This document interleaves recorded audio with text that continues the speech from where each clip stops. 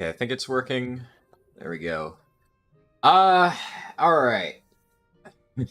Where do I even start with this one? So, it's been a rocky start today trying to get everything set up. Um, for starters, this stream is going to be late, so for everybody, joining in, I apologize for that. It was one of those cases of I told myself that before I started, I was going to take a quick nap. And then a quick nap turned into 3 hours, and yeah, it's I don't know. Sometimes you set timers, and even that doesn't work.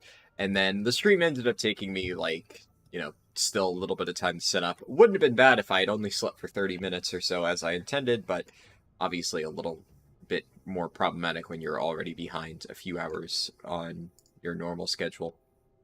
So yeah, that was a little bit unfortunate.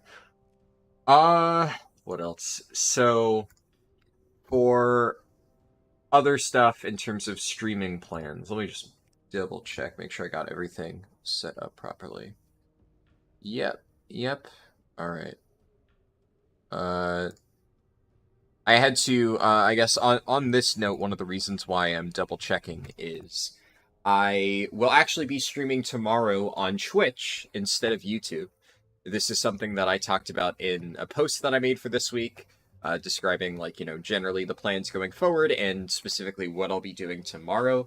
But because of that, I also did a practice stream on Twitch yesterday, on Friday, and you have to kind of change all of your settings when you switch between, YouTube and Twitch. So I had to do that before the stream, and I just wanted to make sure all of that was actually working properly, and I didn't accidentally start streaming on Twitch or something when I meant to be streaming on YouTube, but it looks like everything's good. But yeah, so on that note, the thing about these streams going forward is I kind of touched upon it a little bit in that YouTube post, but I feel a bit more detail here is probably important. I've said before, I don't really want to stream on Twitch, and that's partially because I have no major incentive to streaming this type of stuff on Twitch. So generally speaking, the plan with streaming on Twitch is I haven't really had a lot of time to stream or do things like that in general lately. I've been very busy. It's one of the reasons why setting this stuff up takes a while. Like literally this morning, I put out a video for Titan Rune Gamma Dungeons. And, I was up since 3 in the morning trying to finish that and, do other things that I need to do. Yesterday I had raid testing on top of all that stuff. It's a lot of work, and I haven't had time to stream. And the thing with these YouTube streams is I generally need to make them more, formal, official, whatever, however you want to describe it, just because they turn into videos later. So I want to make sure they are, what's the word? A bit more structured, a bit more put together, and they cover, a specific topic, right? I never like to just, I'm going to stream something today, and I just turn on the stream and do whatever I want.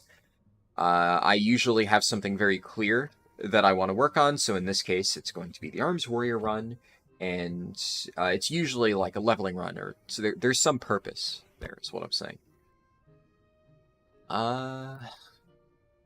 So for Twitch, the advantage of something like that is Twitch is completely disconnected from my YouTube channel. So if I decide to stream something on there that's different than what I would normally do on YouTube, or if it's something where I don't think it will perform super well, then that is a good location to stream that type of stuff. Because then, there's effectively no expectations or requirements that have to go along with it. And also, a lot of times I'll say I have to unlist the old stream recordings because they don't do well on YouTube. None of that would be a problem on Twitch. So the thing about, streaming on Twitch, I guess, in summary, is I effectively will be getting nothing out of it, right? And that is one of the only reasons why it's a little bit tricky, especially early on.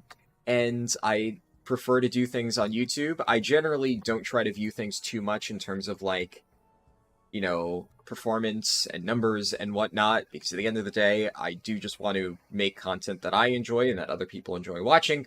But at a certain point, from a practical element, I need to consider that, which is why I've held off on it. At this point, I believe using Twitch as basically a completely zero expectations way of streaming things that I wouldn't have put on YouTube anyway is just kind of like a win-win in general. It's not taking away from YouTube. It's time that I'm going to be doing something anyway. So, for instance, tomorrow, I talked about this in the post. Tomorrow, I'll be doing Icecrown Citadel for the first time, and I was obviously going to be doing that anyway. It's a set raid time for some guild I'm joining, so that was going to happen regardless. And I also plan on leveling up my Death Knight, which once again is something that I am just going to be doing on stream or off stream. But it's the other type of thing is like, it's not something I really wanted to make a video out of. So Twitch would kind of work well for that. I used it for raid testing yesterday. I might use it for Mythic Plus testing in the future. We'll see. There's a few different things that I think it could work well for. Something that I will probably do on Twitch within the next, I don't know, week or two is I'm going to be playing Warcraft Arclight Rumble, the new mobile game that I've said before is like really, really, really bad, because I've decided to make a review for that game, basically talking about how it's like this hyper predatory garbage microtransaction filled mobile game. And for that, I obviously, unfortunately, need to install it and play through it again. And that's the type of thing where I think maybe it would be more fun if I just streamed that. But I'm sure as hell not going to stream that on YouTube. I'm not going to put that on my channel. Fuck that. But as like a side thing on Twitch that people can watch if they, feel like it, I think that could be a nice way to kill two birds with one stone. So, wanted to get that clear.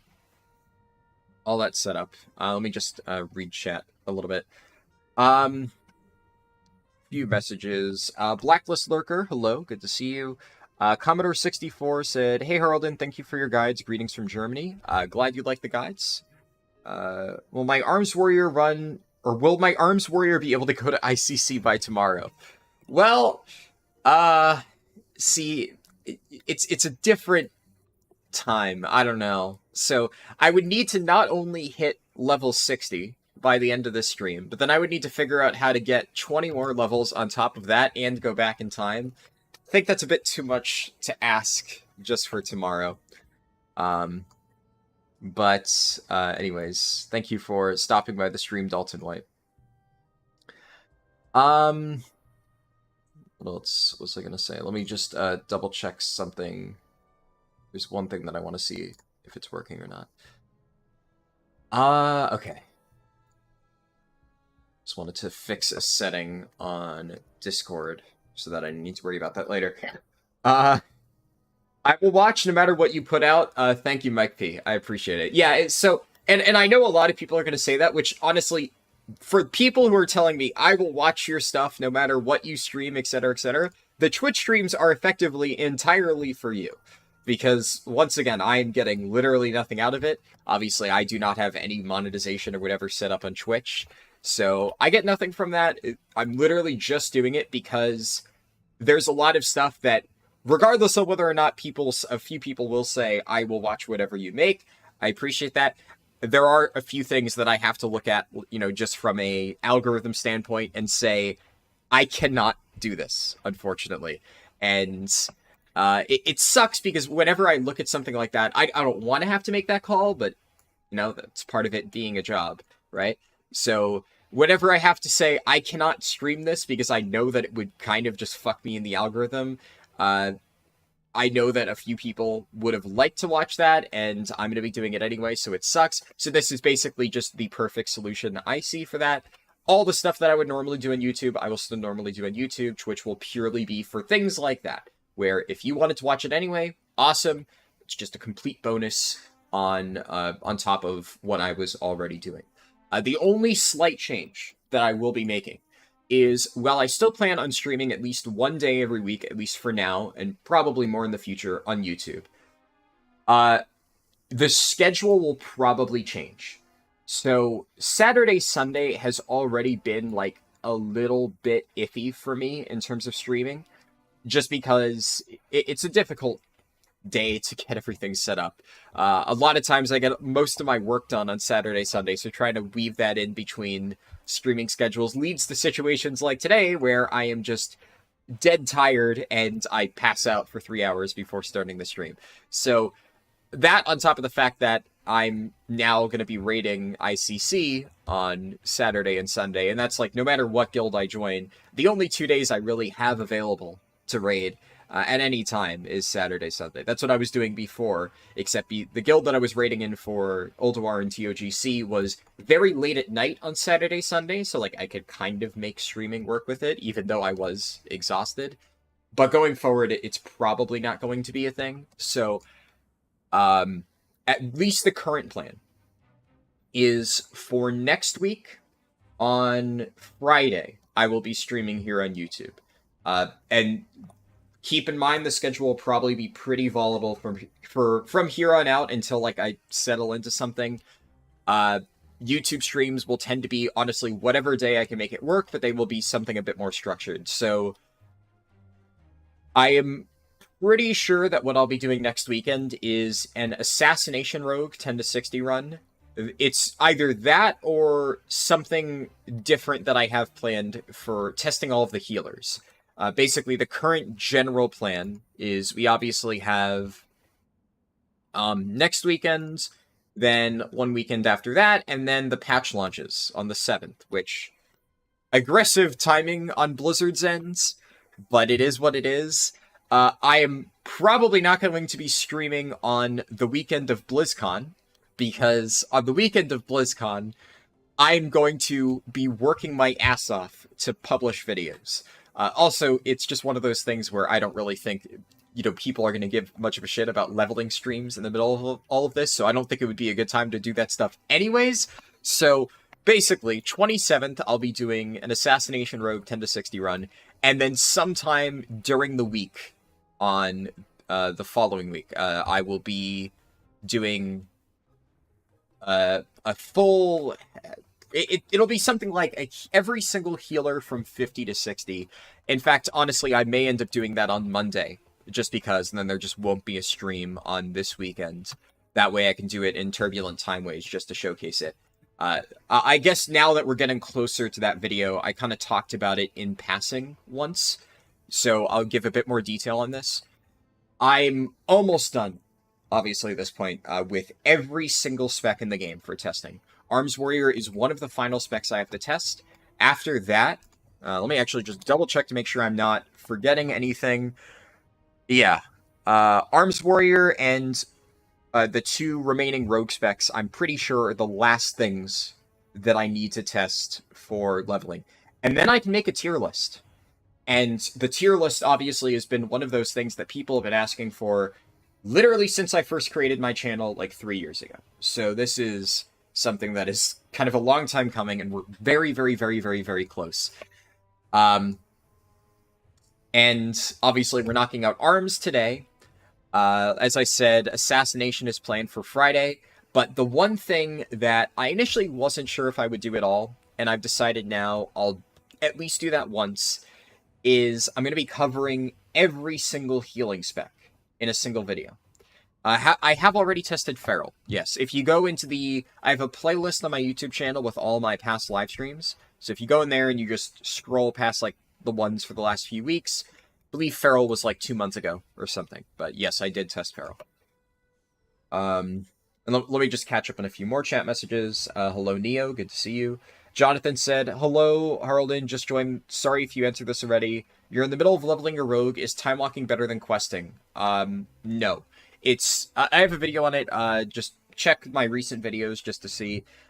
Basically, you want to get the time walking experience buff, and then you should be doing questing. It was supposed to be a 1 p.m. Pacific, not Eastern for the stream. No, it actually was supposed to be 1 p.m. Eastern. I overslept. I took a nap.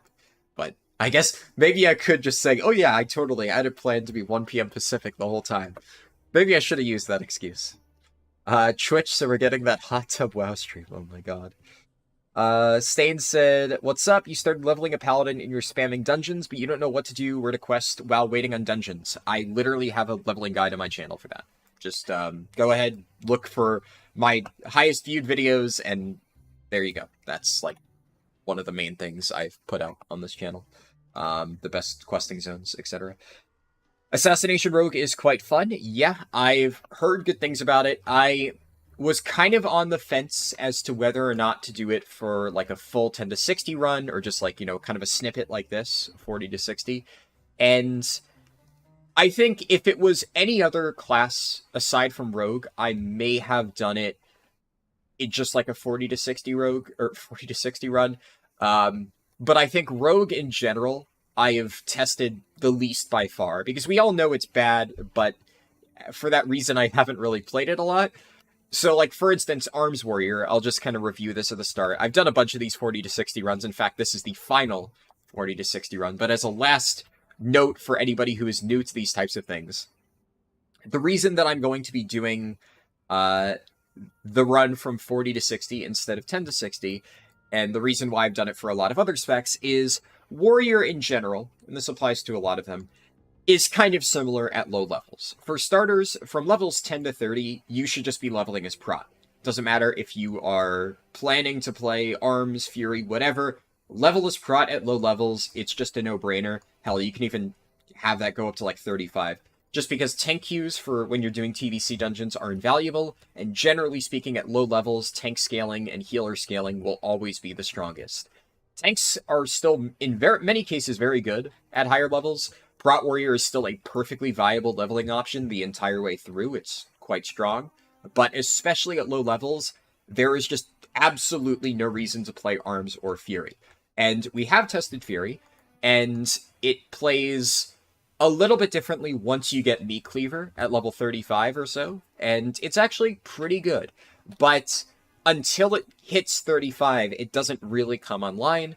And Arms is, I would say, fairly similar in that regard, except once it comes online later on, its playstyle is a little bit different compared to Fury, so it's still worth testing. But at low levels, there would just be no point to testing Arms, because either I would just be playing Prot, or I would be basically just playing a watered-down version of Prot or Fury, and that would give us no information. So the entire point of testing this at 40 onwards is to see specifically what makes this spec tick. What makes this spec different from the others. Let's see, what else? BlizzCon will be a mess. There will be hardly any visitors. I'm not sure, yeah, what'll happen for BlizzCon. Stain said, thanks, your channel's awesome. No problem. Glad you're enjoying it. I don't know how to say that name, but you enjoy encountering my old unlisted videos. Do I have a playlist where you can find them instead of jumping between embedded links and guides? I do have a lot of playlists, yes. I've always said if you want to find my older videos, just go look at the playlist section on my channel. I've been pretty good about sorting everything into different playlists whenever it's relevant. So, yeah, there's a lot of them. Just go look for that. The long-term solution that I have planned, which it's going to be a little bit of work, so I don't know exactly when I will have this up. It's also not a super high priority, because at the end of the day, getting more eyes in those enlisted videos isn't something that I personally have as a priority, even though I know people may potentially enjoy it. That's like more of a minority. But there's a reason why a lot of them are unlisted. Generally speaking, if a video is unlisted, it's just because I, think it's inaccurate based on, like, new current stuff, or it's, like, a bit older and it doesn't represent, like, the level of editing and stuff that I do nowadays. So, while some of the leveling runs, I think, are a bit of an exception to that, and, not every leveling run can be as popular, and I know a lot of people would just like to watch them all, it is just kind of a necessary solution for now. Long term, I would like to have a section on my website which has basically detailed categories for all the different types of videos. So if you want to go on there, it's just very easily sorted and you can find all the different videos, unlisted or not. That is something that I plan on doing. It's just, like I said, it is a very low priority given how much other stuff I have to work on right now. Hell, honestly, I don't even know when I will get around to doing something like that, because that is still a decent amount of effort, and that is time that I could be spending on a leveling guide, or the leveling add-on and stuff, which I would say is, generally speaking, something more people are interested in. Negan, I'm not reading that. I don't want to get political, even though I get it's a joke comment, but I know.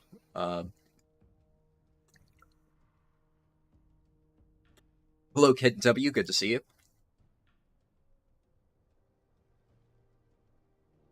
Still drinking water and coffee before I start, and then as people join, I've gotten all of the setup done at the very least, so we don't need to do any of that. The only thing that I still need to do is pick out talents. I have a general idea of what I will be taking, but I want to kind of walk through that. Hello, Oxara Luna. Good to see you. Another thing. Hold on. Let me think about this for a second. So, what have I already talked about? I've talked about Twitch and stuff going forward. Yep. Talked about the streaming schedule. Oh yeah, so let me quickly touch upon finishing the other scheduling stuff. So I said streaming the Assassination Rogue run, that'll be on the 27th, and then in order to not conflict with BlizzCon and stuff, the only YouTube stream I'll be doing on this week, I'm just gonna, let's say, lock it in for the 30th. What do we actually have? This is Wrath Time Walking. Okay. That actually works out quite well. So the 30th, I'll be doing... I might change this up, by the way, if I'm not ready on the Assassination Rogue thing, but I am ready on the Healer thing. These 2 days will be interchangeable. I'll let you know which one's which closer to the times. But I'll be testing every single healing spec, probably from 50 to 60. Because... the point of the 40 to 60 runs is, admittedly, it's a little bit of an arbitrary line. I think if I were to do 35 to 60 runs, that would maybe be a bit more comparable to this stuff. Really, I just picked a random line that I think is past the point where most specs start to feel complete on their own, and that's why we've been doing the 40 to 60 runs. For healers, because I want to test every single healer, but the problem with testing healers, and, I've talked about this before with, Resto Druid, for instance, is there is really no point where Resto Druid, for instance, becomes worth leveling as. There isn't, a point where, oh yeah, at this level, Resto Druid becomes good, because it never is. You should never level as a Resto Druid. However, what a lot of people have brought up to me is, oh, well... if I specifically want to spam dungeons, which healer specs are good? And that's, a little bit tricky to say. I think, honestly, all of them to a certain degree, but that's the type of thing that I at least want to do a bare minimum test on that, just to put that question to bed and, maybe give a somewhat satisfactory answer to that, even though it's not something I'm terribly interested in, because we've already looked at all of the healing specs that are somewhat decent for leveling. So, I've said before that obviously at low-level dungeons, Mistweaver is okay, but there's just no reason to play it, because you have Brewmaster and Windwalker.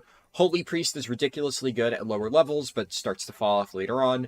Same with Disc, they're pretty much interchangeable. I played Resto Shaman during the, I think, Enhancement run, where at low levels you play Enhancement, later on you switch to, whatever you want. It was maybe Elemental where I did that. Either way, we've tested Resto Shaman. I've played Preservation Evoker a little bit, but obviously that's a bit of a different one because it doesn't start until 60. So within that video, I should note I'm actually not going to be testing Preservation just because, I don't know, it starts at 60, right? It's if you're gonna level an Evoker through dungeons, then yeah, probably do it as Preservation. That one you don't really need me to say much on, but maybe we'll retouch it again when Evokers start scaling and they're available in Chromie time. For now, because they start at 60, there's not really much of a point. But the problem with all of that stuff is it doesn't really evaluate how those specs handle in dungeons. So Resto, Mistweaver, Holy, I've kind of already touched upon, but I've never really shown anything for Holy Paladin and Resto Druid. Yeah, I believe that's it. So I at least don't want to completely ignore those specs, and one fun way to do that, I thought, would be to basically take every single healing spec at level 50 and just do kind of a quick 50 to 60 run. It'll be a single stream, and I guess that would be how many runs then? So it would be Resto Druid. Let me just make sure I'm not missing anything. Yeah, it would be Resto Druid, Mistweaver Monk, Holy Paladin, Disc Priest, Holy Priest, and Resto Shaman. So that would actually be 6 different speedruns, effectively, back to back to back in the same stream, which is a lot of work, which is why I'm, leaving that until the last, and I'm going to have to try and get that all set up. But I think that could be pretty fun. I think it'll hopefully stop me from getting all those questions about, which healers are good for dungeons and stuff like that. And yeah, we'll see. I'll have to figure out what I'm going to do for priests. I might have like a random priest sitting on some server, but I don't know. I have a bunch of random level 50 characters just like rotting away on some server that I could probably use for this, but it's going to be a little tricky trying to put that all together. So yeah, most likely that is the one that I will end up pushing back to the 30th. And I'll probably do those in time walking dungeons, which is why I want to make sure I have turbulent timeways for it. So we'll just get that out of the way. Which healer is the best for dungeons? Yes. I mean, honestly, yeah, that is kind of it. There are, of course, exceptions that I've already covered, right? Like, of course, Resto Shaman, Mistweaver, Holy being good at lower levels. But that's, like, kind of the one exception, right? And they fall off harder. So, at higher levels, yeah, that really is the answer. It's just that at higher levels, every healer is pretty much the same. They don't scale really well for damage, and they're more than sufficient. You didn't know about the leveling add-on, also an awesome thing to expect? Yeah. So honestly, one of the biggest reasons why I'm concerned about 10.2 potentially being the final patch is if Blizzard is rushing out a new expansion, that just kind of really fucks me over.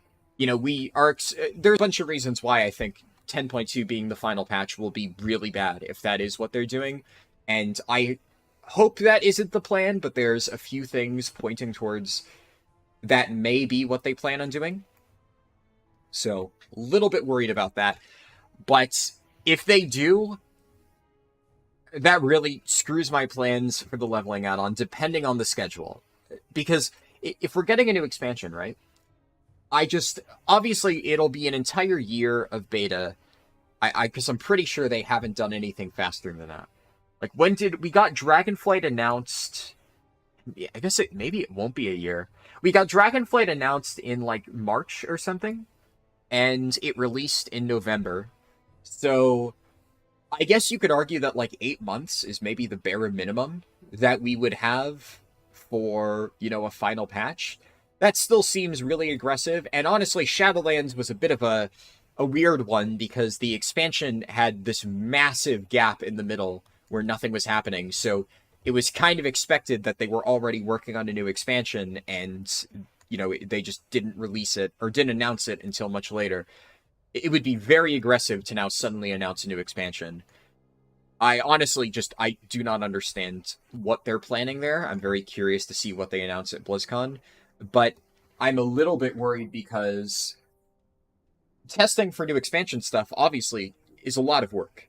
And not only do I have to spend a lot of time doing testing for patch content, like making sure that I have guides ready for 10.2, which is what I'm going to be spending most of the next few weeks trying to finish, now that almost everything for Wrath Classic is done, at least in terms of like scheduled videos. But I have a lot of things, a lot of testing and a lot of videos to make in preparation for 10.2. So then if immediately after I finish all of that, they announce the new expansion, and then they're probably also going to announce Cataclysm Classic, which is something that I've said before I'm very excited for, I'm going to be stretched pretty thin if we don't have like some buffer room, because the way that I was planning it is like, okay, they announced Cataclysm Classic, I probably start doing testing for that. I've already been doing testing for that. Not like actual Cataclysm, but I've been basically looking into Cataclysm related things like dungeons and researching like general, historical like guides and like performance things at the time to get a general idea of like videos I will make for that. So I'm already like kind of preparing for there to be a Cataclysm Classic announcement. And then I expect that would take up my time. But then I was like, okay, once I get all that set up, I'll have like a few months in the winter where, you know, we won't really have any immediate 10.3 stuff coming out. Cataclysm Classic will probably still be a few months away. Then I can work on my leveling add-on and maybe have it ready for 10.3. But suddenly, if I'm preparing for a new expansion, that is a whole extra workload on top of that. And I don't know. So I'm very nervous for what that could potentially mean for my scheduling. Also, real quick, before I forget, if you enjoy the streams and you have yet to like it, I'd greatly appreciate it if you could toss the stream a like. That always really helps. I like to throw out one reminder early on, just because, you know, it helps with the algorithm and stuff like that. What would you do if Jailer was your grandfather and Bellular was your brother and Asmongold was your teacher? I don't know. Those questions are always difficult to answer. CCS said, I'm strongly considering moving to the US, but your WoW account is sadly in the EU. Yeah, latency could be rough on that. My dad said, by the way, I realized I'll be in California on November 3rd to 4th when BlizzCon is happening. In LA, just down the road from Anaheim. You should hire me to do a live feature. Oh man, Blizzard correspondent for Beast is a must.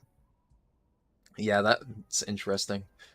I honestly, I think you could maybe still buy a BlizzCon ticket if you really wanted to. Obviously, I know my dad's not going to buy a fucking BlizzCon ticket, but I think it's crazy that, like, they still haven't sold out, which is, like, kind of surprising. Maybe they finally did, but up until very recently, I saw they had not sold out on tickets, which I found to be very, very surprising.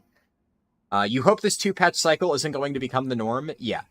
So if it is 2 patches, they're going to need a very good reason for why people shouldn't just really give up on them as developers.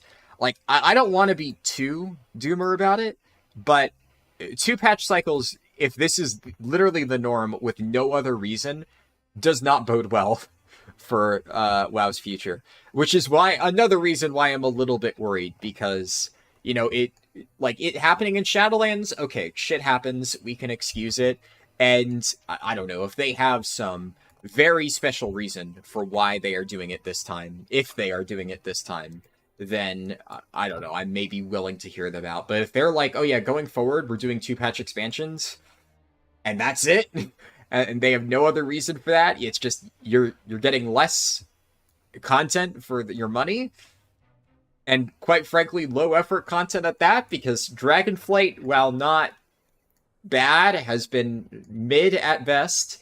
And, you know, I think everybody has been kind of looking at Dragonflight from a perspective of, it's a solid foundation, but where are they going with it? And they have not gone anywhere with it. And we've been kind of just waiting for that. And if that's all we're getting a mediocre expansion and 2 mediocre patches, and quite frankly, some of the weakest raids we've seen in quite a while. Aside from Sanctum of Domination, which, quite frankly, I didn't even hate as much as a lot of people, I actually think Shadowlands, and BFA, for that matter, had fairly solid raids. I have not really been a massive fan of the Dragonflight raids so far. Amir Drasul is potentially a turnaround for that, although there are certain fights that I am a little bit worried for. I might post my stream recording from, because I did like a very short test live stream on Twitch yesterday for raid testing, and obviously that footage will end up in the full Amir Drasil raid guide. But heroic Naimu testing was, I genuinely started to lose my fucking mind. It was bad. It was really fucking bad. It's like green on green on green on green. It, like, every bad design principle that you could take away from Blizzard's raids, they have combined all of them into the worst possible thing you could ever have. It is so bad. And I don't know. I'm a bit frustrated because Naimu at least had like some potential as a fight before. It still does. Maybe I shouldn't say it has no potential, but it's like they had a lot of good foundational elements for what can make a good fight, and they went in the completely wrong direction. Now, it's not too late, but mind you, we are only a few weeks out from the patch. That was one of, if not the last raid testing days. In fact, let me double check. I actually want to see if they've added any raid testing days to their schedule. Okay, they have posted now Friday, October 27th, which, yeah, I guess, so that's next week, TBD. So they are planning on doing one more raid testing day, but they have not announced what bosses they're going to be doing yet. But I guess we are doing one. Naimu's dire, man. It's a pretty bad fight. It's really bad. It's like Sarkareth's purple and purple and purple. Yeah, I think the advantage of Sarkareth is at least they are different shades of purple. These were all the same shade of green. You could not see shit. It's not a good fight right now. It's a fucking clusterfuck. There's also a lot of other problems with it. We'll see. I think at the very least, this has kind of been like the dichotomy of Emirdrasil so far. Yesterday, we tested one of the worst testing bosses I've seen in my entire life. Like, up there with original testing version of Magmarax and Siskarn. It was bad. And then we tested Heroic Larodar. Larodar, on the other hand, is one of the best fights I've seen in a very long time. If Larodar keeps up on this path and they don't do any like last second really bad changes to it, Larodar has the potential to be my favorite fight of the entire expansion. It is really, really, really, really, really good. So I'm a bit on the fence about Emirdrasil because we've seen fights like Naimu and previously Agira. They actually did change Agira into what I actually feel is a pretty solid fight now.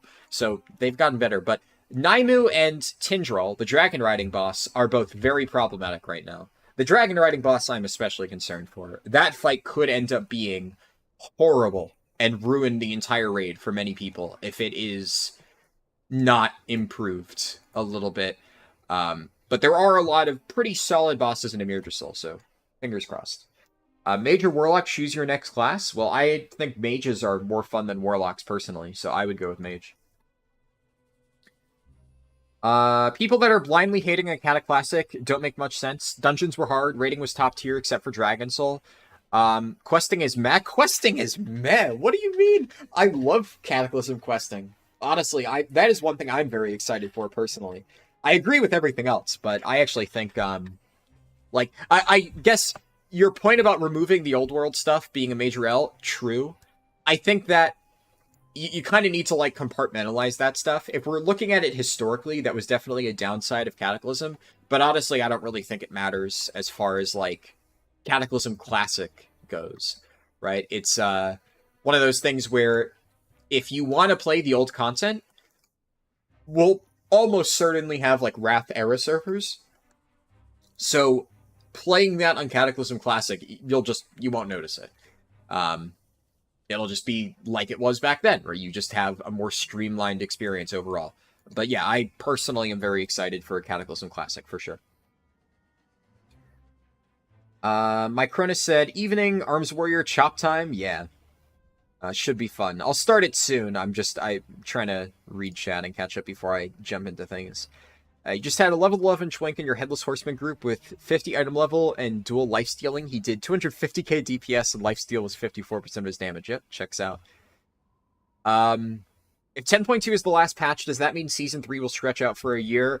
No. So, if it is the last patch, what they'll probably do is something similar to what they did in Shadowlands, where we have like a Season 4 that has, recycled raids and stuff like that. Honestly, though, I really hope they're not banking on that being, like, a solution for their problems, because while Season 4 was an okay Band-Aid fix for Shadowlands, and I honestly enjoyed it, like, a little, I enjoyed Season 4 relative to the rest of Shadowlands.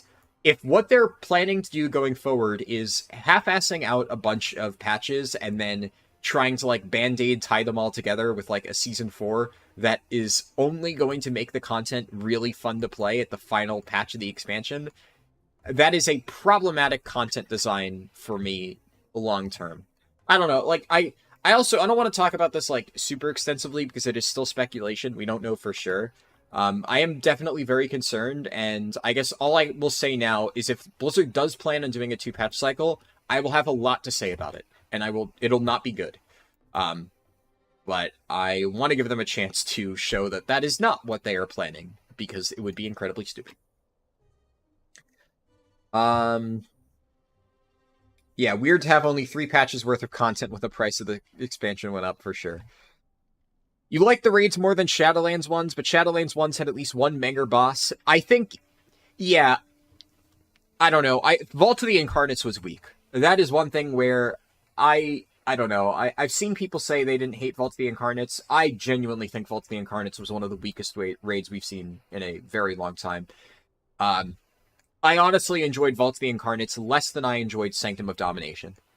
And really, I don't understand why people liked Vault of the Incarnates, because just, it was kind of a shit raid, really? Like, what did it have going for it?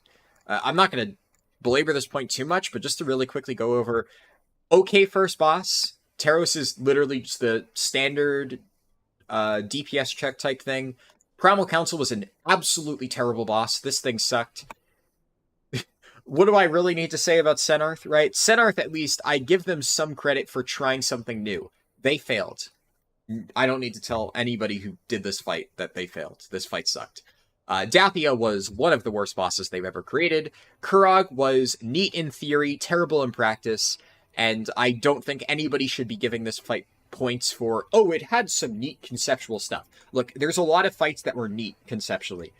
Kurog was not fun in practice. It was maybe the strongest raid of the entire, or the strongest boss of the entire tier, and that is really not a compliment. This was a very problematic fight. On Heroic, it was whatever. On Mythic, it was not good. So, yeah, I don't really think you can give any credit to Kurog, because the final implementation was just really bad. Broodkeeper Diurna was, in my opinion, not a very good penultimate boss. I didn't hate it as much as some of the other fights, but I think Danny DeVito Fan Club. That's a good guild name.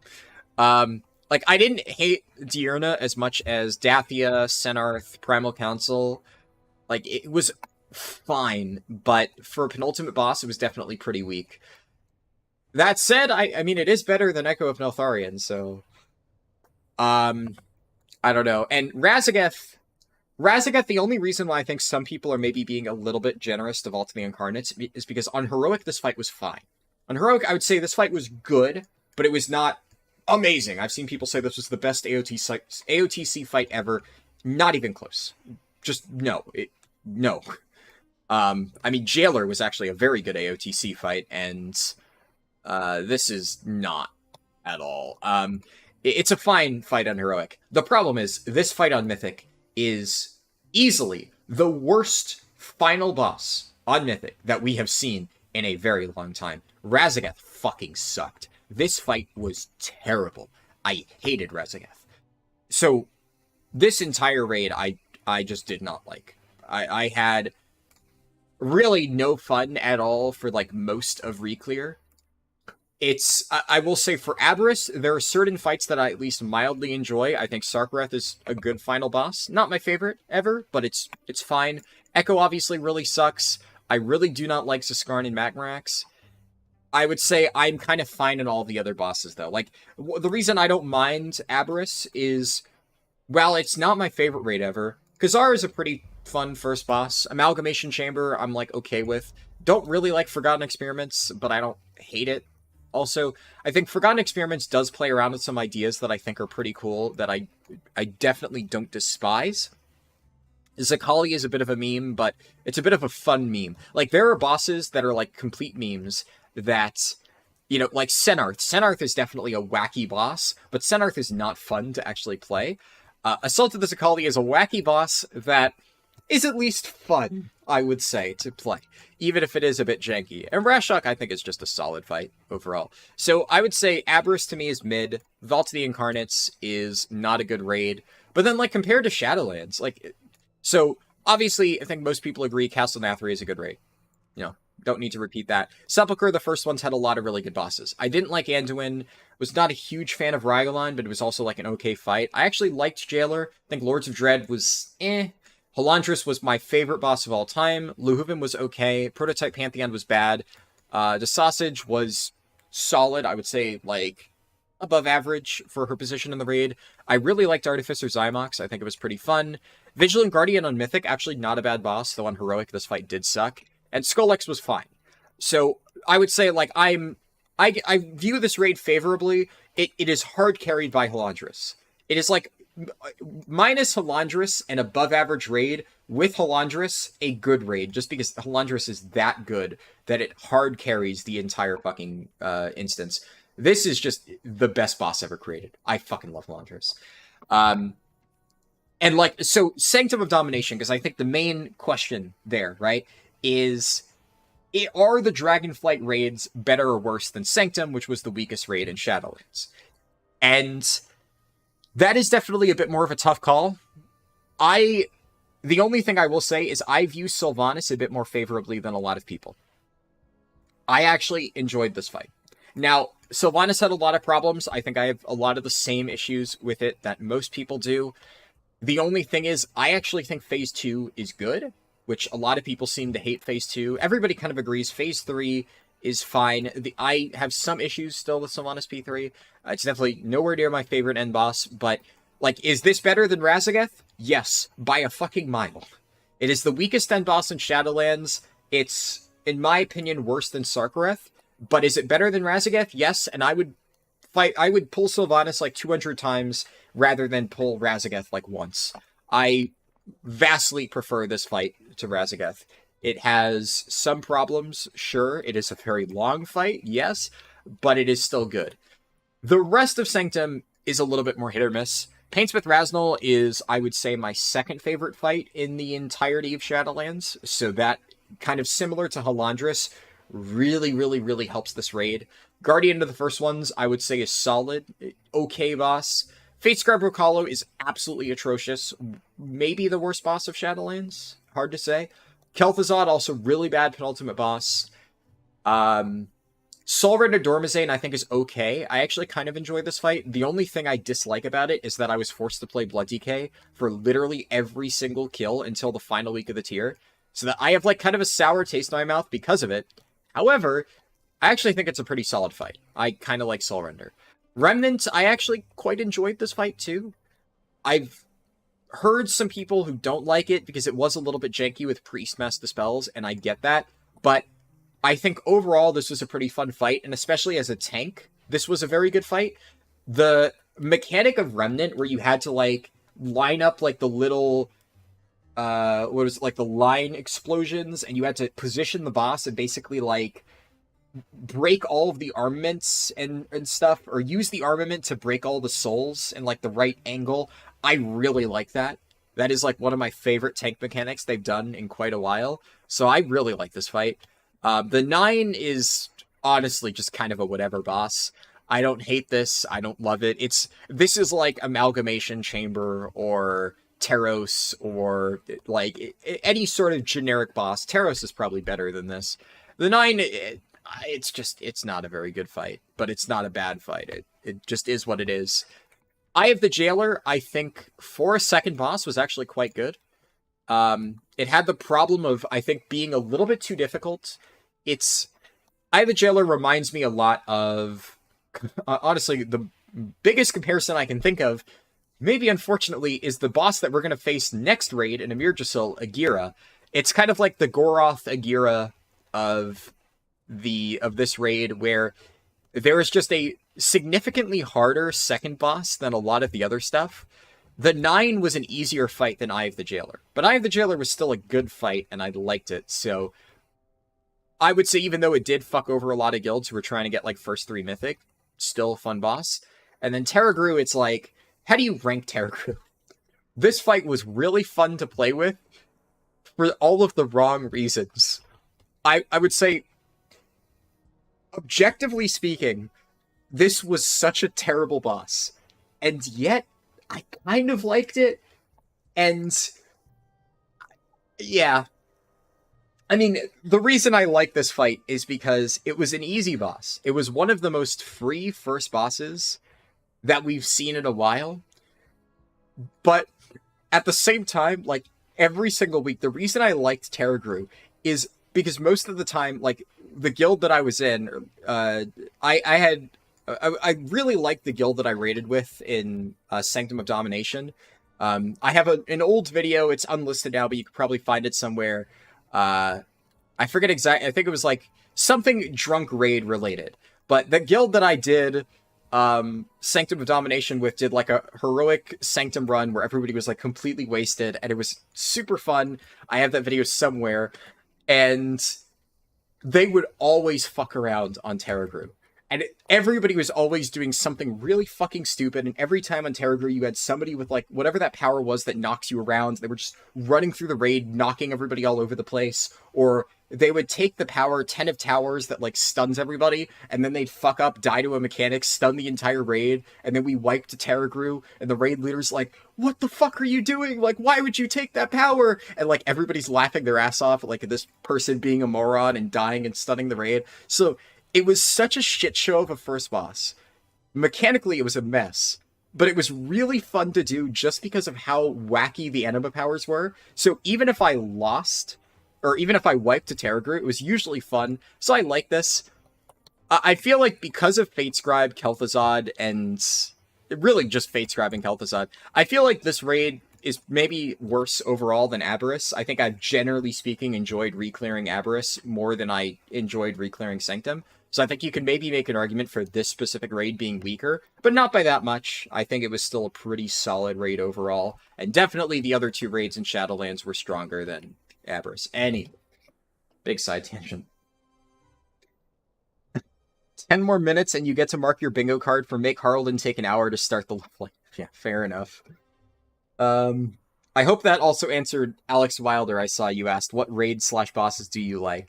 Definitely, there's a lot of older bosses. Like, I'm not going to extend this any longer, but there's a lot of bosses in BFA that I really like. I think Legion has a ton of fights that I really, really, really, really like. Same with Warlords of Draenor. There's a lot of really good raid bosses in here, but I hope that answered your question. You liked Sanctum more than Nathria. I wouldn't really hate that opinion that much. I think Nathria is not too far ahead of Sanctum for me.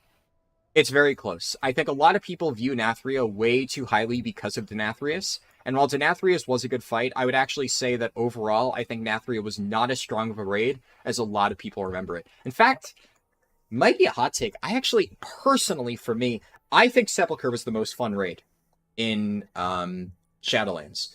It was definitely very problematic, and I think you kind of need to separate the launch garbage of Sepulchre, where like Anduin had to get nerfed like 70-something times. Obviously, yeah, they fucked the tuning for it, but the final version of Sepulchre, I personally felt was more fun than Nathria. Nathria had a lot of individually good fights. Yeah, Sludgefist was solid. Denathrius was obviously a very good end boss. Denathrius was definitely the strongest end boss of Shadowlands, but Jailer was, in my opinion, pretty good still. But like a lot of the other fights, like the only other really good fight, I think, in Nathria was honestly Shriekwing. And Shriekwing was a banger first boss. But Altamore was mid. Hungering Destroyer, I think, was just not a very good boss. Enerva Darkvein was a pretty bad boss. Sun King Salvation, terrible. Council of Blood, mid at best.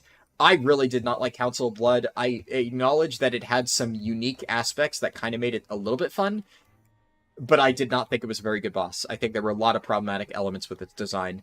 And Zymox is very hit or miss. I personally like Zymox. A lot of people I know hated Zymox, so I think I would call it more average. And then, of course, you have Stone Legion Generals. So I would say there may be 3 good fights in Nathria, whereas within Sepulchre, I can pick out, at the very least, Halandris, Jailer, Zymox, and I'd go so far as to say Ragolon is probably a good fight. I think Ragolon, for where it is in the raid, is good. So that's at very least like 4 good fights, but I would say the average quality of the other raid bosses, in my opinion, were stronger than the rest of Nathria, I think. Sludgefist was fun as a DPS, but when you raid load that as Disc Priest, you lost all liquid in your body by sweat. Yeah. For sure. Zymox is the best mechanical fight that you've ever done. Yeah. Honestly, both versions of Zymox I feel were very good. The second version of Zymox in Sepulchre was a much stronger fight overall.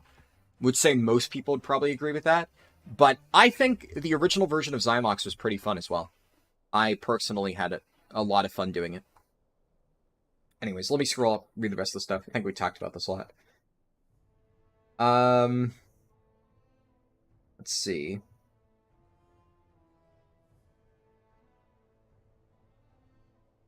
Mostly talking about 85 to 90 leveling. Oh, true. Goose Comics. So I will give you that I think Cataclysm zones are definitely not its strongest suit, though I honestly don't hate them. I think, like, Vashir is a better zone than a lot of people give it credit for. The only reason I don't do Vashir, like, a lot of people have told me, do Vashir. It's not good for speedruns. It just, there's a lot of issues with it for speedrunning. But I will agree with people who say it's a fun zone. It is a fun zone. It really is. Mount Hygel, I think, is, like, not my favorite zone ever. I kind of like Old Doom.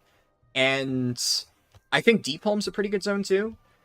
I don't hate Twilight Highlands, but it's definitely not my favorite. But I think compared to, like, I don't know, compared to some of the Wrath zones in TBC, it was still a pretty significant step up. Now, MOP zones were leaps and bounds better in terms of overall quality than Kata stuff. WAD zones, obviously, massive jump of quality. And then it, you know, aside from BFA Shadowlands, like, Legion zones were also really good. So Cataclysm was definitely a bit of a weird thing in the middle, where I think because they were split between making the endgame zones and, like, reworking the old stuff, the new zones didn't come out quite as well. But I don't think any of them are objectively bad. I think I'm kind of either...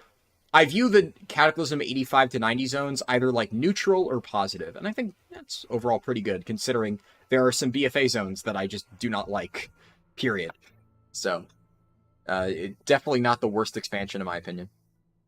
Actually, yeah, there's some people who disagree with me on the only bad Kata leveling zone is Vashir. So actually, yeah, there's a lot of people who do not like Vashir. I'm well aware of that. Personally, I find it fun, but I completely understand why it was poorly received at the time and why a lot of people don't like it. You'll put a link to a playlist you made of Harldan's vids and VODs in his Discord. YouTube won't let me post it here. Oh, you made a special playlist? Huh. Interesting. Let me just click on this. I'm curious what you, how many you have on here. There's a lot of videos in here.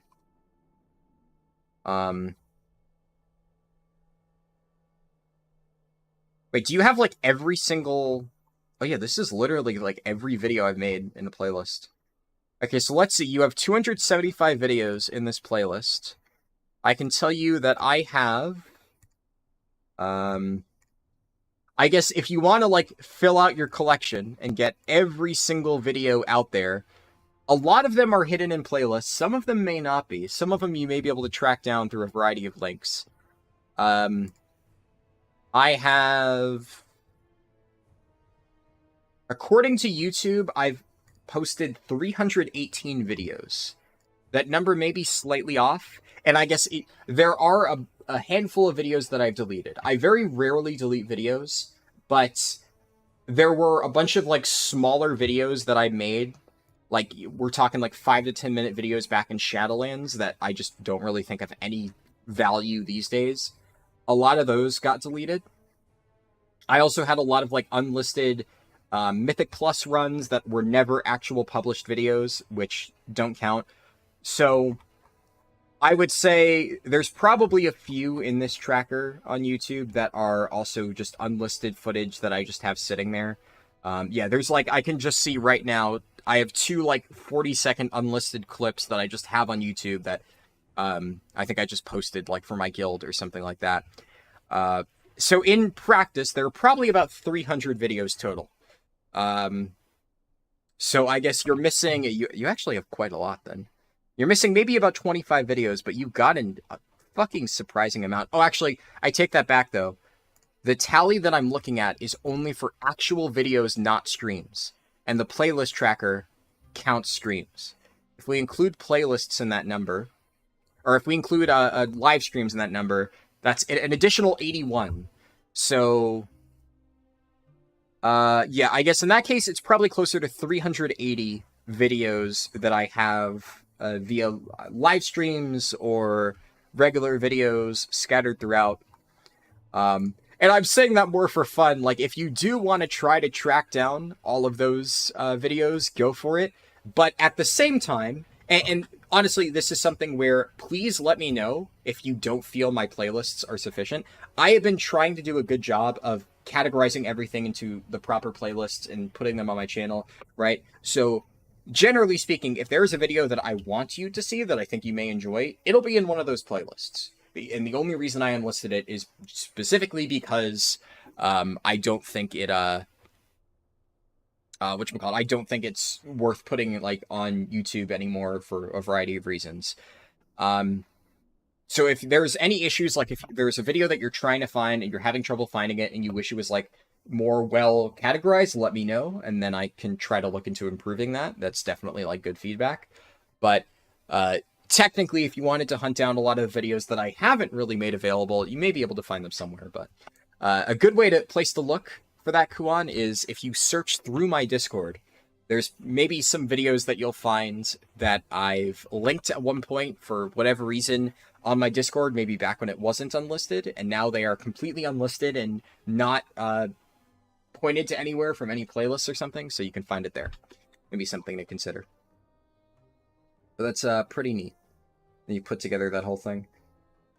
You quit Vault the Incarnates when 85% of your guild wanted to run Hunter and everyone wanted to farm their bow after the first clear. Oh yeah, that's yuck. Thinking about it, Vault was actually weaker than you remember. Yeah. Warrior versus DK for both DPS and tank. Honestly, both are very good. I would say you can't really go wrong. You can only see the WoW raids getting worse rather than better as it goes forward. I don't know. I wouldn't say that. I don't think that their raid design has gotten completely terrible overall. They've just had a few misses lately. What was the worst end boss in WoW history? I think there's like two different answers to that question. The most lackluster end boss in WoW history was definitely Xavius. I don't think he was the worst fight overall. Xavius definitely wasn't a good boss, but Xavius was not a bad fight. He was just a very lackluster end boss, for sure. More from like a Race to World first setting and just general difficulty, especially being the start of Legion, which did end up being a very good expansion. Pretty lackluster fight. Worst end boss in terms of the one that I enjoyed the least, it honestly may be Razageth. It genuinely could be Razageth, and I don't say that just because it's a recent fight. This fight really fucking sucked. I think a lot of people will tell you Sylvanas. I've already said I don't think Sylvanas was as bad as a lot of people made it out to be. It definitely isn't the other two bosses in Shadowlands. I could see a case being made for N'Zoth. Gahuna was a good fight. Jaina was a good fight.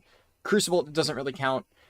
Ashara was weird. I think most people will agree. I never did Ashara on Mythic. It was one of the tiers where my guild imploded midway through, and I never finished Mythic Prog on here. The only tier in recent history that I've not gotten Cutting Edge. But I think most people I know who did Ashara liked it as a fight. It wasn't their favorite, but it wasn't terrible. N'Zoth, I think, while a few people may say that this fight wasn't great, and I would probably agree with it, I don't think it was anywhere near as bad as Razageth. I at least enjoyed parts of N'Zoth, whereas Razageth was just miserable through and through. Like I said, Xavius was a bit lackluster, but overall I feel the fight was still solid. Wad, Imperator was good. Obviously, Blackrock Foundry, Blackhand was one of the best fights. Archimonde had weak aura issues, but a lot of people still really liked it. It was a good fight. Garrosh, good fight. Throne of Thunder, Lei Shen is one of everybody's like favorite end bosses. I honestly don't know enough about any of these fights to really say. And like you start getting into ancient history here. Like, I don't know. I think it's very hard to say when you start getting like back into the weeds of like end bosses and whatnot. Like, you know, a lot of people don't like Anubarak, but can you really compare Anubarak from TOGC and Razageth? I don't know. Like, Goose Comics brings up a good point with Deathwing from Dragon Soul. I think definitely Deathwing is the weakest end boss in Cataclysm. So if you're maybe like, I would say it's easier to say, generally speaking, what the worst are, you know, roughly tied would be definitely Madness of Deathwing. Maybe you could put Xavius in that list. Madness of Deathwing, Xavius, N'Zoth, Sylvanas. I would say if we're expanding lists, Sylvanas probably fits in there, and then definitely Razageth. for me personally, out of all of the end bosses I've done, out of all the cutting edges I've gotten, I enjoyed Razageth the least, by far. Definitely my least favorite cutting edge. I had more fun on every other final boss that I've ever progged on. I was actually just miserable for the entirety of Razageth prog. It was not a fun fight. Not even close. I'll try to start the run soon, because I know I'm slowly but surely falling further and further behind. And let's kind of try to just knock out the rest of the stuff. Sanctum first half was good. Everything after Painsmith was bad. I don't think Guardian of the first ones was bad. I think it was a bit of a disappointment, but I would agree with the rest of that stuff. Heroic Razageth was better than Heroic Sylvanas. I actually agree with that, yes. I do think Razageth is a bit of an anomaly in that the Heroic version is so much better than the Mythic version. Like, not even close. So that is probably, I would agree with that, yeah.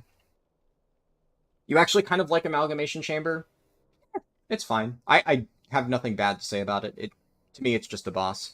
What do you think about Season of Mastery in Dragonflight and Shadowlands? Raids were well received, so it was good revisiting, but at least for me, this isn't true in Dragonflight. Yeah, so Season 4. I think it's worth revisiting still. I hope they do a season, like what they did with Shadowlands Season 4. I hope they do that at the end of Dragonflight still. But I hope that is not a replacement for a final content patch. For sure. Let's see. What didn't you like about Sylvanas P3? Okay, so overall, I think Sylvanas P3 was pretty good. The biggest issue, and this is... it was a serious problem that really never got addressed, and a lot of people I don't think realized how much of a problem this was. I noticed because I played a Prot Warrior. Prot Warrior was the worst tank in this tier, by far. It was not even close, the worst tank by a fucking mile on Sylvanas, and it was entirely because of Veil of Darkness. So, Veil of Darkness was randomly applied to multiple players. It could target tanks. It didn't always target a tank. It could sometimes target a tank once. It could sometimes target a tank every single cast. And the problem with this is Sylvanas had a ridiculous amount of magic rot damage. And Prot Warrior is really, really, really, really bad at dealing with magic rot damage. So, surviving that fight as a Prot Warrior on Mythic was hard. It was really, really, really fucking difficult. So I had my cooldowns mapped out precisely at the exact moment I needed every single thing, and I was still getting fucking shredded. So the problem with this fight is quite literally this fight. If I got 2 Veil of Darknesses back to back, 1 Veil of Darkness, I call for an external. Second Veil of Darkness, I am dead.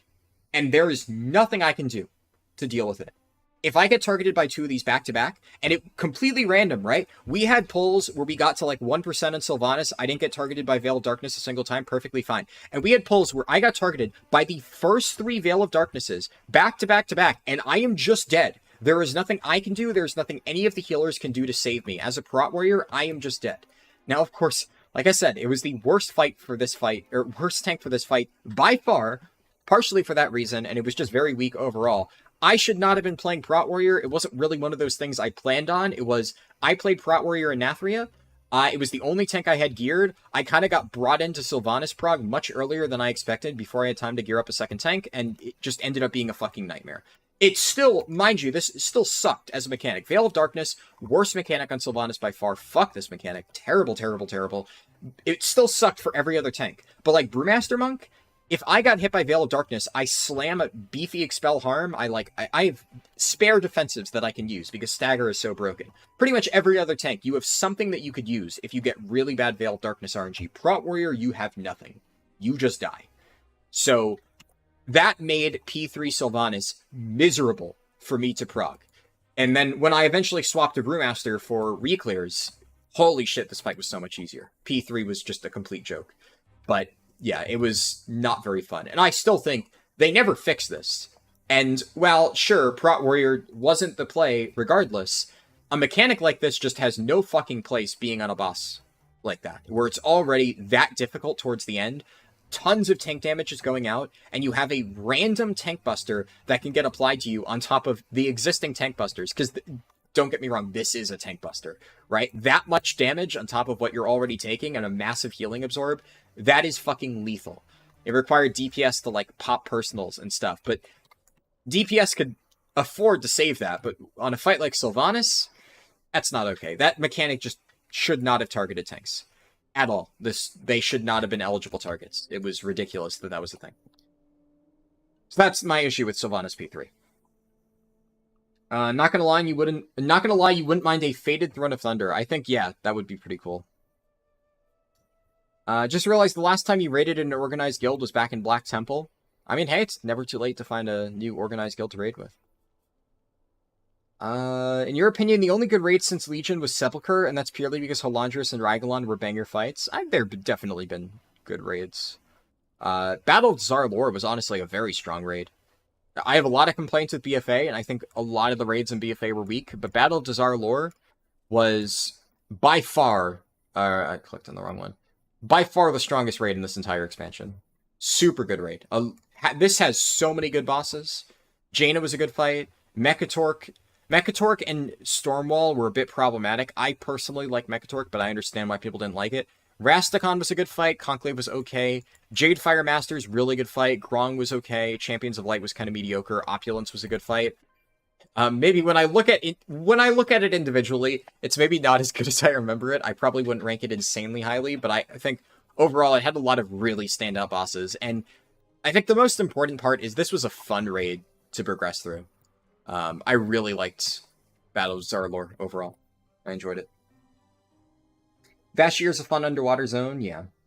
The worst expansion for leveling is TBC or Wrath? Definitely TBC, I would say. Northrend is not awful. It's not good, but it's not the worst thing ever. N'Zoth was a good fight. They kind of fucked up the Mythic version, though. Yeah. Even Mythic wasn't awful, but it definitely wasn't, like, super duper good. You're not talking about mechanics, you're talking thematically that fight was garbage. Yeah, that's fair. Do you like the idea of a WoW reset, kind of like Final Fantasy or Realm Reborn? Not really, no. I think that's maybe a bit of a controversial take, because, like, obviously if they were able to perfectly reset WoW, you know, and make it really, really, really good, and, like, it was a, like, fresh start, I think the problem is a lot of people just have warped perceptions of what they think Blizzard could actually realistically pull off. So the problem is, if Blizzard tried to do a Final Fantasy or Realm Reborn, effectively what they would do is just kill World of Warcraft. And I don't want them to kill World of Warcraft, because quite honestly, their current team does not have the skill to pull something like that off. And that is partially a knock on Blizzard, but also not really, because, like, there are a lot of people that don't have the skill to pull off what the Final Fantasy XIV did with a Realm Reborn. A lot of games have tried to do a Realm Reborn, and they have failed. It's not an easy feat. Very few games have managed it. Now, Blizzard obviously has a lot of management issues, but that has nothing to do with why I don't think they could pull off a Realm Reborn. Just, I don't really think. I don't think the game needs it, right? I think a lot of people have this idea of Blizzard's gonna shut down World of Warcraft, or at least end development, and create a new WoW 2, which is going to be everything that I've ever wanted in this game and more. And it's the same people that think WoW Classic or Classic Plus is going to happen, and we're going to get, like, whole new expansions with, like, all this brand new content designed perfectly in the classic style, and it's going to feel like it was back in 2004 again. It's just, that is just, like, actual hardcore copium, quite frankly. Really cool in theory, never going to happen in practice. So, like, while I'm right there with you in terms of would something like that be very cool, it's not going to happen. It just won't. And if it does happen, it's not going to be nearly to the degree that you think it would be. Have you tried using the toy X-52 rocket helm?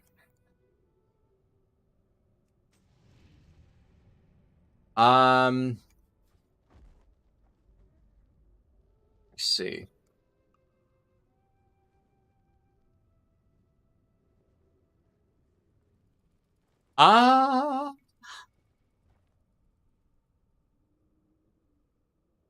It's not a bad idea. I see what you mean. Huh. Yeah, it only has a level 10 requirement. Honestly, I think you're right, Chori. So what Chori is saying is, obviously this thing is a 5-hour cooldown, so I can't demonstrate it again, but you can see what I just did, right? So that's the effect. So what Chori is arguing is in Silverpine Forest, or rather, when you take the portal to Silvermoon and you take the orb of translocation to Undercity, normally you have to run out of Undercity and then loop around to the left to get to Silverpine. So if you were to use X52 Rocket Helm there and then pop a Goblin Glider to glide over the walls of Undercity, and then the moment you land, start Gunshoes, and then get to Silverpine that way, yeah. Honestly, I think that's a time save. That, assuming everything works like that in exactly like that, and you can launch yourself up to the air and do a Goblin Glider, I don't see how that wouldn't be a time save. That is a really good idea, Troy. Shit. Thanks for that suggestion. I'll have to try that next time I do like a full 10 to 60 run, just to put that into practice. New speedrun record incoming. Well, let's temper expectations here. That is like a 15-second time save, which still, don't get me wrong, that is good. And I think more importantly, that's actually really cool. It's the type of thing where it's not necessarily a massive time save, but visually speaking, that's kind of sick tech. So I actually can't wait to try and do that in an actual run. But that is really cool. That's a really good idea. I appreciate that suggestion. Would have liked if we had a faded raid system already for Vault. Yeah, no, we absolutely should. That's the other thing. The fact that they're only doing like this little dinar and upgrade system for the final raid tier where like you bring back all the old stuff. It's dumb. It's a great idea. It should have been implemented from the start. It's silly we don't have it already. I don't know what message that was. A person with the Russian name. But I don't know if your cat walked across your keyboard or if that has some hidden meaning that I don't understand. But considering it is pure gibberish, and I would say there is a higher likelihood of it being something I don't understand that is maybe not the best, just, you know. All I did is delete the message, but on the off chance that your cat walked across your keyboard and that's what that was, then, yeah. Just playing it safe there. Let's see. Unfortunately, the shitty mechanics got harder with Sylvanas, yeah.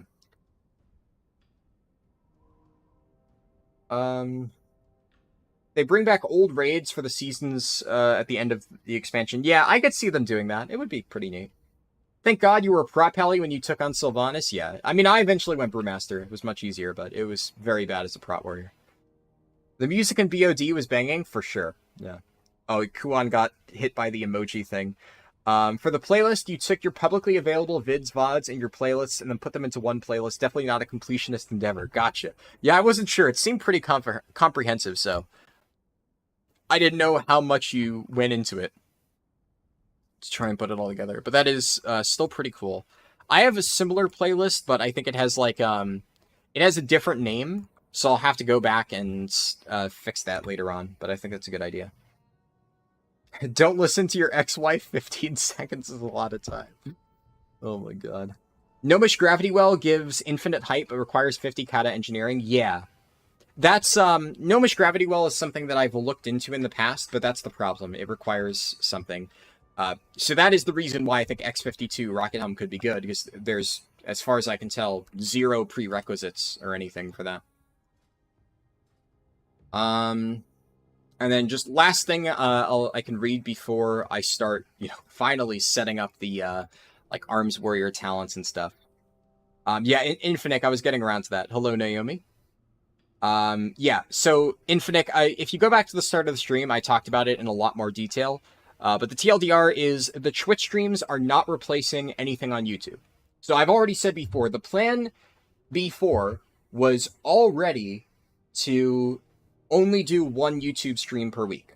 And that hasn't changed. Obviously, still only today's stream as far as YouTube goes.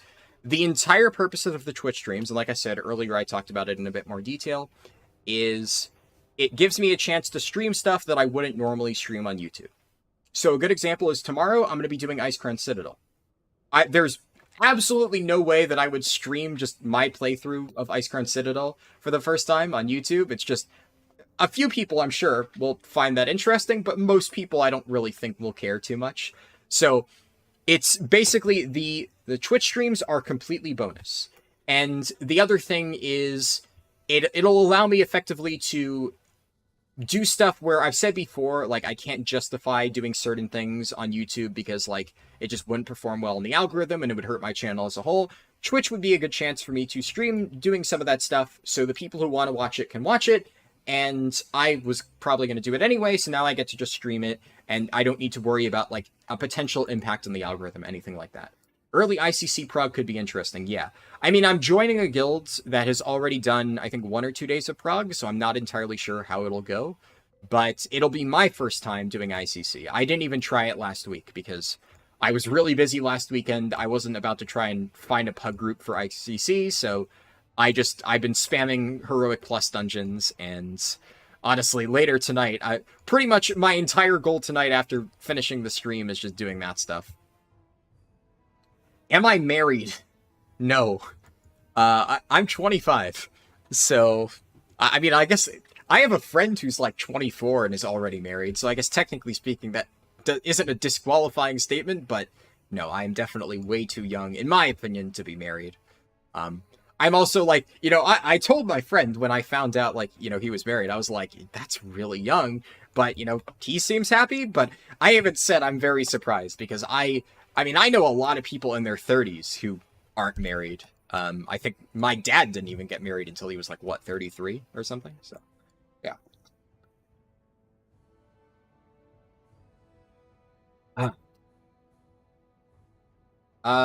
Wonder if that guy got bingo yet. Love your guides. Love to use your vids in the background. Awesome. I'm glad to hear that, Rexiel.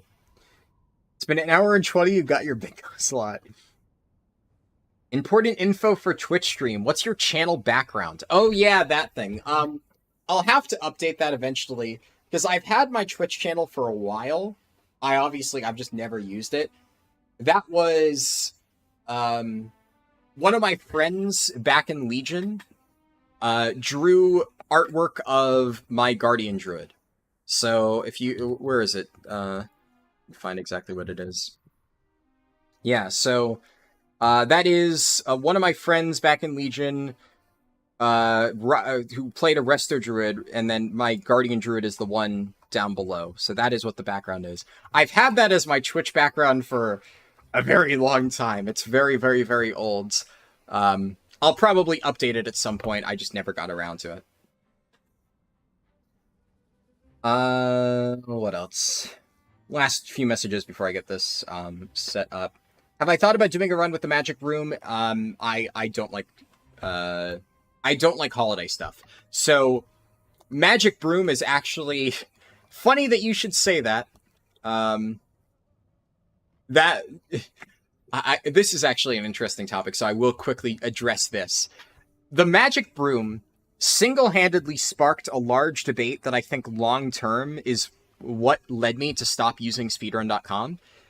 When I initially started doing speedruns back in Shadowlands, speedrun.com has always been poorly moderated, and it's gotten worse now, but even back then, the problem that I had back then is the moderators had no interest in regulating things to be fair and balanced, and one of the biggest issues I had was holiday buffs, because the problem with holiday buffs and with limited time events influencing like actual record speedruns, right, is when the Magic Room is a factor. That is absolutely, you are correct, it is a very impactful thing, and if you get it on your very first run, or very first dungeon in a speedrun, it's very good. The problem is, you can only get it out of the loot stuffed pumpkin.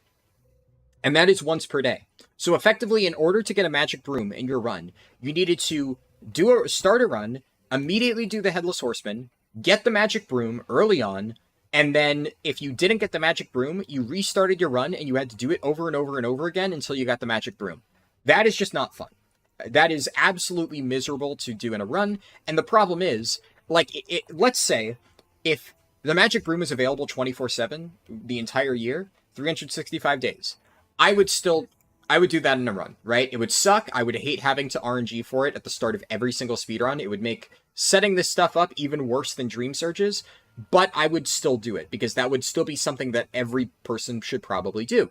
But when you have something like that on a limited time event only available during part of the year, which admittedly is actually quite significant, then that's not good. So that kind of sparked this whole thing where because of the magic broom, and there was a speedrunner at the time who beat my record using the magic broom back in Shadowlands, right? And they actually talked to me about it. They were like, oh, hey, I did this run with the magic broom and stuff, and like, have you considered doing that? And I basically told them this. I'm like, hey, that's cool, but I personally think holiday items aren't good. And I said, personally, I'm pushing to get the rules changed so that run, or not just his run, but all similar things would not be viable. So I said, I would encourage you to do the run without the magic broom. Credit to this guy. He said, yeah, that makes sense. He beat my time again without the magic broom. Now, of course, I did take it back like a week later with Guardian Druid after I had like finished tinkering with that route. But that was actually one of like back then when more people were doing speedrunning. That is actually like people like that are the people who I enjoyed talking to, like in the World of Warcraft speedrunning scene, who like when I told him, yeah, I don't really think the magic room is fair, he's like, you're right, and then he beat my run again. Like that is the type of shit that we need more of in the WoW speedrunning scene, not the people who try to abuse like every single limited thing. And I'm not saying that like it's a good suggestion. I'm not saying that suggesting, oh, using the magic room is like abusing stuff like that. But there are certain bad actors, I would say.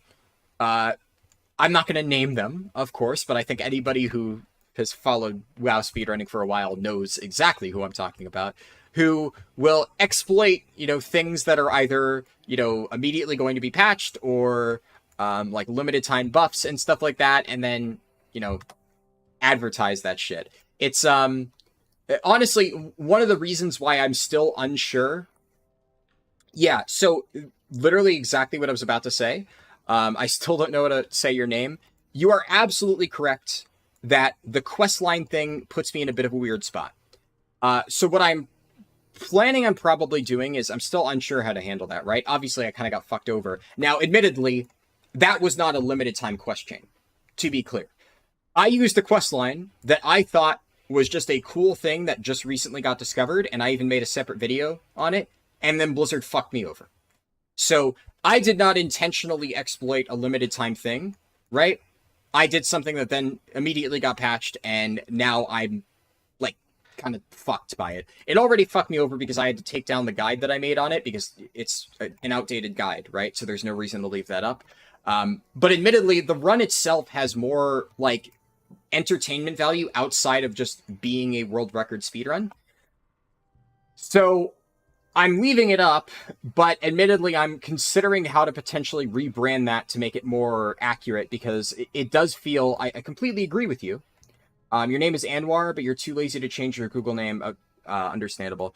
Yeah, so I'm still thinking about how to handle that like, for Protection Paladin speedrun. Because obviously, I completely agree with you. It is a very fair point to raise. It now falls into that category. It's unfortunate because the intention was not for it to fall into that category, but obviously I can't really consider it to be a true world record if it's, patched. The problem is, and this is why I'm still going to leave it up, but I will probably change like put outdated or something in the thumbnail or title or whatever, is the issue with not leaving that up is there have been multiple runs that I've done that have been fast, right?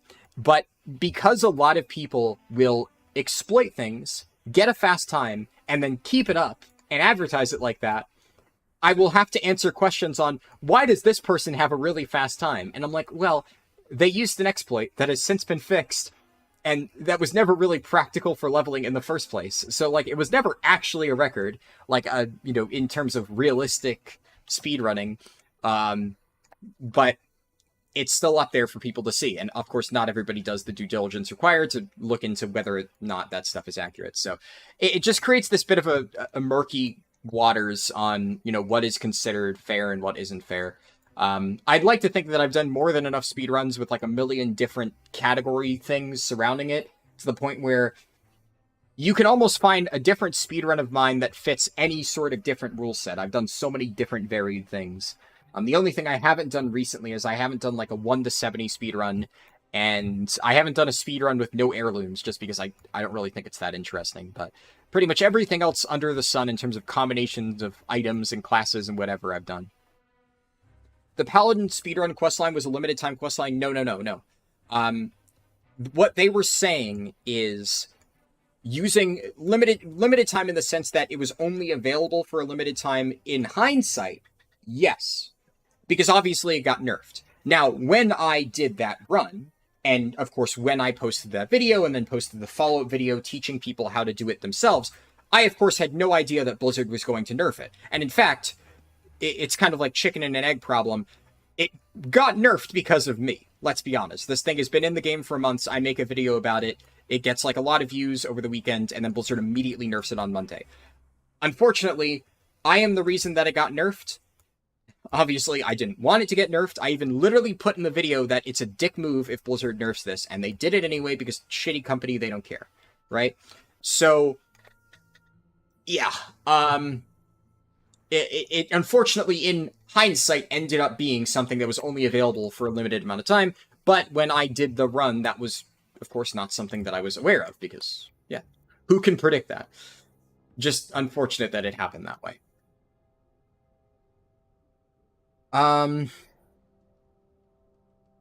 Astronese Movies said, "Hey Harldan, just wanted to say I love your streams and videos. Not only did it help you with leveling your alts, but it helps me with anxiety and depression. Keep up the good work." I'm glad to hear that I'm able to help with that.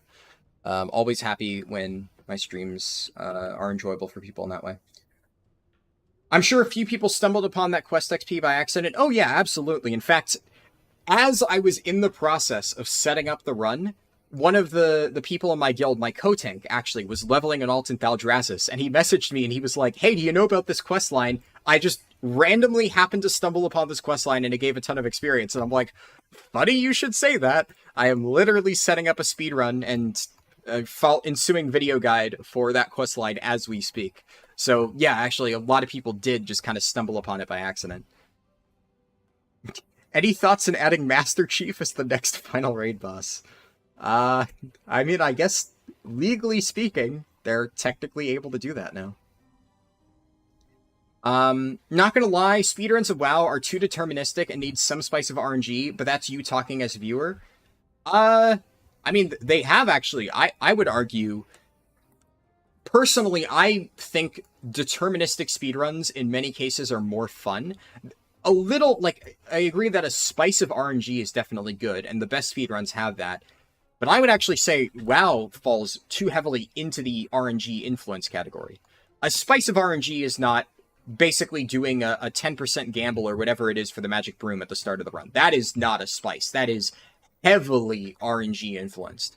Because at that point, it has nothing to do with, like, you know, oh, the outcome of the run is slightly altered. That is literally a condition to starting the run. And I think that is kind of one of the other problems with speedruns is some speedruns have random things so impactful that it is no longer a spice of RNG. It is no longer something that slightly influences the outcome of the run and like can make or break the time.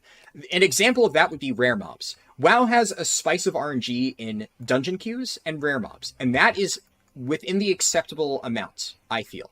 Because sometimes you'll find a ton of rare mobs, and that's pretty good. And sometimes you'll find no rare mobs, and you can still get a good time, but you'll lose a little bit, and that's okay. It sucks when you find no rare mobs.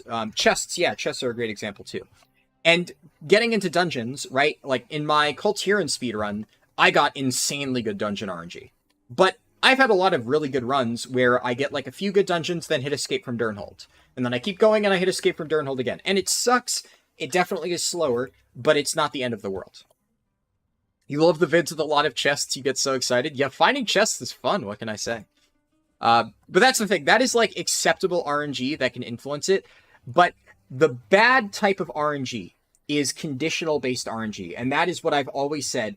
Conditional RNG should just be completely rooted out of like speedruns in most cases, either be it like a rules change or like in some cases, if it's really toxic and adds nothing to the game, a developer change. Obviously, the magic broom existing is cool, so I'm not saying Blizzard should take out the magic broom, but that is very much something where a rule that says doing the Headless Horseman to get the magic broom is not allowed, I think that is perfectly fine for like a fairness thing, because there being a conditional thing that at a certain time of year you have to do this event and get a very rare drop to be able to save a shit ton of time, that's just not fun. That is not like an acceptable level of RNG within a run. And like, so Toth said Minecraft speedruns are literally spamming restart, but like, yes and no. There are Minecraft speedruns with like random seeds, which in that case, the entire appeal is the fact that it is completely random. And in that case, I can understand, because if the entire thing is just completely random and it's literally just you're hoping to get the perfect setup, and the perfect setup is astronomically hard to get, so really you just need to play with what you have, that is pretty cool. World of Warcraft, of course, is not that. It is mostly deterministic, but then when you have a mostly deterministic speedrun that could be like made or broken by really significant points of RNG, that's where things start to get unfun. And at the same point, in Minecraft, I'm not like really big into Minecraft speedrunning, but I do know a little bit about it. But I do know that there is like preset seed speedruns for Minecraft, where a lot of people already have the same set seed with the perfect condition, and they just run the same thing over and over and try to get like a really fast time.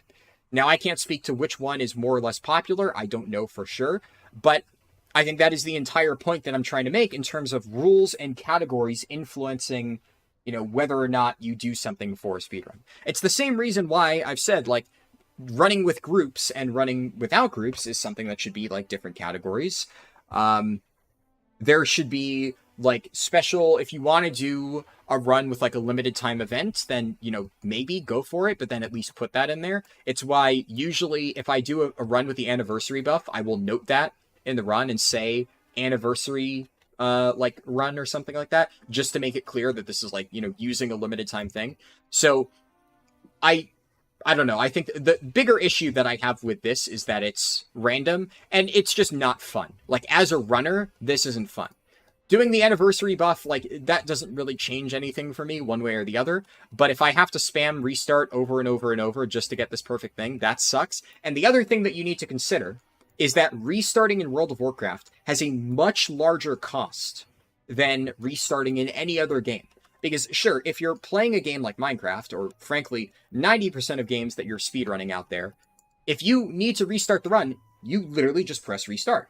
And you just press a button, you like reset the timer, and you go again. World of Warcraft, as we know, with like all the setup required, there is a significant cost investment and time investment in just starting a run. So if I start a run and something goes wrong, and this has happened, I have had times where anybody who watched me try to do the Demon Hunter 60 to 70 run live on stream a few weeks ago has seen that firsthand. A lot of times you don't even get to see that. That's one of the rare cases where a speedrun goes so catastrophically wrong, I have to just stop it. And of course, it took a lot of time for me to get all that setup done once again.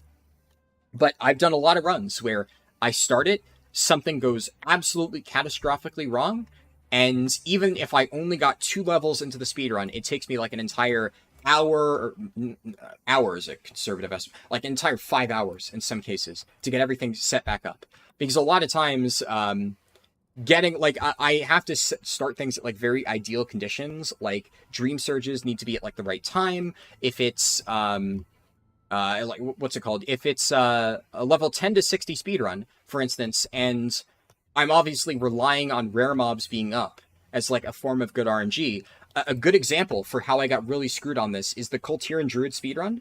That 10 to 60 speedrun that was, like, really, really, really, really good. My still current 10 to 60 or 10 to 70 world record. I even mentioned at the start of that video that I did an attempt before, and I didn't get to include that attempt. Because what ended up happening is I reached level 12 or level 13 or something doing Elwyn Forest. I used all of my Darkwind Fair quest items, and I had got into Eastvale Logging Camp. I had killed like 5 different rare mobs, and I didn't get a dungeon pop. And I was sitting in queue for 10 minutes, no dungeon, and it completely fucked me over.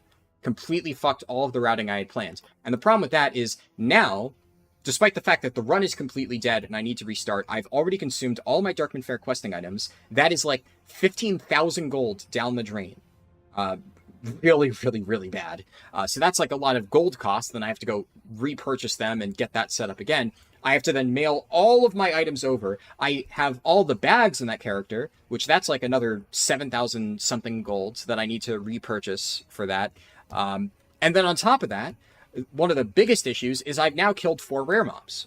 And those 4 rare mobs are now down for the next however many hours. So if I went and got all that set up in, let's say, an hour or 2, I couldn't even restart the run because now the rare mobs would be dead.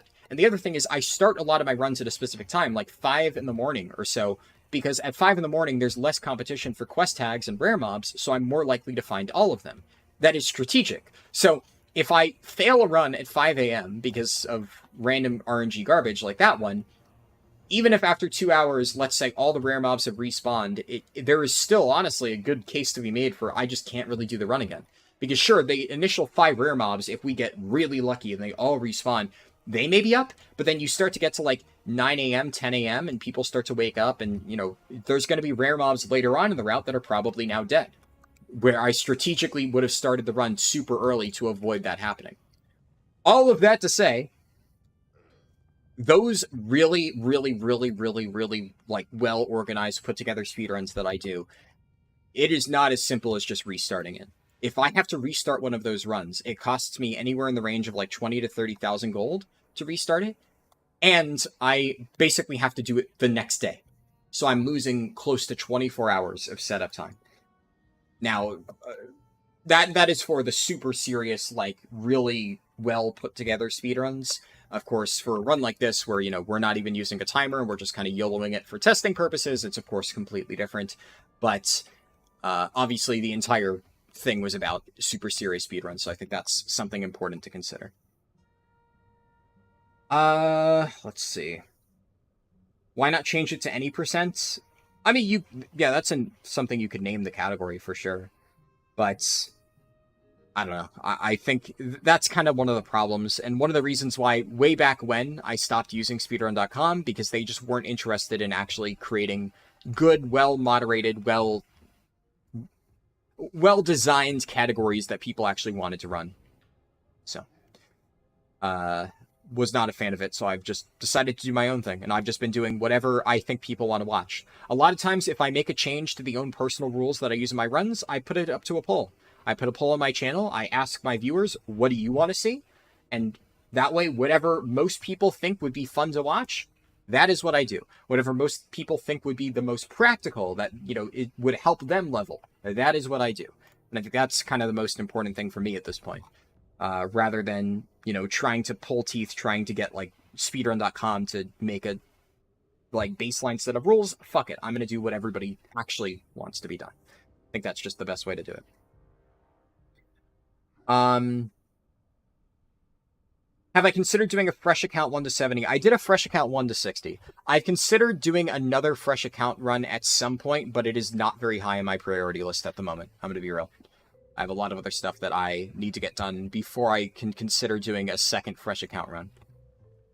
How am I doing? I am doing good. Thank you, Hamsa. Hope you're doing good as well. Here's the Storm could be insane now that Microsoft owns it. Yo, true. I didn't even consider that. Oh, that could be really interesting. I doubt they will. Maybe you watch too much Mario, Zelda, Doom runs, where you watch for godlike RNG runs and thousands run grind. Yeah. But, like, yeah, it definitely, I understand what you're saying, but I don't know. It's a little bit different. I think World of Warcraft speedruns are kind of, MMO speedruns in general are uniquely situated in that because it requires a heavy investment ahead of time, any sort of RNG becomes, like, really infeasible to play around. And you have situations like, you know, my Cultier and Druid run where I get the perfect RNG. And one of the reasons why it's so hard to beat that run is because it's so hard to get that run with the limited number of attempts that you effectively have in World of Warcraft. Like, in a setting like Doom, like you said, Doom, Zelda, Mario, etc., you can keep restarting over and over and over to get the perfect line. But one of the other things about that is the barrier to restarting is lower. So a lot of times what you'll see speedrunners do is they will have a subpar start and they'll just restart because they're going for that perfect run. So if they don't have a really good start, they just don't even bother. They end the run early. And there have been a lot of times where I have a really bad start, but I still keep going because at a certain point, unless we're talking like catastrophically bad, I do not end the run because restarting the run is effectively just completely killing any potential of doing that within the next 24 hours. It's why, like, if you watch the Demon Hunter run was not going well for a while. There were a lot of things going wrong in that particular speedrun, and I still kept pushing through. But it reached a certain point where I'm like, everything that could possibly go wrong has gone wrong. There is no redeeming this run. There is absolutely no way that anybody could watch this and use it as a reference to help themselves level up. So there is no point for me to continue this. So I stopped it. But generally speaking, if it's just bad RNG, I have to keep going because what can you do? You can't just restart and hope for the perfect line.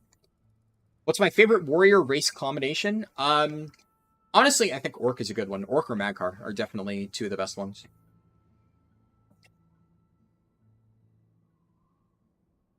If you level your alt army only when rested at a casual rate, do you still need heirlooms? So I would actually argue that if you are leveling with rested experience, heirlooms are even more impactful than if you're leveling without rested experience. Of course, do what you want with your money. Like, if you need to save your money for something else, don't buy heirlooms. Of course, obviously, spend your stuff wisely. But if we are talking purely from an objective standpoint, right now, the single largest benefit from heirlooms is the increase to rested experience. Everything else, it's kind of fine. Like, the scaling gear to make it easier to kill mobs and it means you don't need to replace gear as you go, that helps for sure. And it's the main reason why I use heirlooms, because it makes it much easier to level up characters like this. And the set bonus stuff of you get a burst of knowledge that deals damage and increases your strength, that's good, but it is not crucial at all. But getting 60% additional rested experience is massive. That is a huge bonus. Now, you won't see me benefit from it a lot because I very rarely level up characters with rested experience because I usually like to set characters from a baseline.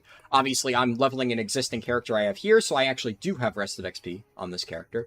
But generally speaking, for the purposes of speedruns, you won't see that being a huge impact. But if you're casually leveling and you're just collecting rested XP and then leveling with heirlooms, this is the single best part of the set bonus. At the very least, you should have the initial 30%, because that requires, what, just 2-piece or something? Very easy to get.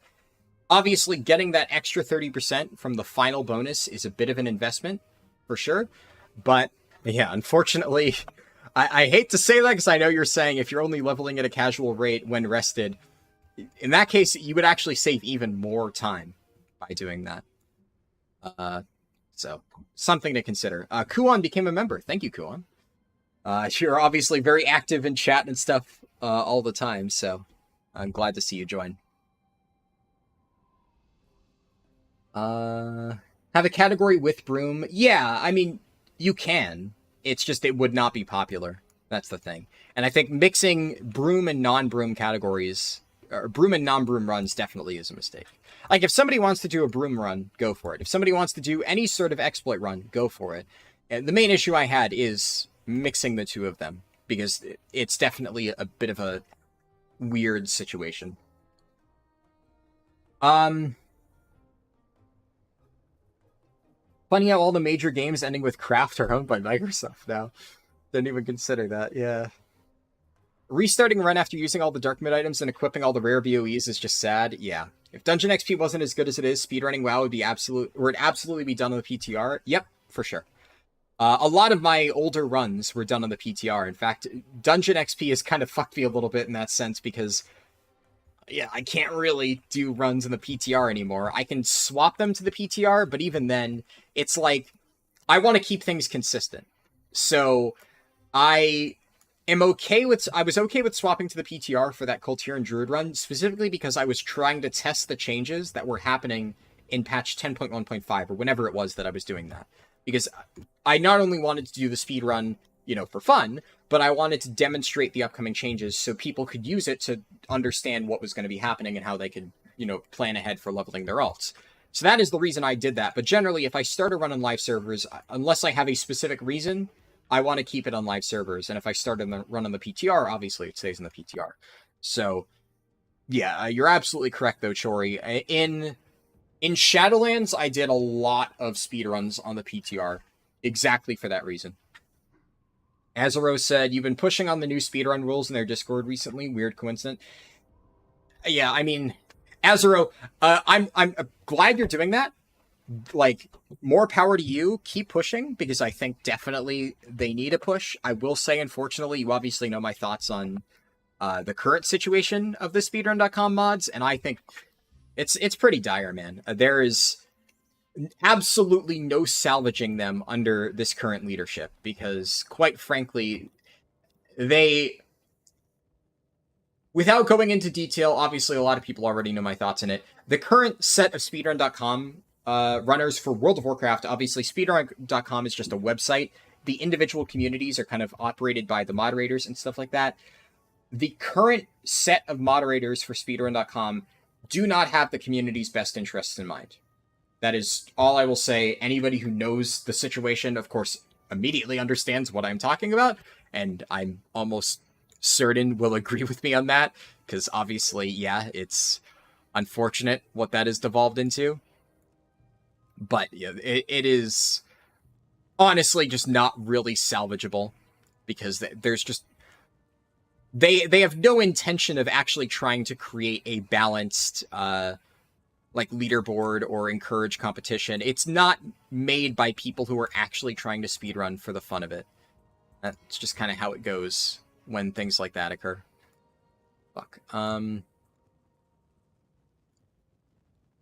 I fucked up my sorting there. That's the one I was looking at, right? Neither of these have a socket, but it's fine. I did like 1 or 2 time locking dungeons before I started, just because I didn't want to interfere with like any quests or anything. You're gonna stop talking, you'll never start the run. We're almost there. The only reason I kind of spiraled off on that is because it was a genuinely interesting thing to talk about, and that is something I don't think I've addressed in a little while regarding like different categories and things like that. It's a very interesting subject that hasn't been brought up in a while, and I think it was worth discussing. So I'm glad people brought that up. I'm always happy to talk about things like that when it's like relevant and whatnot. That's fairly cheap for something that's that much higher item level, so I'll go ahead and snag that, and then I just need boots. Currently 67 on your blood decay. I think you can beat you to 70. Well, I'm not going to be leveling to 70 on this character. This is only a run up to level 60. But no, I don't think I can, most likely. This is 15 strength. Yeah, see, we have an example of the weird scaling stuff. This item only has 12 strength. Plate boots, and these are green plate boots at a lower item level, and they have infinitely higher stats. So a bit of a weird situation there. Alright, there we go. An interesting conundrum. Less people means less competition for the God Run, but less chance for dungeon procs. Yeah, but at the same time, it's like... It's a fair point, Toth, but here's the thing with tank queues. If you are queuing as a tank, the vast majority of the time, you are going to get near instant queues, no matter what time of day it is. But obviously, there's going to be less competition in the open world. That said, I did mention before that I had that one run where I just didn't get a queue pop at all, and it was really bad, complete fucking disaster. It happens sometimes, so I wouldn't rule it out. But generally speaking, it's not that bad. We can start getting all this set up. I don't actually need swiftness potions. I don't even know why I have those on here. War Scroll of Fortitude, Draft of 10 Lands, Hyper Augment Rune. That there. Drums of Fury can go there, and I think that's it as far as general consumes go. Oh yeah, Bear Tartar. That's what I was forgetting. I think, yeah, that's it. And then I can obviously get new ones. I have the Darkmoon stuff in this character. Obviously, Darkmoon Fair isn't up. I actually just already had these 2 items on this character before starting the run. I guess I just used to play this character back when a long time ago, and I used Darkmoon Fair. I don't know the last time I played this warrior was. It was a very long time ago. Let's see. You're gonna still go with Memory Leak, add some spice of RNG. True. I guess that counts. You got your road to 70, now you have one of each class. Awesome. That's definitely a really big accomplishment. RNG is like, okay, now you have to be adaptive while you're being precise and focused. Yeah, I think an interesting way to have RNG... let me just quickly set up... while I talk, I can fix my bars a little bit. An interesting way to have RNG is like... something like that where you already know that there's going to be a ton of variance within the run, but how you play around it matters. And I think that is kind of what I'm going for with, I've mentioned before, but the challenge run format that I have, whenever I finish that, and it's kind of the problem where I really want to finish that. Like, I know a lot of people think I'm like just procrastinating on getting like the add-on and stuff done. It's partially because it's a lot of work required, and I have a lot of other things that I need to do that also require a lot of work that are more time sensitive. I've talked about that before. I really want to get the challenge run format done, and for that I would need to have the add-on finished, at least the way I want to do it. And I think that would be a really fun way to do kind of exactly what people are describing, where every single run would have a ton of variance. I would be designing the format. I would design a ton of variance within it. But in that case, the entire fun and the entire enjoyment of that type of format would be you cannot predict anything. There's going to be random zones, random talents, all this random crap, and the entire enjoyment of watching that is trying to see, like, how do you play around with, well, of watching me play that, and also, of course, the plan is to release that for people to play themselves. But I think the entire reason why people will hopefully enjoy watching me do those runs is because it'll be like, okay, when you have to pick between a random selection of talents that maybe you normally wouldn't take, what is like the best play here? And, you know, I'd have to make decisions on the fly that I normally wouldn't encounter in a traditional run. And I think that'll be fun and interesting to watch. But that's the kind of stuff that I would want. Like, I think when you have pure chaos like that, it's interesting, but when it's like mostly deterministic, that's when it starts to be a problem, when you have serious RNG. It's kind of like, you know, any sort of roguelike speedrun, in that sense, is pretty much, you either try to get like a really fast time, just, you know, getting whatever you have, or you do a set seed speedrun, where you try to get the absolute best powers over and over and over to, like, get like a god build and win in like 15 minutes or something. That's generally speaking the appeal to things like that. Okay, let me make sure I have all of the main abilities that I want. I think I'm going to put that over on Shift Q. Warrior stuff. Don't think I need anything else. I don't know which abilities I will actually be using. Use Centaur flag back piece to finish the Blade Master transmog.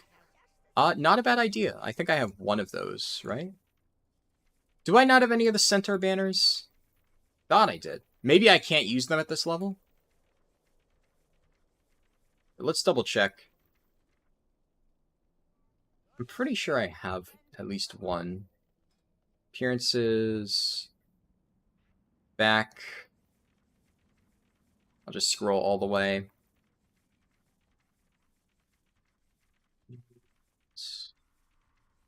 So many cloaks. Yeah. So I could have sworn I had them. You must be level 58 or higher. That's unfortunate. Hello, Liquid Burn. Glad to hear you like the streams. Almost ready to get this thing started. We'll see. You missed the first week of Dragonflight. You and your co-tank were on your third character at level 60.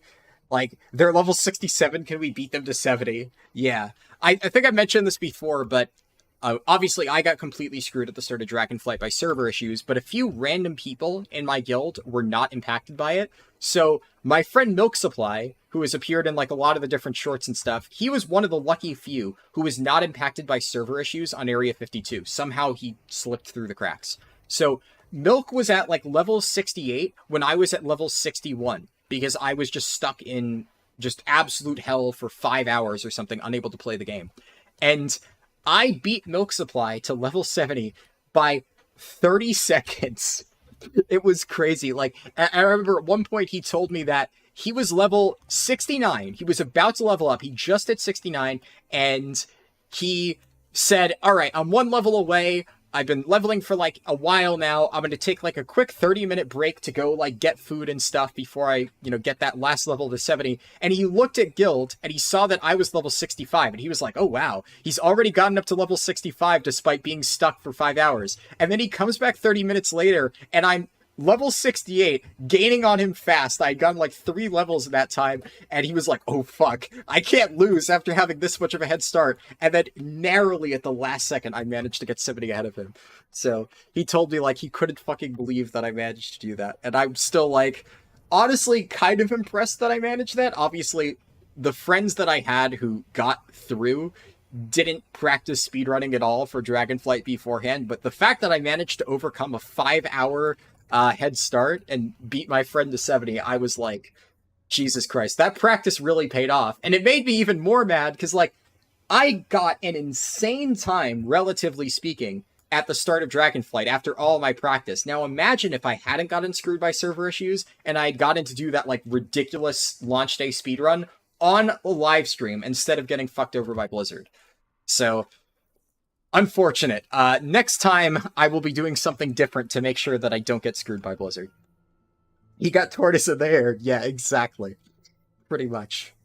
If you want to fill some pieces, it looks like PvP gear has pretty good scaling. Oh no, I only wanted to fill these pieces for like the slots that I needed. I have heirlooms in every other one. You're going to scream at how many horseman attempts you've done and you've not gotten the mount? Ah, damn. That is one of the mounts that I was really lucky and I got back in original Wrath of the Lich King. And I got it on one character, just doing it every week, or every day, on my hunter. So, definitely had pretty good luck for that. What's my favorite class to speedrun? Not necessarily fastest, but most enjoyable? Definitely Demon Hunter. I still really enjoy doing Monk and Druid speedruns, which is what I usually run for, like, the fastest ones.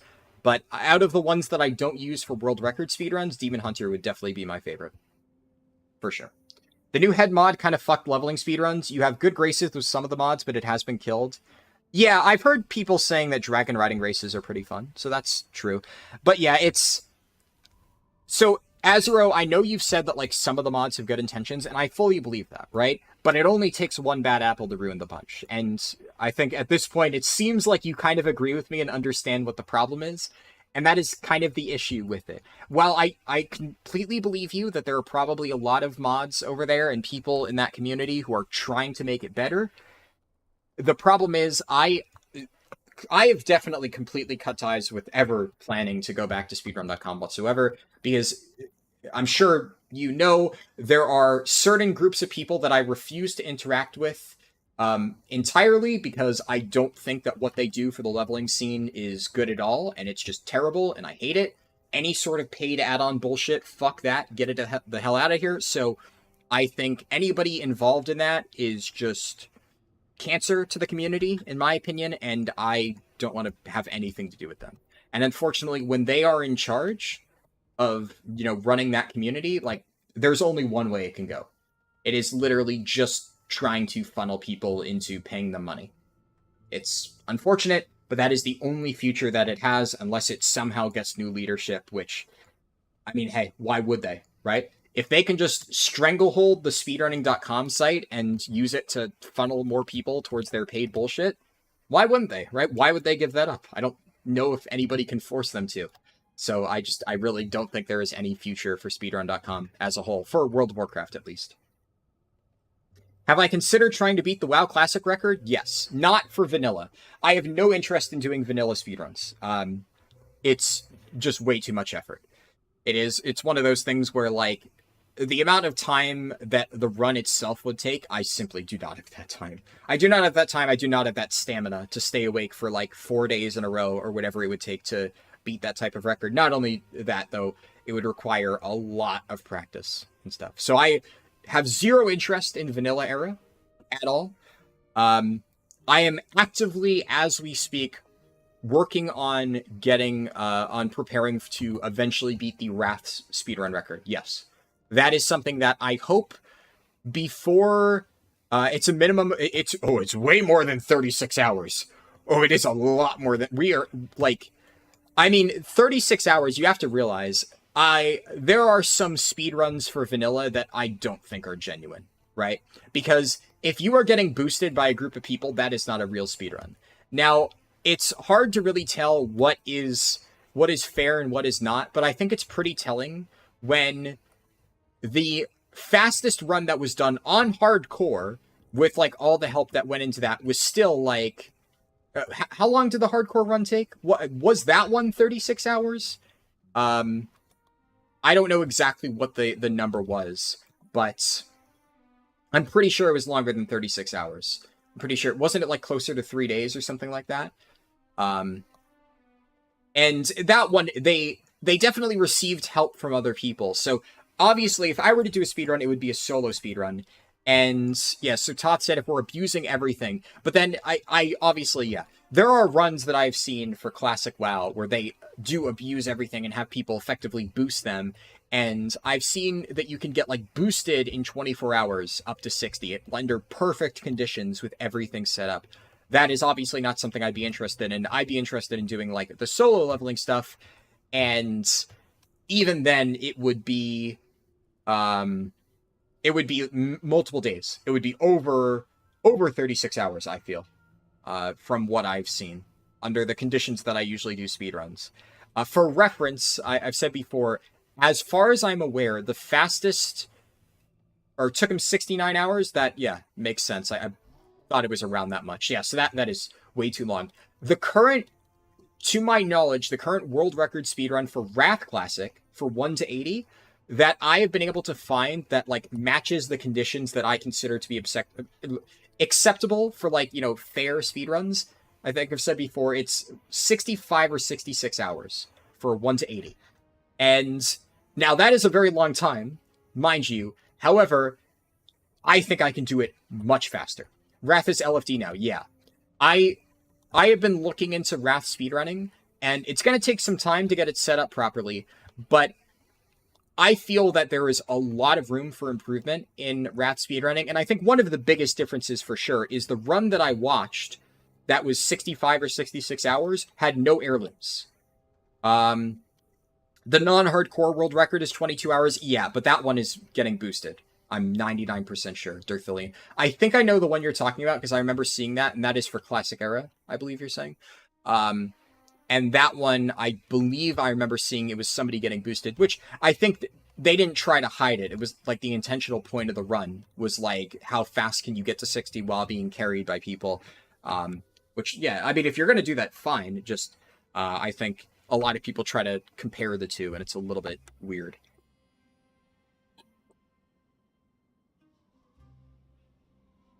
But I'm 99% sure that solo leveling, completely solo, like the stuff that I do for retail, it is physically impossible to get to 60 in Classic in 22 hours. I don't think that would be doable. So yeah, I have absolutely zero interest in beating the Era one. The legit record is 40. That one I can believe. Yeah, 40 hours seems really fast, but I could see that if you were like really, really good and like mage boosting and stuff like that. That is the number that I was not able to really find.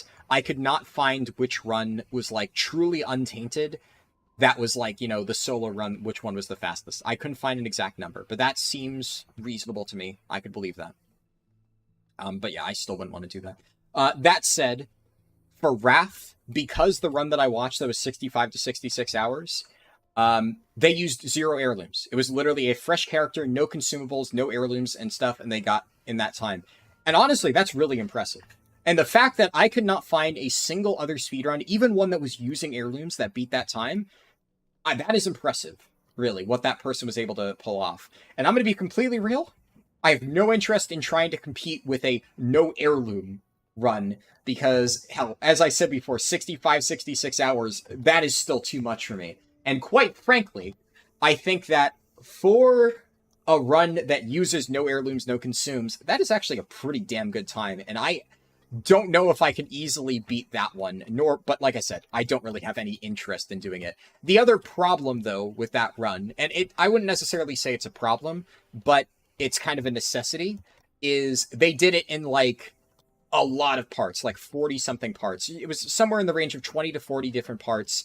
And kind of when you have long speedruns like that, it's necessary where you like split it up over a longer period of time, and you have to clearly document like when you started and stopped recording so people know you aren't leveling outside of it. So they definitely did that. But that does kind of muddy the waters a little bit because you're gaining some rested experience, which does help slightly. Not a huge deal, but I would still consider that valid. Based on how long it takes to pull off that run in general, it's more than fair to do a effectively segmented speedrun, which is what they did. As far as I know, I don't think there is a single one-sitting 1 to 80 speedrun that I've even managed to find. So I may have missed it. If somebody knows of one, please link it to me. I have not managed to find one.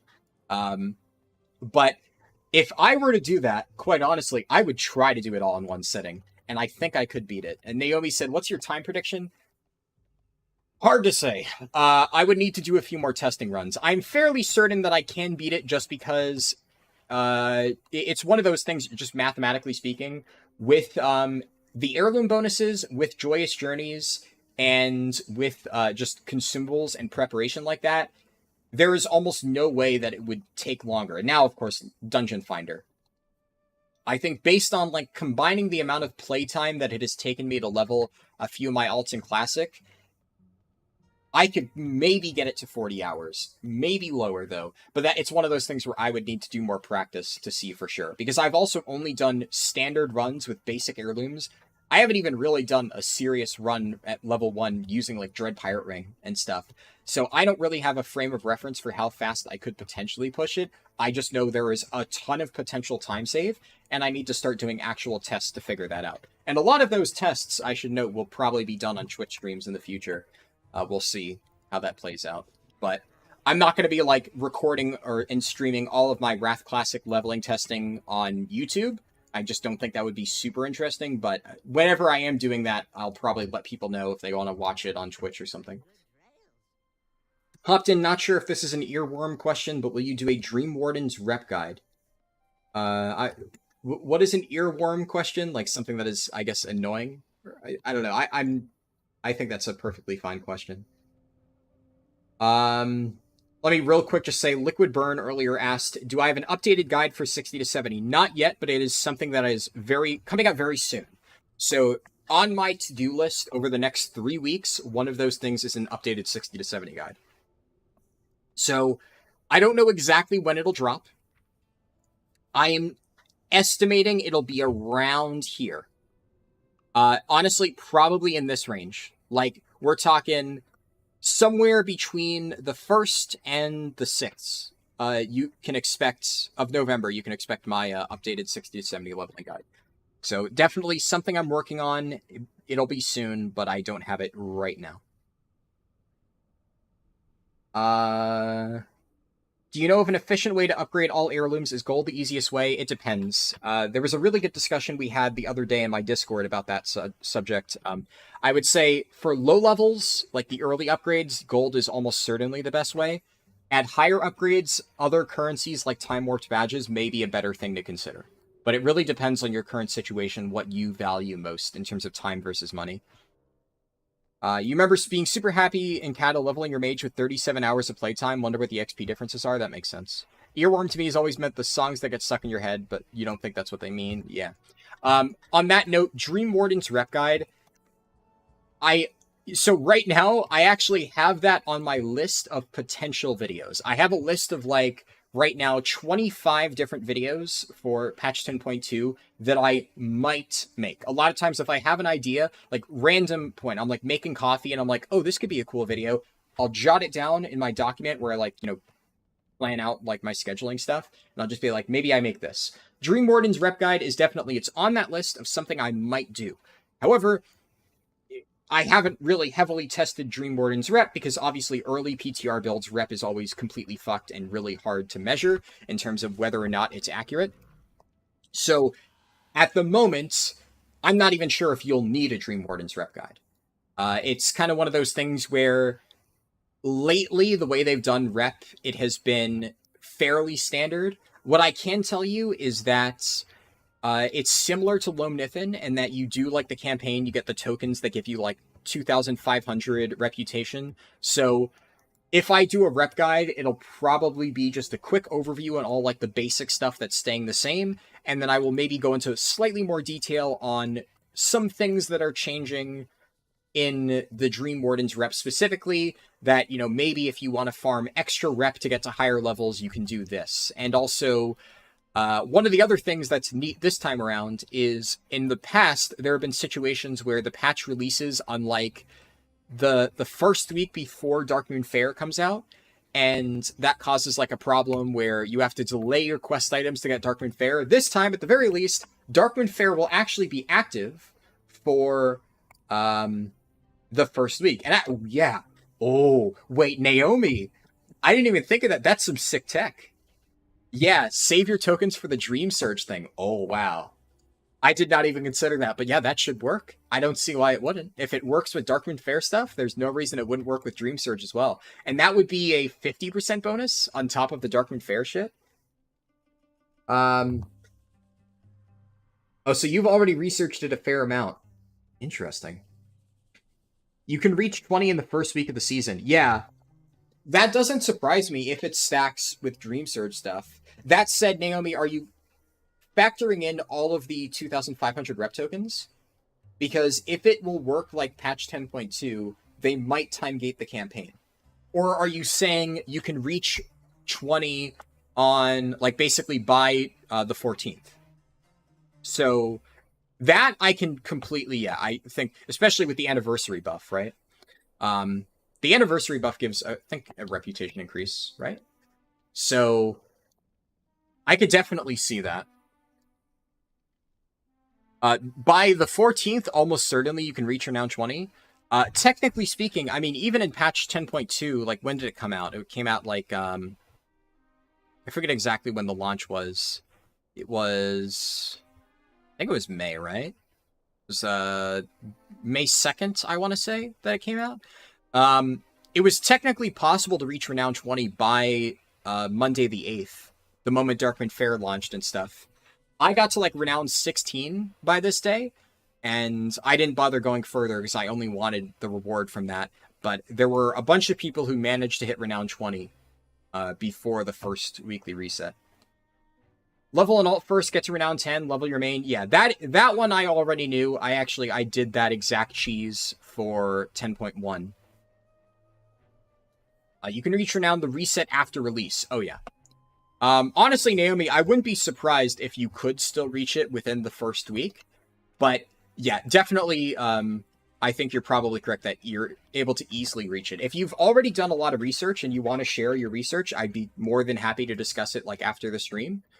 But, yeah, that was something that I was potentially going to look into. The only question is, and this kind of, like, oh, sweet, Super Bloom gives infinitely repeatable rep? Okay, yeah, that's nuts, then. If there is a farmable rep source, the thing you have to consider, though, is Researchers Under Fire was not available until Aberrus came out. So that might not be doable the first week. That might be something you have to wait for. I don't know if Blizzard has confirmed if Super Bloom is also delayed, but I remember they never said anything about Researchers Under Fire, and then when the patch dropped, like, a week before patch 10.1, they, like, had, like, in a footnote on some Twitter post that Researchers Under Fire will be releasing along with Aberrus, and, like, nobody knew that ahead of time. So I would imagine if, you know, history's repeating itself, they probably would also delay Super Blooms, but who's to say for sure? I do think regardless, though, I have noticed there are a few very minor farmable rep sources within 10.2 that I've noticed, but anyways, like, that is a completely separate subject. So to answer, who asked that question? To answer, my favorite color is your question. Probably, I guess, if there's enough interesting stuff here, which it seems like, you know, based on the discussion here, there's enough interesting tech to help with rep farming, then I could see that being useful. There are a few decent rewards, especially now that they've added the Augment rune. I forget what renown level that's behind. I don't think I really looked into it since it got added, but probably worth thinking about. So, I don't know. It also depends on how much time I have. It's one of those where rep guide isn't necessarily at the top of my priority list, but if I have time for it and it's not like a super complicated video to make, then I'd be more than happy to put that together and like explain the fastest way to farm rep. You think you just got a video's worth of info? Yeah, probably. That definitely is a pretty good like summary of all the stuff. It's 18 for Augment Rune. Oh, actually, wait a second. So that makes getting to Renown 18 pretty important then, huh? Yeah, because before it was like Renown 14 or something for the crafted gear, and I wasn't sure where they'd put the Augment Rune, but if it's at 18, then... Okay, that actually gives me a very good reason to make the rep guide then. Because now there is a tangible goal that you'll want to work towards. Also, did I never actually drank my coffee. Man, this thermos is insane. I made this coffee like almost 3 hours ago, and it's still hot. That is actually crazy. You'll still need to go back and level your other reps? Yeah. I did it all on launch. I degened the first 2 weeks, but definitely is nice to have, especially for farming Paragon boxes. Okay, so finally, it's only been 2 hours, 20 minutes. Let's take a look at this warrior stuff. One of the reasons that I'm not too concerned with like spending a while talking is I mentioned on my what's it called, like YouTube post that I'll be doing Wrath Classic leveling after this. For today, I won't be doing Wrath Classic leveling just because I haven't had like really a ton of time to set up for that. I will be doing Wrath Classic leveling tomorrow on Twitch. It'll just be like a bit more of like a chill thing after Icecrown Citadel. But the way I saw it is, you know, there was a lot of good discussion going on here. I wanted to spend a lot of time talking about that because we're just going to do the warrior run, and then I'm going to do like a little bit of Wrath Classic stuff after, but it's going to be like stuff on my Paladin. Because there were actually a few cool things that I showcased on the Twitch stream at the very end on Wrath Classic that I feel we can do that here. It'll just be like a fun little way to end it. And then later tonight, one thing that I need to do, you know, no rest for the wicked, right? I need to do some fucking Mythic Plus testing on 10.2. Because I have just been so busy, I have not had any time to get Mythic Plus testing done.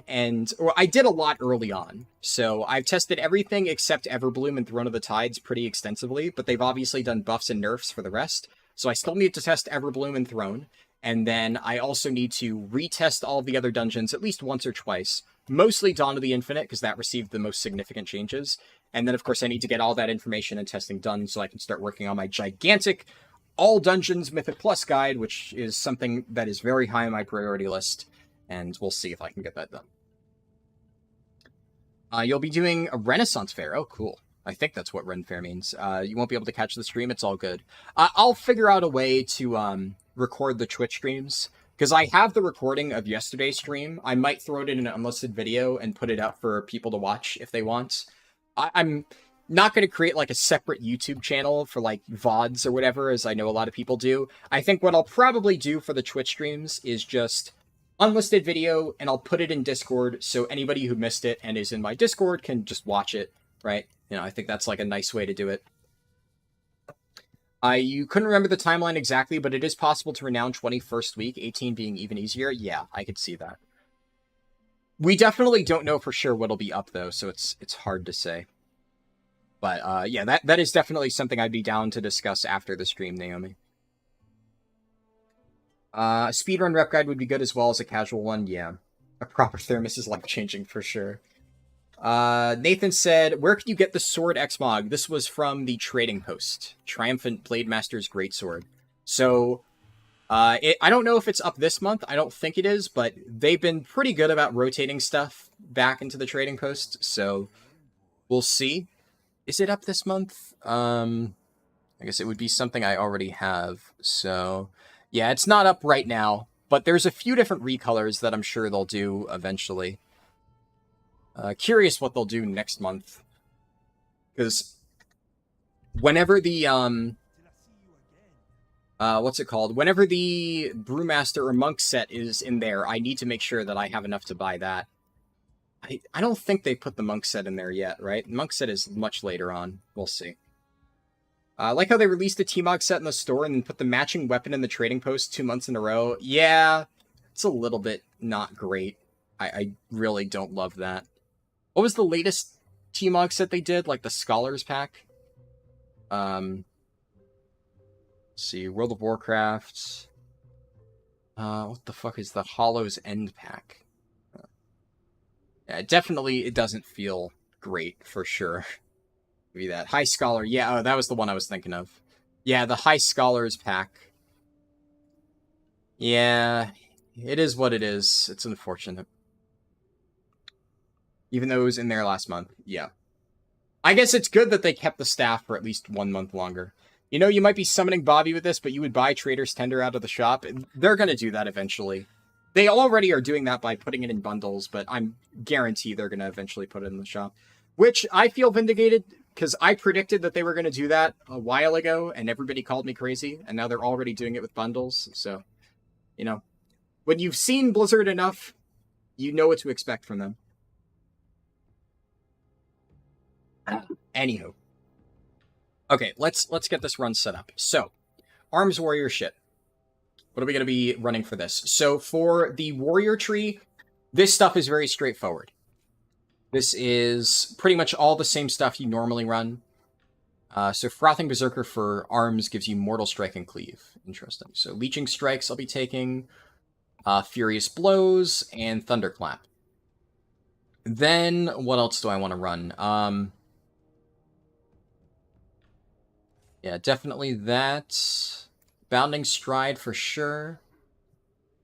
One thing I want to check is, I'm looking at, Sarkareth. I want to see the general damage breakdown for Arms Warriors. Like, what are they mostly getting damage from? So, as far as I can tell, Slam you still do not press at all as Arms. Mortal Strike is obviously the biggest source of damage. Overpower is another big source. Execute, of course, when it's available. Rends, you almost never hardcast Rend, from what I can tell. So you take Blood and Thunder and apply it that way. What is Crushing Advance? Crushing Advance is... I have no idea. I'm guessing it's a passive or something. Warbreaker, yeah.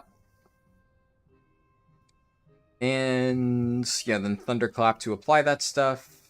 And what is Sidearm proc off of? That's just auto attacks, right? And then they spam Whirlwinds as a filler, it looks like in AoE, from what I can tell. Okay. No Second Wind at all. I'm not saying I won't take Second Wind, but these other talents are definitely more impactful. Anyone who thought they weren't going to do that was overdosing on copium? Oh yeah, for sure. You're not... It's stupid they're doing it, but you're not surprised. At least items aren't like 1 month and you'll never get. Yeah, as long as they continue to be good about recycling things into the shop, I don't care too much. But who knows with Blizzard. Yeah, there's like absolutely no reason to take Crushing Force, right? Let me just double check this stuff. Yeah, most people aren't taking this talent either. Actually, the top parse on... I'm looking at the wrong thing. Never mind. No, yeah, people don't take honed reflexes. Okay, what else? Yeah, most people are taking Sidearm and Overwhelming Rage. I think this is probably worth taking. Pain and Gain and Reinforced Plates is almost a must.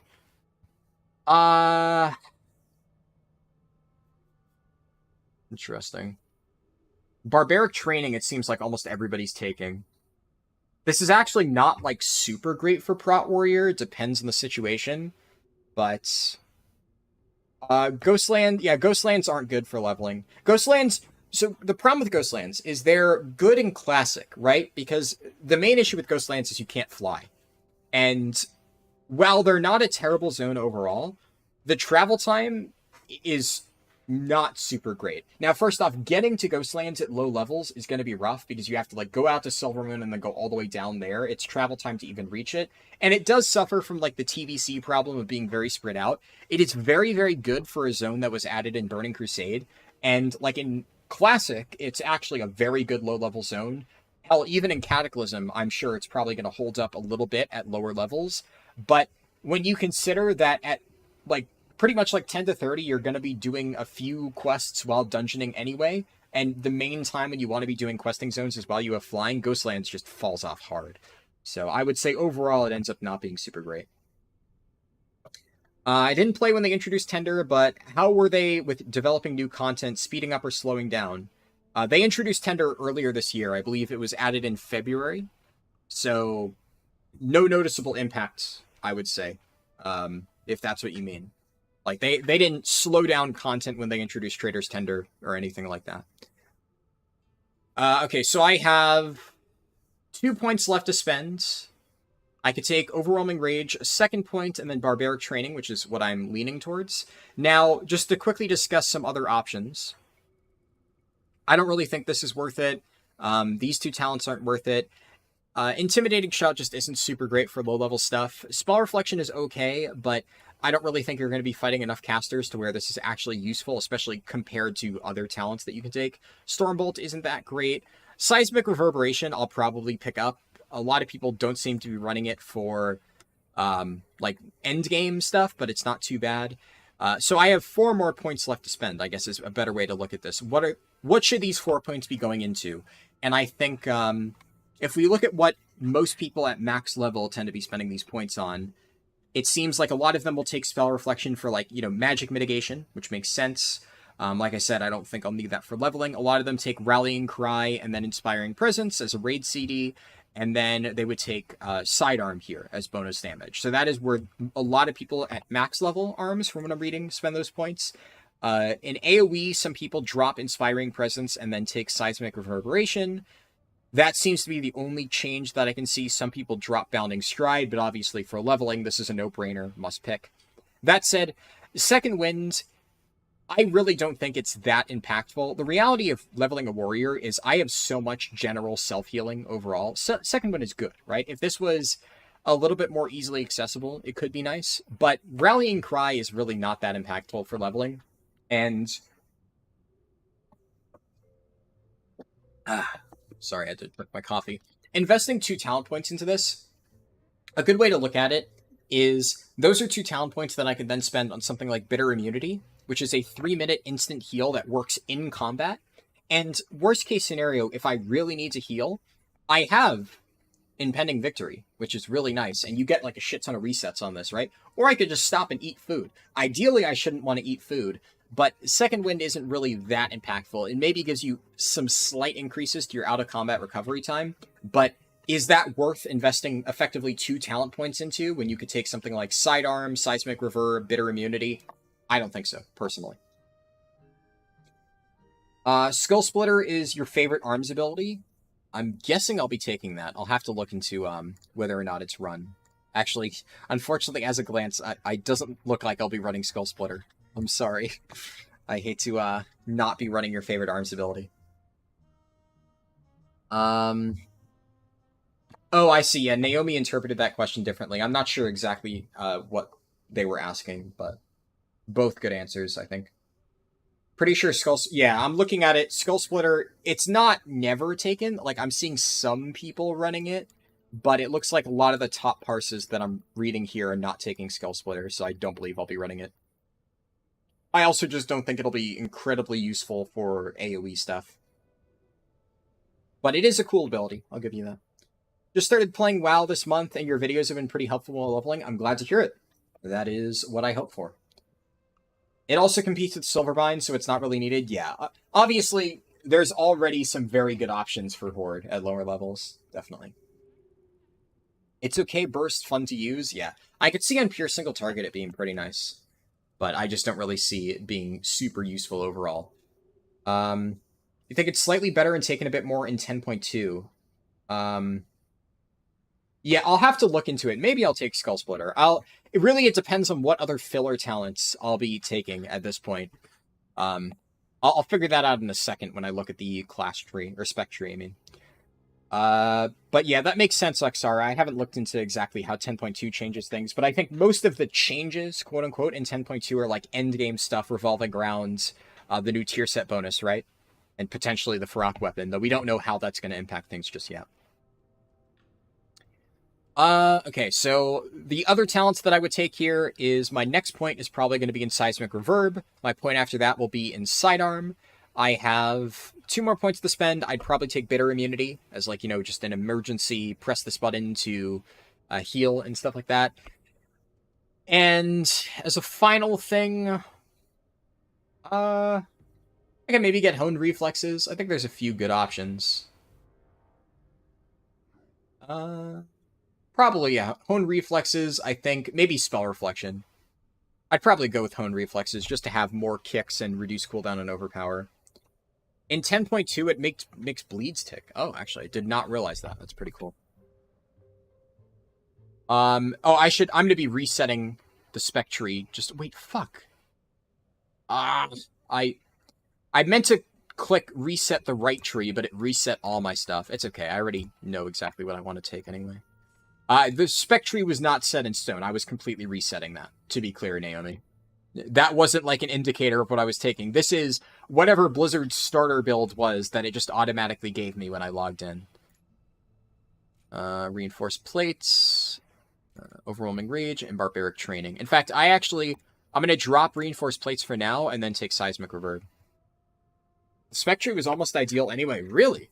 That's actually says a lot of good things about Blizzard's default build. Alright, so real quick for PvP talents. I vaguely remember a lot of stuff that you end up running. So I know Storm of Destruction. Obviously, this would be good if I'm running Bladestorm. I think I will be running Bladestorm. I've seen 2 different builds out there, so I'm not entirely sure. Shadow of the Colossus. I remember leveling with this back in Legion. So for context, I have never really leveled as Furi before this expansion. Furi obviously has always been a good leveling spec, as the recent runs with it have shown. It's very strong. I almost always leveled as either Arms or Protection. And honestly, I don't think Arms was even as good as Furi, but I just enjoyed leveling with it. And Shadow of the Colossus, this talent fucking rocks. I always loved using this. So definitely, yeah, very good. This is just so broken. Resets overpower, and then rage gain from charge is increased. That's so good. Now, obviously, Storm of Destruction, when I get Bladestorm, will be good, but I do not have Bladestorm right now.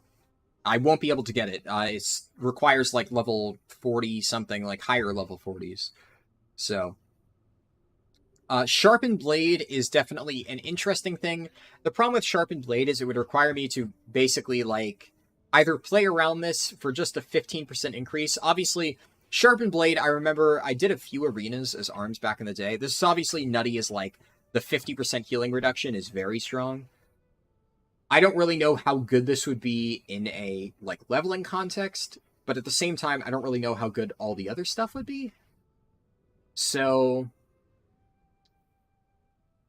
Warbanner's interesting just because this is a speed boost. I almost want to say that this could be pretty cool, just as like a 30% movement speed. It works within 30 yards. It's a little bit tricky.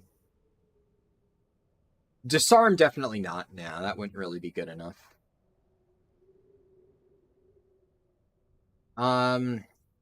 Looking and trying to help a friend get a portal. Good luck with the run. We'll be back later. Yeah, thank you for stopping by, Naomi. Good luck in the portal.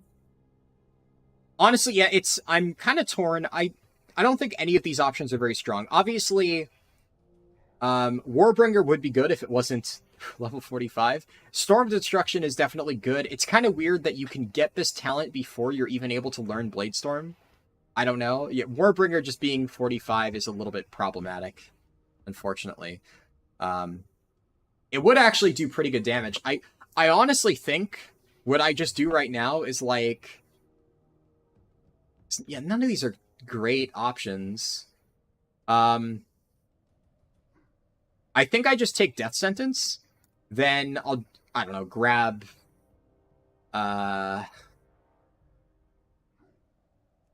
grab Storm of Destruction because I don't really care much about the other ones.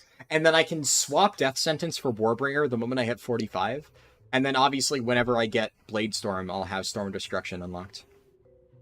Mage has a PvP talent at 20 for a spell they don't learn until 44. Yeah, it unfortunately happens a lot. Okay, so some obvious things. We have to take Mortal Strike, we have to take Overpower. That should be pretty clear. Now, looking at general warrior builds, everybody takes these first 3 talents. So this is Overpower increases the damage of your Mortal Strike or Cleave. That's obviously very strong. Die by the Sword is a ridiculously powerful defensive ability. And Execute no longer has a cooldown is very fucking good. That is really, really, really, really good. So Fervor of Battle, I remember this being a legendary. I think it used to be a legendary, right? Or am I thinking of something else? Either way, I don't really think most people are running this because this is like funnel damage, but really you don't need that. And I don't really think it's good for leveling either. Sudden Death is... I fucking love Sudden Death. This is such a juicy ability. I remember back when this was... what was the talent called? Or the legendary called? Ayala's Stone Heart. I loved Ayala's Stone Heart. It was also just such a cool legendary. Like, a lot of the legendary designs were lame. I really liked the, feel of like a ring, the ring and like the model and stuff. I liked it. Or not the model, but the tooltip icon. It was just cool. Ayala's was a very iconic legendary, and obviously it had the sudden death effect on it. Good luck with the run. Gonna go sleeping. Enjoyed discussion with you and people in the chat. Well, sleep well. Thank you for stopping by the stream, and yeah, lots of very good discussions today. You could just not put any points into the tree. I could, yeah, just not do that. If Ignore Pain is still off the GCD, it's probably a good pick. Yeah, I'll have to see. Hello, Daher. Good to see you. Hell yeah, Harldan stream. It does seem like, yeah, most people are definitely taking Ignore Pain. Now, I remember hearing there was some weird thing where you actually want to use Ignore Pain to dump Rage, because it gives you, like, what's it called? Like, with anger management, CDR or something like that, which is kind of weird, but yeah, I don't know exactly how that's going to work. So Fueled by Violence, this one, don't really think I'll need that. It never really does a significant amount of healing, so I think, generally speaking, it's Fueled by Violence, Stormwall. Honestly, Stormwall is not terrible. This is, for leveling, pretty good. Endgame stuff, this would be pretty bad, but I'm going to be parrying quite a lot because mobs are going to be hitting me. I could see this actually not being a bad option. The thing about Ignore Pain is because it is definitely a good defensive ability, and I am pretty sure it has, like, interactions with anger management and giving you, like, reduced cooldown on other stuff when you're, like, dumping rage. I'm pretty sure it's still just better, but I actually don't think this is a bad option at all. And I don't know if Ignore Pain's off the GCD. IT triggers anger management, yeah. Or is that, was that you meant Ignore Pain, so IP? But it is changed in 10.2. Yeah, I could have sworn I remembered reading that somewhere. It's off the GCD, and min-maxers do use it to pump strength buff after Colossus Smash. Will be changed to 10.2 to not work. Gotcha. Now that you think about it, Pridus and Sephu's kind of made its way into every X-Pack since Legion. A little bit. Yeah. Sort of. And then, yeah, damage of Overpower increased. So, I don't really think Blood Surge is worth taking, and yeah, the other one's not super impactful. Okay, so other talents. Every single build that I can see is running these 3 talents. So Tactician, this is a classic. This, I think, didn't this used to be the Mastery for Arms Warrior? Could have sworn. Oh, fuck, did that fuck my builds? Oh, no, we're good. What is the Arms Warrior Mastery now? I thought it used to be that. Deep Wounds. Huh. Am I crazy, or didn't Tactician used to be the Mastery for Arms Warrior, and, like, the more Mastery you had, the higher chance you had of getting a reset? Wasn't that how it worked in Legion? That, like, Legion was the last time I seriously play Arms, but I vaguely remember that. So yeah, that makes sense. Obviously, Colossus Smash is your biggest cooldown by far. Big chunk of damage, increases the damage everybody takes from you, etc. Pale, damage and critical strikes deal an additional 10% damage. That's just good. And it, of course, is necessary to unlock this side of the tree. For other stuff, Rend is a no-brainer, because Rend with Blood and Thunder gets applied automatically to everybody. That's just free damage. What is this option? Colossus Smash and Avatar's durations are increased, but their damage bonuses are reduced. That's, like, terrible, right? Obviously, I take Anger Management, because Anger Management is busted, but this talent seems especially just garbage. I don't know why you would ever run that, especially in a choice node with one of the best warrior talents in the game. Mastery was resetting Colossus Smash. Oh, okay, good. Yeah, I'm glad I'm not crazy. I was pretty sure that's what it was. Pride's not anymore Sefu's kind of, yeah. It's a bleed spec now. Yeah, it's interesting for sure. Okay, so the other thing that I'm pretty sure that I take 100% of the time is Warbreaker. I see on single targets, some people are obviously running Blunt Instruments because, well, Warbreaker is purely AoE, right? But on any multi-target encounter, like even on Sarkareth, I'm seeing a lot of people running Warbreaker just for killing the adds, even though, like, you know, Blunt Instruments would give you more boss damage. So this just seems like a no-brainer. Then there's a lot of good options here. So for stuff that nobody is running this talent. Mortal Strike and Cleave have a 20% chance to instantly reset their own cooldowns. Yeah, that doesn't seem very useful. I guess you could high roll, but, like, this costs rage, so I don't really think that would even be that important. And based on what I'm looking at, you know, Overpower is a generator, and it does a lot of damage, so you definitely want to use Overpower a lot anyways. And it increases the damage of your Mortal Strike, so yeah, Exhilarating Blows just seems bad. Improve Slam, well, you don't run Slam, you don't even press Slam, so that's not good. And then, is there any other talent that absolutely no build whatsoever is running? Unfortunately, it is Skull Splitter, right? Bash an enemy skull, dealing a large chunk of damage. It causes your deep wounds to expire instantly.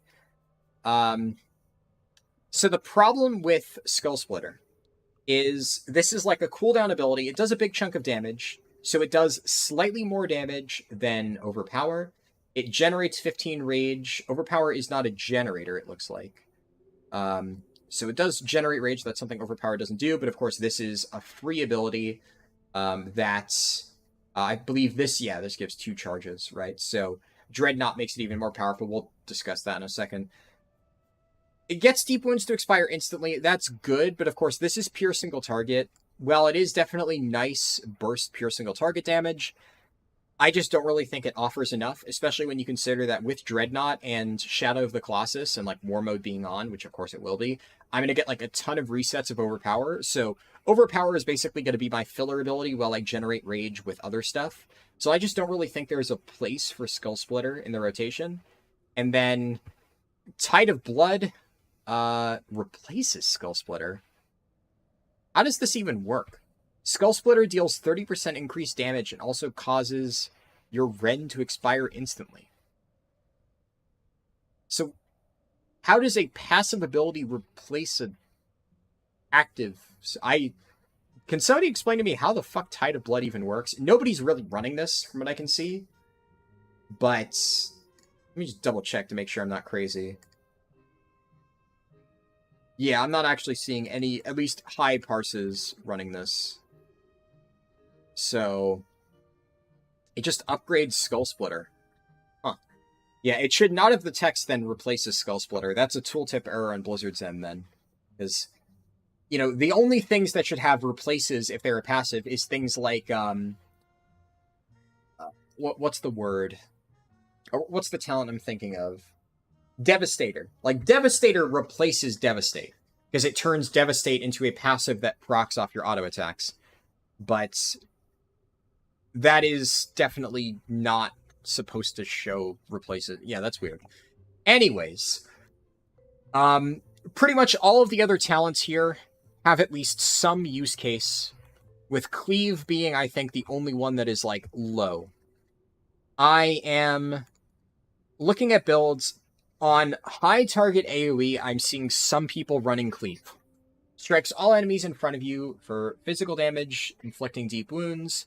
It'll consume your Overpower effect to deal increased damage. So basically, this is kind of a replacement spender compared to Mortal Strike. Okay, maybe. Also, before I forget, it doesn't replace Mortal Strike, like, completely, but it's like an alternative spender on pure AoE. And looking at, let me just double check the logs. I'm looking at the numbers overall. Even on, yeah, because even on AoE, because you have Sweeping Strikes, that's another thing. I'm pretty sure, is Sweeping Strikes baseline? Or no, it is a talent that you have to take. But, so actually, yeah, you do not have Sweeping Strikes because almost everybody is running the other ability. Actually, oh shit. Yeah, we'll have to look at that in a second. But it looks like on AoE, a lot of people, even if they are running Cleave, are still taking Sweeping Strikes and then using Mortal Strike with Sweeping Strikes, which, of course... oh, wait, no. This is not a talent. This just increases the duration. So this is baseline. Okay. So 15 seconds, your single target damaging abilities will hit one additional target. Yeah. So a lot of people with Mortal Strike, even on 2 targets, you still want to run Mortal Strike in a lot of cases. So only on really high targets is Cleave even really good, from what I can tell. If I'm reading this right. But like on the logs I'm looking at, in the cases where people ran Cleave, it didn't even do as much damage as their Mortal Strike with Sweeping Strikes. So I just don't really think this would be worth using. I think, especially when I have Shadow of the Colossus and, you know, we'll... like, Dreadnought is just really broken. I'm just going to take Dreadnought. This is a no-brainer. Overpower having 2 charges and dealing a frontal cone damage is very powerful. And this makes it an AoE ability. This is just very, very, very, very good. So, definitely going to take Overpower there. Or Dreadnought to upgrade Overpower. And I think that means I just really don't need Cleave, at least for a leveling setting. I don't really think it'll be that impactful. Sweeping Strikes is baseline. You think the Overpower Mortal Strike synergy is way stronger than Cleave? Yeah. I can... honestly, if somebody told me they thought running Cleave for leveling was a good idea, I wouldn't disagree with them. I think it has its merits, but I just don't really think it's worth it, considering there's a lot of other good stuff here that we'll take a look at in a second. So, if you're not running Cleave, obviously you're not running Reaping Strikes, and frankly, even on the logs that I'm seeing people running Cleave, very few are running Reaping Swings. Now it gets a little bit more weird when we take a look at other talents that people are running. So, yeah, there's some interesting decisions here. Every single log that I can find is running Bloodborne, at least 1 stack. They're running this talent, but interestingly enough, depending on AoE and single target, there's 2 different picks here that I can note. And everybody is running this talent. Now, it's kind of interesting because that means that some people are not always taking these 2, but at least every single person is taking one of these 2 talents and then picking up Storm of Swords, from what I can see. Let me just double check to make sure I'm not crazy. Yeah, Storm of Swords. So this is Whirlwind, costs more rage and now has a cooldown, and it deals 175% increased damage. That's pretty good. I think it depends on how big you pull. If you're constantly 5 targets, maybe it could, but yeah. It's hard to say for sure. I don't think it's worth it compared to a lot of the other stuff that we have here. So, okay. I have a lot of options, right? Also, for this talent, because we've said I'm not going to be taking Cleave, so here, Overpower has a 10% increased critical chance, deals 10% increased critical strike damage, and it generates rage. So, this, I think, is almost certainly what I'm going to be spending my next point on. Sweeping Strikes lasting longer is okay, but considering Overpower is already very strong but disproportionately good because of Shadow of the Colossus, I'm effectively going to have infinite Overpowers, or near infinite Overpowers, as many as I realistically need. So further buffing Overpower for leveling is just a no-brainer. This makes it... oh, shit. I'm sorry, I think I made a loud noise. I accidentally bumped my coffee mug on my desk. So I think that made like a loud, like, ping noise.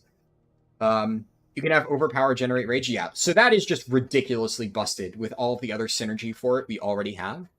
Overpower is just going to be hard carrying, I'm fairly certain, is what's going to happen. And then, as I said, the next talent is a no-brainer, Storm of Swords. So I have 4 points to spend here. Storm of Swords is definitely going to be the next one I get. Then I have basically 3 points to spend between... 4 different abilities. So Bloodborne, Test of Might versus In for the Kill, I guess if you count this as 2 different abilities, or Massacre. Now, I don't think I'm going to be running Massacre, just because the only situation in which I think this would actually really be useful is Yetimus, or like the Durnhold challenge. On pure single target, this is obviously very, very, very good. Massacre is insane. Every single pure single target fight, every single warrior is running this. However, on AoE, I don't really think it's going to be that great, especially because mobs are just going to be kind of melted, you know, in like a large group, and I don't really think I'll be pressing execute that much other than to finish off like low health mobs that are like straggling behind anyway. And then when we compare it, right? So Warbreaker versus Into the Kill, or In for the Kill, or I meant to say Test of Might versus In for the Kill.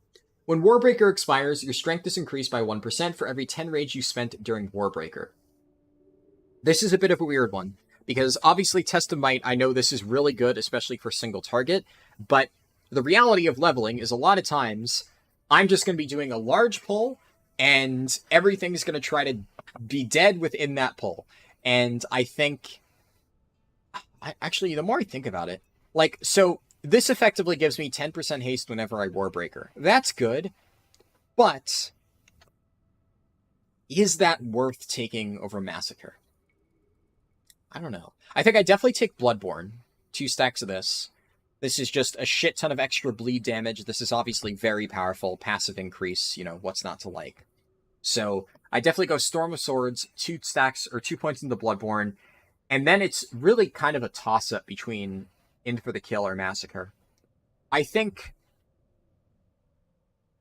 if you are playing an Alliance character, In for the Kill is probably what you want to take. If you're playing Horde and you're doing like Hillsbred Foothills and stuff, Massacre is probably better. Yeah, I think because in this test run, I'm actually going to be doing Hillsbred Foothills just because I want to showcase that stuff and, like, you know, do the Yeta litmus test and see how Arms Warrior handles it, because I'm pretty sure it's going to thrash Yetimus. I think I will be taking Massacre, actually, the more I think about it. But hard to say for sure. Let me just apply these talents so I can make any adjustments to my bars that are necessary. Just ignore pain, it looks like. Put that on Q, and I don't even need rend on my bars. What else? Pretty sure that's it. I don't even think I really want to use defensive stance, like, at all. Not going to be using a shield or anything. I guess I can put Blood Fury on there. And that's pretty much it for now. And then let me just adjust this. Pretty sure that's all I really want for that. Thunderclap passive rend thing is, yeah, that is just so much free damage for sure. So that's what I'm going to be doing, definitely. Storm Swords, then Bloodborne, then Massacre. Then for the other talents, so let me double check my talent calculator on Wowhead just to see what I'll have to work with for like the final few points. You don't have a lot up until 60. Obviously, one thing that I can say for sure for the class tree, we know for certain, and this is true for basically every single warrior spec, all 3 of them. You take Avatar, you go down here. One of these 2 depends on the spec. That's the only thing that's somewhat different. And then you take Thunderous Roar and Thunderous Words. Uproar is sometimes run, but also the 2-handed or 1-handed, in the case of Prot Warrior, weapon specialization is also run sometimes. That is like what all warrior specs will go for in the tree. The only question is, which of these do I take first? And that one I'm not sure of. I honestly think Thunderous Roar is probably going to be better, at least for arms, because so much of my damage is bleed focused. So I think, generally speaking, like, Avatar is good, but 20% increased damage versus a massive AoE explosion that causes all of my bleeds to deal more damage. Or, well, when I get the upgrade, increases the damage of all your bleed effects. Like, this combo, getting down here is just super busted. And also, the other weird thing is, like, 2-handed weapon specialization gives you, like, 100% uptime on, like, 1/4 of the effect of Avatar, which I guess you have Avatar up so much. Does anger management reduce avatar? No, it doesn't. Even when talented, it doesn't actually do that. So, yeah, you don't get cooldown reduction on this. It's still good. It looks like everybody's, or most people are running Blade Master's Torment on AoE from what I can see, and Warlord's Torment on single target. So this is AoE, this is single target, both good options. Honestly, I could see it go either way, come to think of it. Because Thunderous Roar is definitely very good, but getting a free Blade Storm and like a free avatar whenever you cast Blade Storm, which, spoiler alert, is what we're going to be going for, I think is very, very good. That one I'm honestly not sure of. Let me check my talent calculator real quick. Just gonna, I have Wowhead open, I'm just throwing points in here just to simulate it. Okay, random buttons, just to open up the tree. And there we go. Okay, so you get to the bottom of the tree at level 48. 50 is when you can finally start spending points. I need to invest 2 points into one of these two things. That gets me up to level 52 is required to take like Armor to the Teeth or something like that. I think most likely Armor to the Teeth is going to be better than Wild Strike, so that definitely plays a factor. And then I take either Avatar or Thunderous Roar. It's one of the two. That requires level 54. Now, at level 56, I'm able to take either Blade Master's Torment or Thunderous Words. And then, no matter which one I take after that, at level 58, I take Two-Handed Weapon Specialization, and that is the final talent that I'll be able to take before reaching level 60. So, honestly, I don't think either way is bad. I think really you could go with either setup, going Avatar first or Thunderous Roar first. And then, obviously, whichever one you don't take going up to 60, you would take on your way from 60 to 70. Pretty straightforward. I honestly don't know which one I want. I think one thing that kind of impacts it is Bladestorm procs, fuck. I'm pretty sure if it's also off GCD, you can use it during the Warbreaker animation. Really? That is interesting. I think one of the other things that really influences it for me is Armor to the Teeth is significantly stronger than Wild Strikes, at least while leveling. Just getting flat strength is much better than like a slight attack speed increase, and haste doesn't scale quite as well at low levels. So let me just double check something. I unlock the Blade Master's Torment passive at level 56. When do I unlock Bladestorm? That's something that I need to now figure out. So I'm now filling out on my Wowhead talent calculator on the class tree. Just see when I get everything.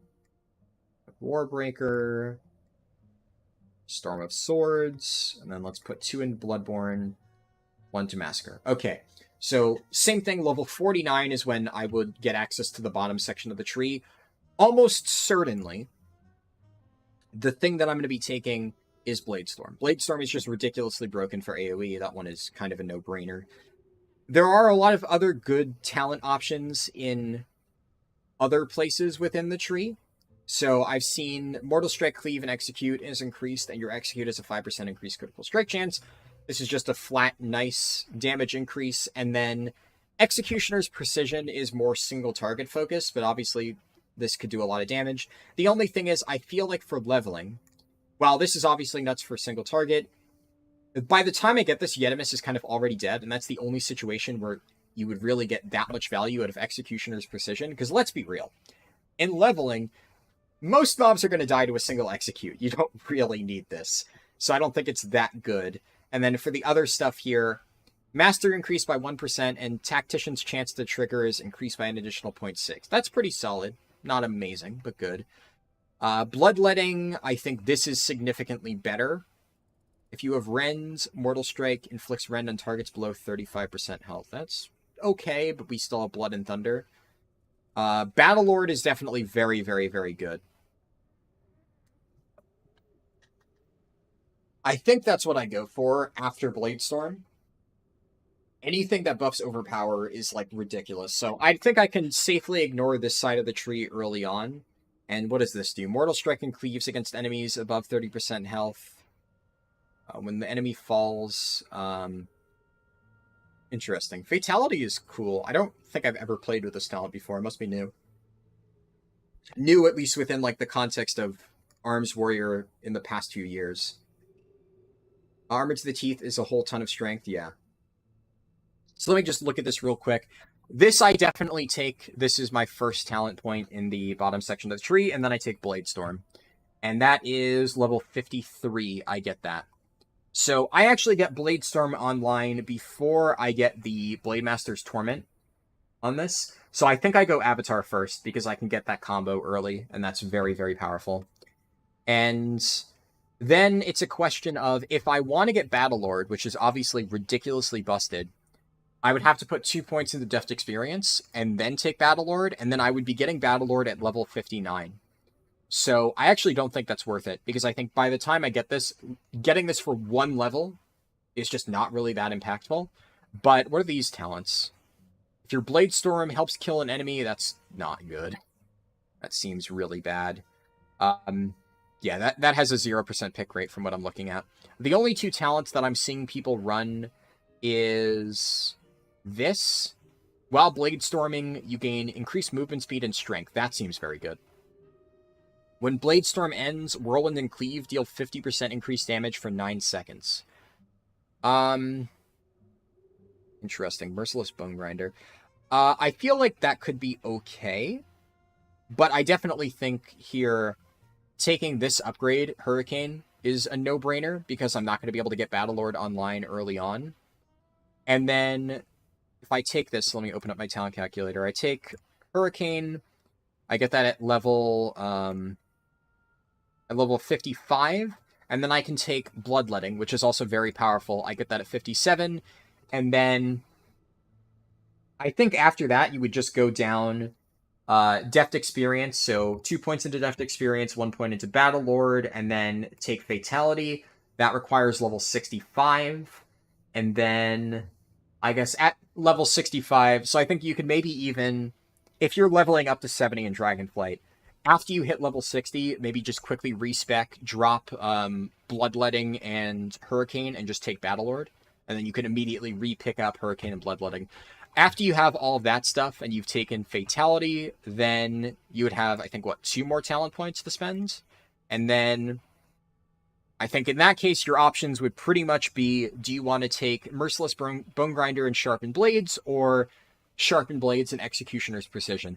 I think that, honestly, for 60 to 70 leveling, Executioner's Precision has a lot more value, because there's going to be a lot of rare mobs with higher health. So I would say picking this up as like your final 2 talent points, I don't think would be a bad idea. I think much later on, this is good. But at least for this run, I'm going to be going Valor and Victory, Bladestorm, Hurricane, Bloodletting, and then what would be my final talent? Let me just double check here. I guess the final point I spend doesn't really matter. Honestly, I could maybe spend the final point on Sharpened Blades, because it would have more of an impact compared to Deft Experience. So I think that is probably what I'll go with. Alright, I think that is it for the plans on the Arms Warrior talents. Unhinged is decent. Unhinged, it's not bad, but I think this would make Bladestorm more of like a single target thing. But if you're going for pure single target, you just wouldn't even take Bladestorm, right? So I think this is definitely going to be better. And every single build that I can see that runs Bladestorm just runs Hurricane, so yeah. I remember Unhinged being better when Bladestorm was baseline. And you had like, because Unhinged is, this is Tomb of Sargeras Arms Warrior set bonus, right? So back in the day, Unhinged was really good because, you know, you already had Bladestorm, so you just ran things that buffed your Mortal Strike damage, and then you would Bladestorm and get a bunch of free Mortal Strikes on pure single target. But nowadays, I don't know. Sweeping Strikes works with Unhinged. Yeah, no, I'm sure there's some good interactions with it. I don't think this is bad per se. I'm just saying I think that for overall AoE damage, Hurricane, I think, would just be much stronger, right? And the other thing you have to consider is I'm pretty sure Hurricane would work with the free Bladestorm that we get from Avatar. Would Unhinged work? Maybe it would also, so I don't know. It was a Shadowlands Ledger too? Yeah. I vaguely remember that. I don't know. Personally, I'm going to be going with Hurricane. I could definitely see a case being made for Unhinged. but I don't really think I'll be running it there. I think overall I'll probably get more value out of Hurricane. And I guess this would probably give me more damage from everything else. And then it lasts 6 seconds. I assume this lasts after Bladestorm expires too? Yeah, because Bladestorm lasts for 4.7 seconds, and this buff lasts for 6 seconds. So presumably, the moment Bladestorm finishes, you carry this over for 6 seconds into the rest of your damage. So I think that would be pretty good. Anyways, let's get this started. So before I do anything, I'm just going to quickly buff up. Just do that. And then I can even use my experience potion in a second. I'm going to wait till I actually reach Hillspread Foothills to use it. And I do want to double check that I can actually do Hillspread. Because, okay, yeah. So there was a character that I leveled a few weeks ago. I forget which one it was. But then I went to go do Hillspread and I found out I had already done it like years ago. And Chromie Time didn't reset it for whatever reason. So that was problematic. But this time I don't have Hillspread. So Chromie is not... Okay, there we go. That was weird. Technically, I could have just stayed in Burning Crusade time locking, but doesn't matter. Might have been the most painful Vortex Pinnacle you've ever completed and timed. Oh boy. I mean, hey, as long as it's timed, that's what really matters. Unhinged is me. Yeah, I feel that. 1.5 minute cooldown of Bladestorm feels weird. Yeah, it gets reduced by Anger Management, though. So I guess it's not that bad. They probably need to account for that when putting the cooldown in, the fact that it does get reduced. Maybe it's just your memory fucking with you. Back when only Unhinged gave Furi Mortal Strike. Oh, yeah. Forgot about that. Yeah, that was kind of a weird interaction. I don't remember, like, arms a decent amount, but I vaguely remember that being a thing. Alright, oh my god, I got stuck in the fucking... Yeah, so the thing that Troy was saying before is, in that little, like, portal room, you use X-52 Rocket Helmet and Glider, and the angle honestly should work. I think the walls around Lordaeron are low enough that you could probably just glider over it, and then the moment you hit the ground, you just, bam, pop gun shoes, and you're good to go. I'm also, while I'm here, just going to check for rare mobs, because, yeah. If you're passing through... It's just kind of worth it to kill these rares because... Oh, what the hell? I didn't even know Kree had a stun. A lot of times, when you go through Silverpine with Chromie Time on and in War Mode, you're going to find a lot of rares because most people are not still doing Silverpine by the time that they can turn on, or at least the start of Silverpine. By the time they're able to turn on War Mode. This section you usually complete within the first 10 levels. So yeah, a lot of times you'll find a ton of different rare mobs up. And I don't necessarily recommend farming rares as like a really good way to level, but considering Silverpine is just really good because all the rares are just like back-to-back in one sitting, it's just kind of worth doing. Is this rare mob actually down? I went into the house to check, but... Huh, looks like it's not up. Interesting. Is Nath up? Nath is not up. I'm not going to check all of them, but Bolgath is probably worth checking for. Yeah, he's not too far off the beaten path. And then there's the new rare mob over this way. I think it's Ravenclaw Regent. Which maybe is up? Yeah, it's up. Something that I consider doing is making a video about, like, these new rare mobs, because, like, I have my whole rare mob guide that is kind of, like, an addendum to my traditional Chromie Time guide that I made way back when, and while that still has most of the information that you need for hunting rare mobs, and it's not, like, a super important aspect of leveling, it's still one of those things where the fact that there's a bunch of new rare mobs that you can find within the route is kind of cool. So, there's a lot of new rare mobs, yeah. Basically, a bunch of rares that got removed in the Cataclysm revamp of all these zones, Blizzard has re-added in the recent patch, so there's just a bunch of new rare mobs now that you can find, which is pretty neat. I mean, just, I'm kind of scanning... Ooh! Scanning for that boy right there. Lost Son of Aragal. Glad I managed to find him.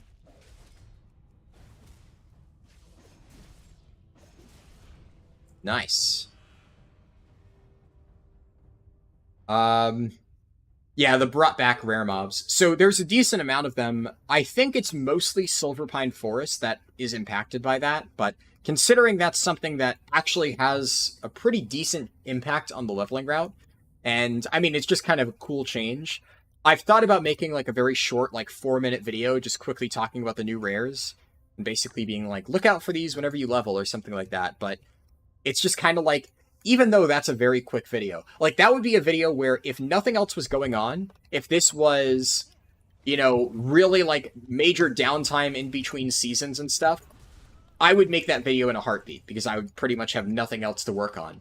But right at this exact moment, I am working on so many different videos that even a short thing like that, it's like, that's still, I don't know how long I would say. That's like maybe 5-6 hours. And that's like a generous estimate of how long it would take me to make that video. And that is still 5 or 6 hours that I would really need to be dedicating towards making like actual guides and whatnot.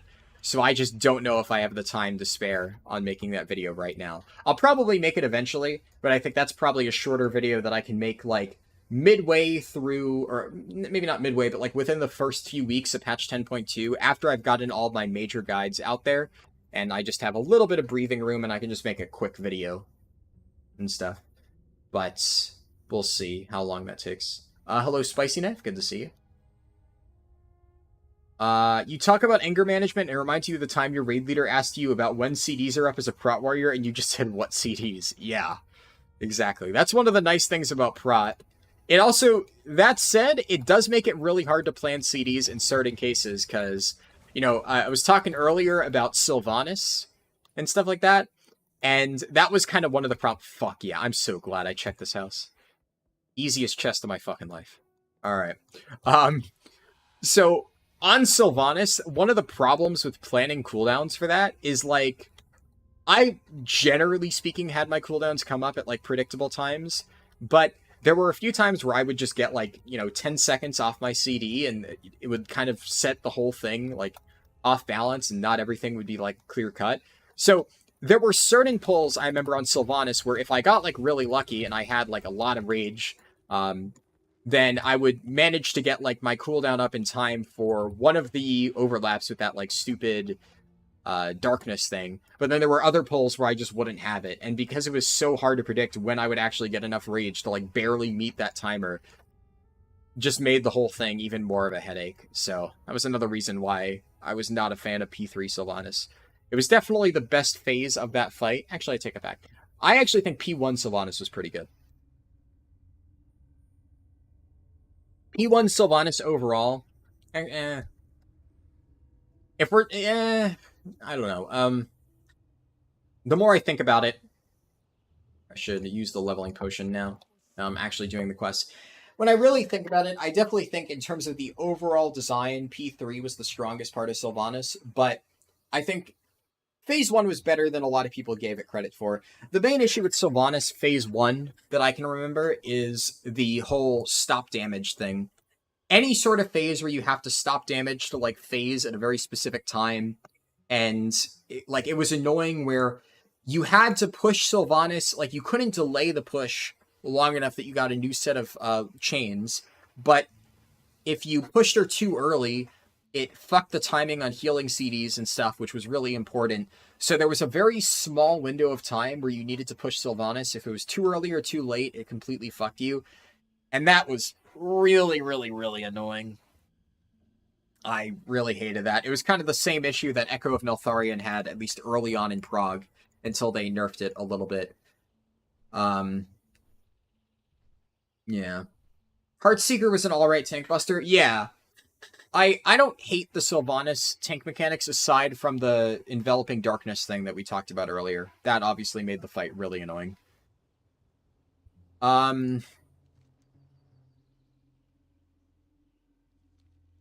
Sylvanas is one of the worst boss fights you ever went through. You're not sure how the N'Zoth fight compares, and your memory kind of sucks.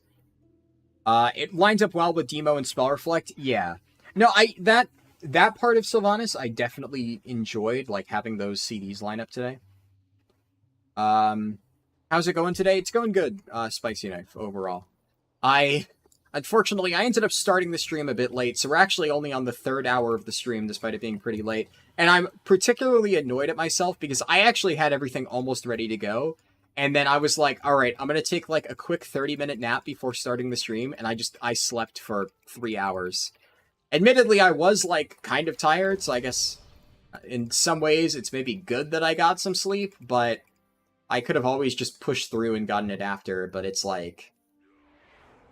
yeah. Just annoying that, of course, like, you know, I don't expect anybody to believe me, because everybody's going to be like, yeah, all of your streams start late. But I was like, I was feeling so good, I got everything set up.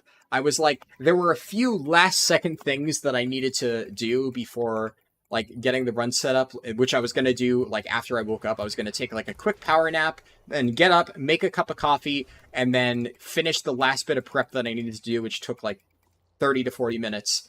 And then I would have started the stream at like 1 or 1:30, which was what I originally planned. And then I just overslept, so I had to scramble to do all that. And it started at 4, and it was just fucking... and it was a mess. So I guess that aspect of it is not great, but I've definitely had worse days. Admittedly, it's been a bit of a tough week overall. So... I've been unsure about how to, like, address this or, like, talk about it. Because, like, I don't think it's something that I really want to make a big deal out of. But admittedly, like, a few days ago, like, a friend of mine, one of the people in my guild, unfortunately actually passed away. Which is... it's been a bit of a weird experience because I've actually never had that happen before.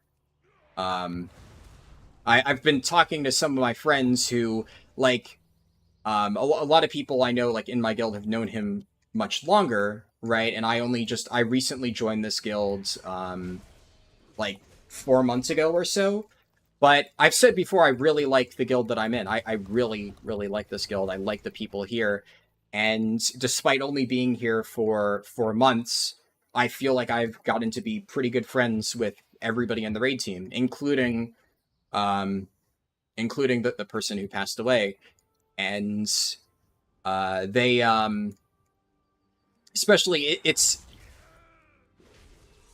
when it comes to, like, doing these runs, right, like these sort of speed runs, I've said before that a lot of times before starting these runs, I, like, ask a lot of my friends who play the spec for, like, help with, like, you know, little tips on what they think is worth running.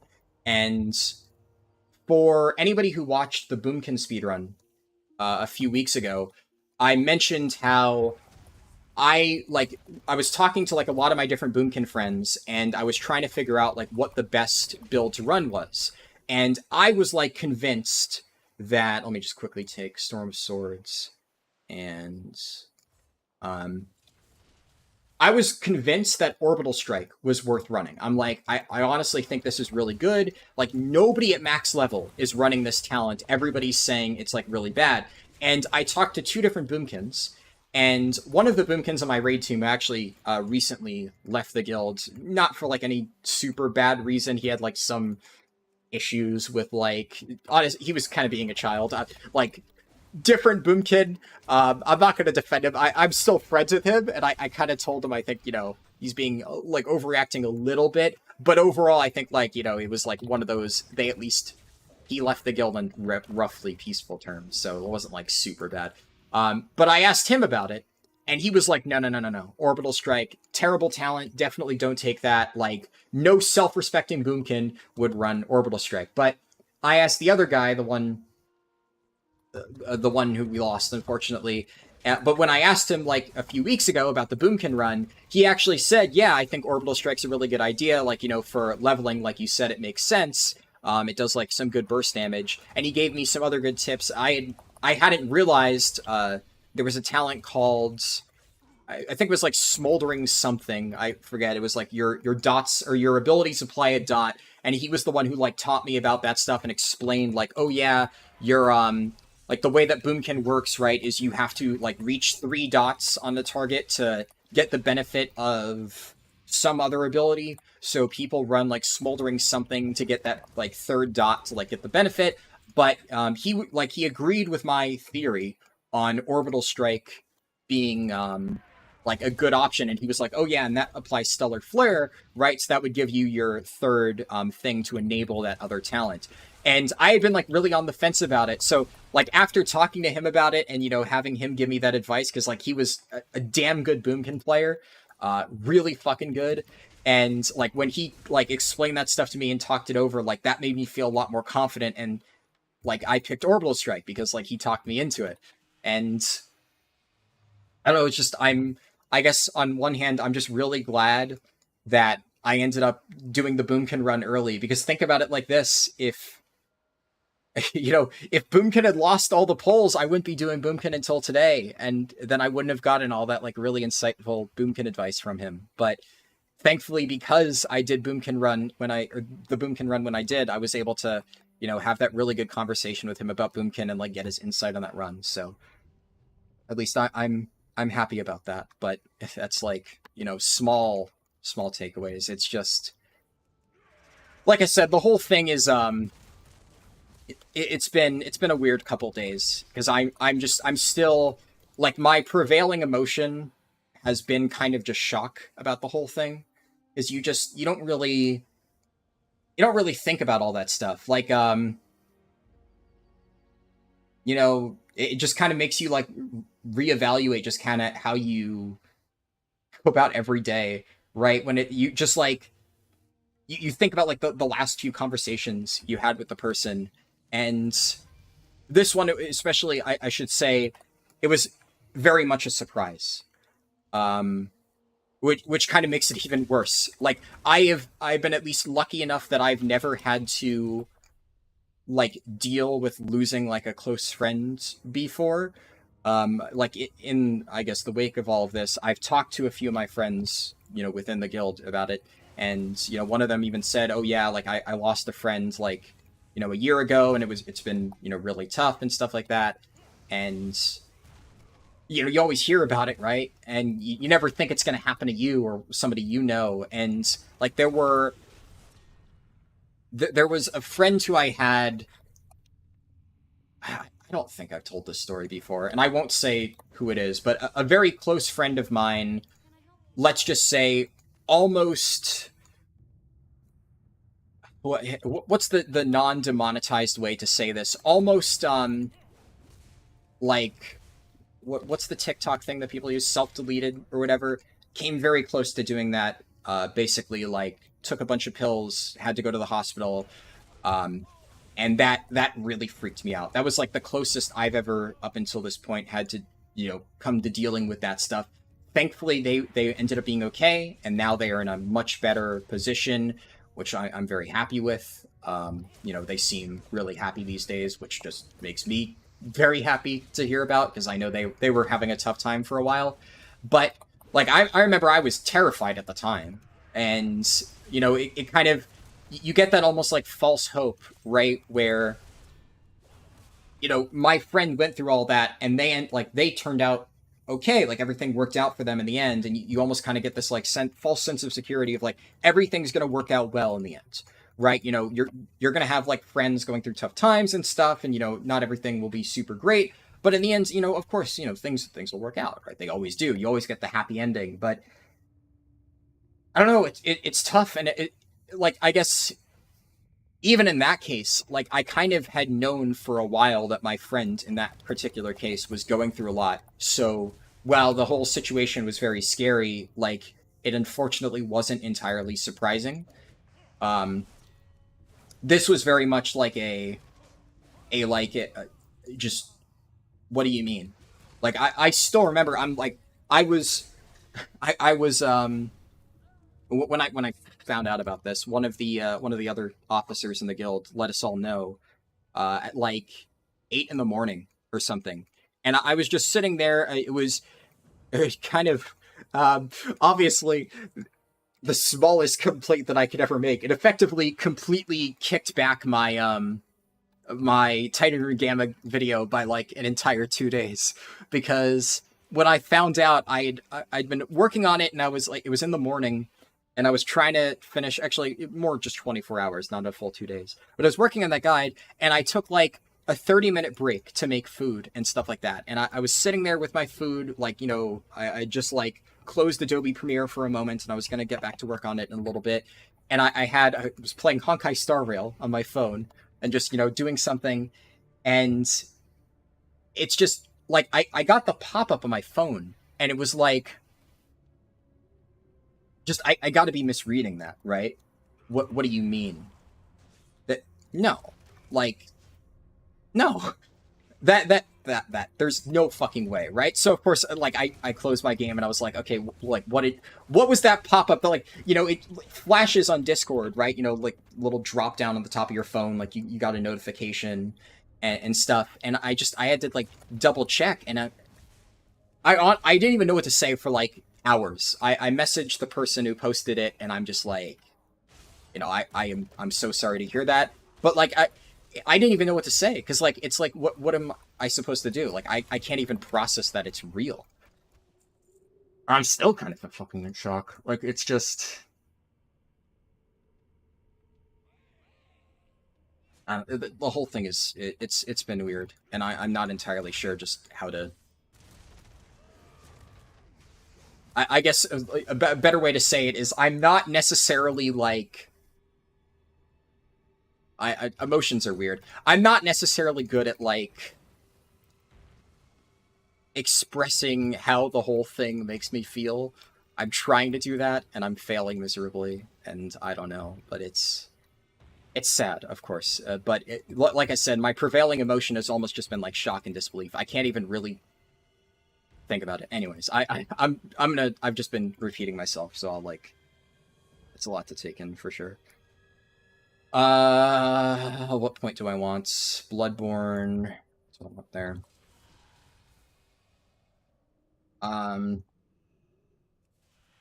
You're working too hard? A little bit. I mean, it, like, I keep telling myself that, like, there's a break right around the corner, you know? Like, any second now, any day. What the fuck? How did I enter a pet battle? Did I... Oh, I think I right-clicked on the back of the ground while turning in the quest. I keep telling myself I'll finally get, like, a break to do. I've been taking, like, very small breaks, like, you know, I mean, like I just said, you know, I'll take every now and then, like, a 30-minute break to, like, play a game in between working on other stuff. But I haven't had, like, a full, you know, break from just being able to do whatever I want and, not, like, constantly work and stuff. There's been a lot of, you know, I guess, new releases that I wanted to cover, right, though? Like, within the last few months, we've had, like, in May, I had, there was, obviously, patch 10.2, or 10.1, and that required, like, a lot of my time. That was, like, the entire month of May. And then, you know, June and July, I think, were, like, the largest break that I got, but it was one of those things where we got, like, patch 10.1.5 around that time, and I had to make my catch-up guide. And another thing is I was spending a lot of time, like, my main goal with, June and July, in terms of, like, spending my time outside of, like, making traditional guides, aside from the catch-up thing, is I was like, okay, now that I finally have a bit of free time, I'm going to work on all this leveling stuff. Because I've been putting off, like, doing a bunch of leveling testing. I started doing streaming again around that time. And I need to do it eventually. I need to test every leveling spec. So I think that was something that was really important that, like, technically speaking, I could have just done something else and not done that right now. But I think that's something that's been kind of on my bucket list for a very long time that directly impacts the guides. And I also, initially, part of all of that is I was doing all these leveling testing runs to then make a full updated Dragonflight 60 to 70 guide, which I was going to make in patch 10.1.5, and then because all of the changes Blizzard made just weren't working, that kind of got pushed back. And then I'm like, okay, well, now Dream Surges are out, and we already know that, you know, the changes that aren't working don't matter anymore. But then right as I was about to start making my Dragonflight 60 to 70 guide, I discovered the fucking the Thaldraszus questline. And then I now had to basically construct a brand new route with the Thaldraszus questline and put together a new speedrun to demonstrate how that was used. And then I made a speedrun for that, a guide for that, and then Blizzard fucking nerfs it. So now, once again, back to the drawing board. At the very least now, I kind of know exactly what I'm going to be doing in terms of, like, the fastest 60 to 70 route guide. I kind of know what to put together for that. But it's been a lot of, like, weird setbacks that have kind of delayed that from happening. And unfortunately, now that I finally am able to make that guide, I also have a million other things to do. So it ends up not being able to be, like, my top priority. But I will, like, as I've said before, I still need to do that. But then, you know, of course, the main thing is we obviously had Classic Hardcore in August. Then September was a combination of Classic Hardcore. I had to start doing testing for Wrath Classic, and that was when raid testing for 10.2 started. So I was basically doing 3 different things at once, and to the point where I had to just stop playing Classic Hardcore.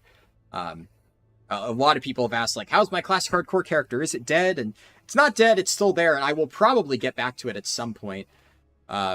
Honestly, whenever I have free time, like maybe in December, I think one of the first things I will do is at least wrap that up. I don't really think I'm going to play it too much more. Like, I'm not going to raid in Classic Hardcore. I know a lot of people asked me at the time, like, oh, are you ever going to consider raiding in Classic Hardcore? And it was something I considered. Like I said before, I'll see how I feel about it when I reach max level. But at this stage, because, like, it ended up taking a lot longer than I thought, and, you know, with the general release schedule, while I would like to at least get that done with, I kind of want to hit level 60. It was something I started, and I'd like to get it done with. I don't think I'll be going any further than that. I'll get my Druid to 60, at least get that checked off my bucket list, and then I don't need to worry about it anymore. I'll take Bitter Immunity here, and let's take one more point in Bloodborne. I can put this on, let's go with Shift R. It's good. Oh, that rare mob's dead.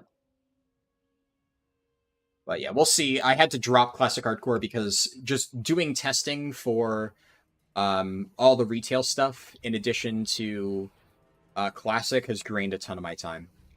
Honestly, new patch testing in retail takes up a ridiculous amount of time. Like, I've been doing raid testing every single week. I've been organizing raid testing. Organizing raid testing is even more hectic, because then it's not just you have to set aside time to actually do the raid stuff, but I have to hunt people down and, like, figure out, like, hey, are you able to show up today? So I know, like, who I need to pug, and it's a lot of work organizing all of that. Leading, like, a mini pug raid group every single week. And then, of course, on top of that, what I need to do is, like, figure out the strategies and stuff, because one of the things about raid testing is you get out what you put into it. So if you show up with no understanding of how the fight works, you're not really going to be able to effectively test things, because you don't really know how all the abilities interact. So you're going to spend, like, half of raid testing just learning what the fight is, and then you won't be able to figure out all the little quirks. So generally, when I go into testing, I have like a detailed document of, like, exactly what all the abilities do, the general, like, what I theorize the strategy will be just by reading the journal. And then that way, when I get into testing, I can already be like, okay, that's what this ability is. I already read about that. Let me figure out, like, what is unknown so that I can play around with it and see what I don't already know. In fact, those documents that I made, I usually keep them private just because I never really thought people would be interested in it. I, of course, eventually make... I make, like, a full guide for the raid. I always do that. But I've already shared those, like, preliminary documents that I wrote because a few people accidentally found them. Like, basically, some of the guilds that I tested with, they had, like, my documents, like, shared, because I share it with my testing group so they can also prepare. So I shared my documents with them. They had it publicly available in their Discord, and then a few people found it, and because I always sign my name on all my stuff just in case this happens, right? A few people found it, then asked me on my Discord, you know, oh, can I get the other ones of this? Because they got, like, 1 or 2 of the bosses. And then I just said, fuck it, so I cleaned them up, and they're actually in a pinned comment in my Discord server now for people who are interested in that. But normally, I just do that completely for myself, right? Just as a way to help with testing and make that easier. And then the nice thing about those documents is they serve as like a framework for the finalized guides. So obviously I still need to not only touch those things up and update them for like changes that have been made or new discoveries that we made while testing, but it helps basically take that outline and then turn it into like a finalized script. It does take a decent amount of the legwork out of like the finalized scripting process. So it's not a complete waste of time, but it is a lot of effort, especially early on, that I need to spend on that. And then, of course, you know, doing Mythic Plus testing for Wrath Classic, having to organize, doing the hard mode testing and stuff like that on the PTR. That definitely takes a lot of time. And especially with Wrath Classic, I have a lot of friends who helped me do the testing who don't normally play Wrath. So in that case, you know, I really appreciate all of their help. But what I would end up doing is I would have to go on the PTR like a few hours in advance and like walk them through step by step the process of like getting a template character set up in the PTR server so that they'd be like ready to go when we actually do the testing. And that's just basically there's a lot of shit that I've been doing over like the month of September and so far early October. Early October so far, almost all my time this month has been spent doing Wrath Classic guides. The 3 ICC dungeon guides, the Titan Rune Gamma guide, and also more long-term, the catch-up guide. That one, I don't know exactly when it'll be ready, but I've been like chipping away at it, and like I have some like good resources. So ideally, once I finally get my Death Knight caught up to 80, and I can start the catch-up process and like, you know, test out the methods that I've been like using for my Paladin, I can very quickly put that video together, and it'll be done like within a few weeks, but not entirely sure. It depends on how long it takes me to level my Death Knight anyways. It's been a lot. And I think the biggest one is... Oh, fuck, I'm in combat. A lot of that stuff is, like... The hardest part, I think, is sitting in Adobe Premiere. And, like... Sitting in Premiere and Photoshop and, like, doing all of that actual legwork to, like, finalize a video. That is the most, I would say, time-consuming process for me. Because the thing about... And it's also, like, very draining. Like, a lot of people, a lot of my friends especially, like, ask me, like, oh, do I enjoy making videos? And I'll always say, I overall enjoy making videos. I enjoy doing YouTube stuff. But, you know, it's a job for a reason. And, you know, there are definitely parts of it that I enjoy and parts of it I don't. My favorite part of it is the actual testing process. And, you know, the actual, like, in-game figuring things out and doing the test runs. And, like, especially... You know, PTR testing with my friends is actually really fun. Like, doing the Wrath Classic testing with, like, all my friends for, like, the ICC dungeons, I really enjoyed that, especially because a lot of them hadn't played Wrath Classic before. So, like, helping them get that set up and seeing, you know, them engage with, like, you know, the Wrath Classic content that they haven't played in however many years, because a lot of them are, like, older players, right? They played back in original Wrath, but they haven't touched it in Classic. So that was all, like, a really fun experience. I like doing that. The part I don't like is when I have to lock myself away for effectively like 8 hours nonstop. 8 hours is conservative. It's usually longer. Just doing video editing. Video editing can be a slog. Can I click on this, please? There we go. Because, and the other thing is like Photoshop, like if I'm editing thumbnails and stuff, that's like a little bit easier because I can have, like what I've been doing a lot recently is during like poker night with my guild, which I think some people in my guild said they might be doing poker later tonight. I don't think I'll be playing, probably not, I'll see, but either way, shit, I need to find the item in my inventory because I already completed the other quest. But it's always fun to like sit there in Discord and like watch and, you know, talk to people and just joke around. That's always fun. And the nice thing is for like photo editing, you can kind of do that. Like, I can mess around with, like, you know, creating different thumbnails and arranging different elements within Photoshop while still talking to people. Video editing is a lot different because especially, I guess it depends on, like, your standard of quality. I'm not saying I have the highest standard of quality in the world, but I do like to put a lot of effort into my videos, and when it comes to, like, audio stuff, I need to be listening very intently.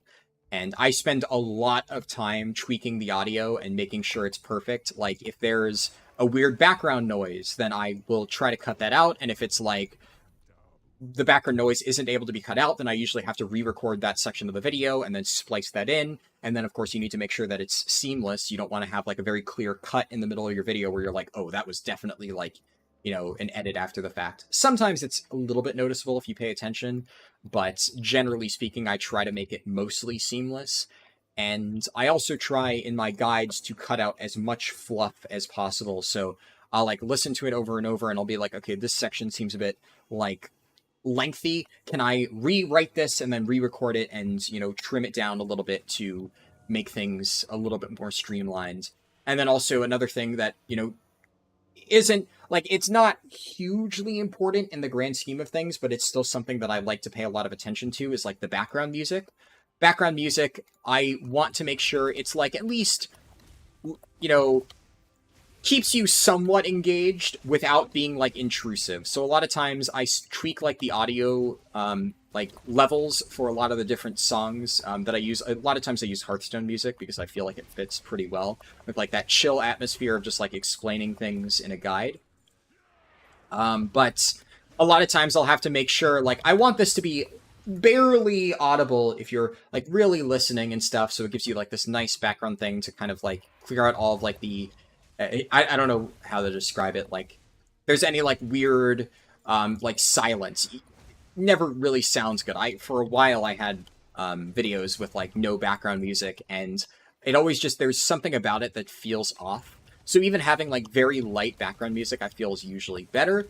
But a lot of videos that I've watched before, like not mine but other people's, I always feel they have like way too loud background music, and either it's just really distracting and makes it so I can't focus on like what the actual video they're making is about, or it's like literally so loud that I can't even hear what they're saying over it. So a lot of times after I implement the background music, I will specifically think of like what tracks work best for this particular video.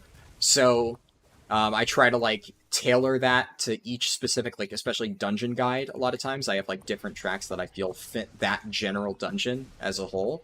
But also I will re-listen to the video over and over, and that requires like very careful, active listening on, okay, like, you know, is this easy to listen to?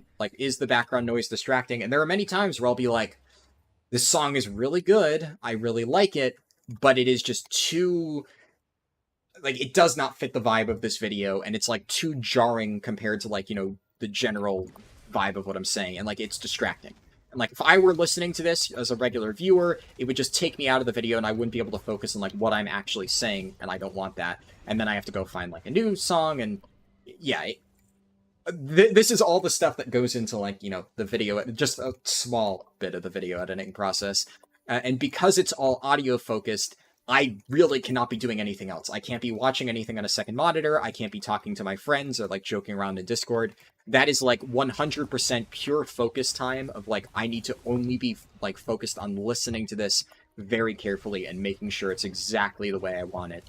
And that is, I would say, it's my least favorite part about making videos, because it is not necessarily the most fun thing, but of course I do it because I think it's important, right? If I didn't think audio quality mattered, I wouldn't spend any time focusing on that, and I would just say, fuck it. But I do it because I think I need to. And, I mean, not every video requires, like, a ton of work in that regard. It also, it kind of, like, I've mentioned this before, but, like, longer videos start to grow, like, exponentially harder to do like that. Like, when a video starts, when we're getting, like, a 15-minute video, like the Titan Rune Gamma thing, that takes a lot of time to go through and figure all that stuff out. But if it's, like, a 4-minute video, then a lot of times it's pretty easy to put together and just mess with the audio levels real quick, and I'm like, oh yeah, that sounds perfectly fine, and then we ship it. But after 15 minutes, then having to re-listen to that over and over and over, it starts to add up a lot. So I'd like to put here. Anyways, I rambled about that for quite a while, but let's let me read some chat. You got here late, so that's fine with you, yeah. You think Sylvanas was the worst end boss you ever done? I don't think that's a hot take. I think a lot of people would probably agree with that. I think Sylvanas was definitely one of the worst end bosses I've done, so I don't, like, heavily disagree with you, but I think Raszageth was a lot worse, at least for my personal perspective. Yeah, a lot of people, yeah. Orbital Strike is ass in Sims, but pretty good for leveling. Waning Twilight is 3 dots thing, yeah. Rogue's killing you, you hate war mode sometimes. Pulsar is great, but significantly worse in leveling than Raid and Mythic Plus, yeah. Hey, there's actually a person here. Huh. They didn't kill Dustwing, thankfully, so I can go grab that.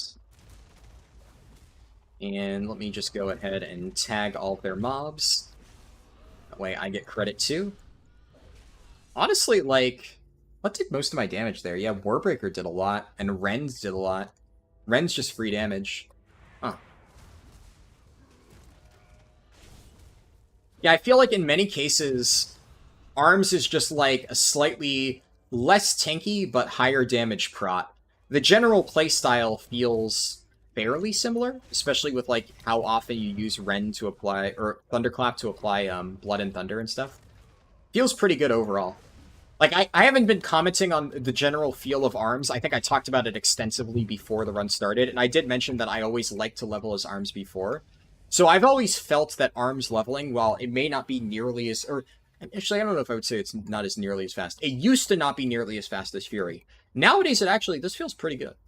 I think Fury at higher levels is probably still stronger just because it has a absolutely insane burst potential, and it's kind of unkillable. And Arms is fairly unkillable too, but Fury is just a little bit special in terms of, you know, how ridiculously tanky it is. I think the thing about Arms, though, is so far this has been incredibly chill. Like, Fury Warrior, it was good, but, like, especially stacking Death Wish and stuff, like, when I was doing that 60 to 70 run, it required a lot of actual, like, active attention and stuff like that, and really closely monitoring my buffs and whatnot. So I feel like Fury is definitely nowhere near as good for new players who are leveling. Arms is like super chill, but so is Prot also. Honestly, I think my general feel for it at the moment, unless something miraculously changes, but it probably won't, is that Fury is just like up there with, or Arms is up there with Fury. They're both solid leveling specs, not a whole lot to say. As it stands, Arms is probably like safely A tier, like right in the middle. It doesn't have like Guardian Druid levels of damage, but it still is able to kill everything really quickly, both AoE and single target. It has good survivability, and it's a warrior, so it has good mobility. So at the moment, feels pretty good. Not much to say.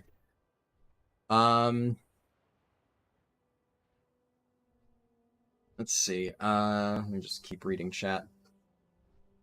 Glad you were able to have that moment with him. Sounds like a nice memory. You tell your friends and loved ones just how much you care about them every few months just because you never know. It's rough. Yeah. Yeah, it's difficult to think about. For sure. You remember feeling similar when you found out your best friend of 5+ years was... Oh, wow. Well, that's not good, Daherk. Yeah, I would definitely be very upset if I found out I had a friend who was doing that. Yeah. One of the other nice things is about that whole situation. I don't want to talk about it too much. Like I said, it obviously, you know, makes me feel a little bit sad, but I did want to bring it up because I also think it was important to talk about like the Boomkin thing because, you know, he helped me a lot with that, and I really appreciated that. And it's like, I think it goes to show, as I've said before, like a lot of these runs wouldn't be possible the same way they were. Like the Fury Warrior run, I also got a lot of help with some of my friends for that and like figuring that stuff out. Arms, I didn't really ask any of my Warrior friends about Arms just because like I kind of already know Arms a little bit, as I said before. I've played this before. I was like fairly confident that like just looking at the changes I could mostly figure it out because I vaguely remember how Arms played. so it's not like a completely foreign concept to me. But specs that I don't understand at all, like Boomkin, like Fury Warrior, like Frost Mage, that's another one. My friend Bang in my guild, he is like really good at Frost Mage. He provided a lot of help to me on figuring that stuff out for last weekend's run. So a lot of stuff like that, I get a lot of help from my friends, like figuring out what the optimal build is and like how I should play it, etc. And that makes it much easier for me to figure this stuff out and get it set up before the run actually begins. You know, I didn't even consider that. It only just occurred to me that this quest involves getting Humbert's Helm and Humbert's Pants, which Humbert's Helm is like a fairly well-known BOE from Hillsbred Foothills that got effectively removed in Cataclysm. They finally brought it back in terms of buffing the drop rate, but it was like a decently iconic set of 3 BOEs from like classic era that dropped in Hillsbred, and I guess this quest was probably a reference to that, huh? I never even considered that. That actually makes a lot of sense as to why it would be there. Huh. Neat little reference. But yeah, like the last thing I will say is, I've said before that a lot of times I unlist videos that don't do quite as well, and initially I had unlisted, I think a few of you have probably seen it by now. I had a video from a few months ago on Echo of Neltharion, where one of the evokers in my guild wiped the raid. And, you know, they like were jumping around, they messed up their volcanic heart, they blew up everybody in the raid, and the officer, like my friend who unfortunately, like I said, passed away, he's the one in that short who's like, this dumbass dragon is just dancing on the raid, doesn't know her name and stuff. And that was like one of my favorite parts about the whole situation, where like, you know, he called her a dumbass dragon, and then like since then everyone in our guild has been calling evokers dumbass dragons, and it's just like a term that has stuck since that, like, you know, whole situation.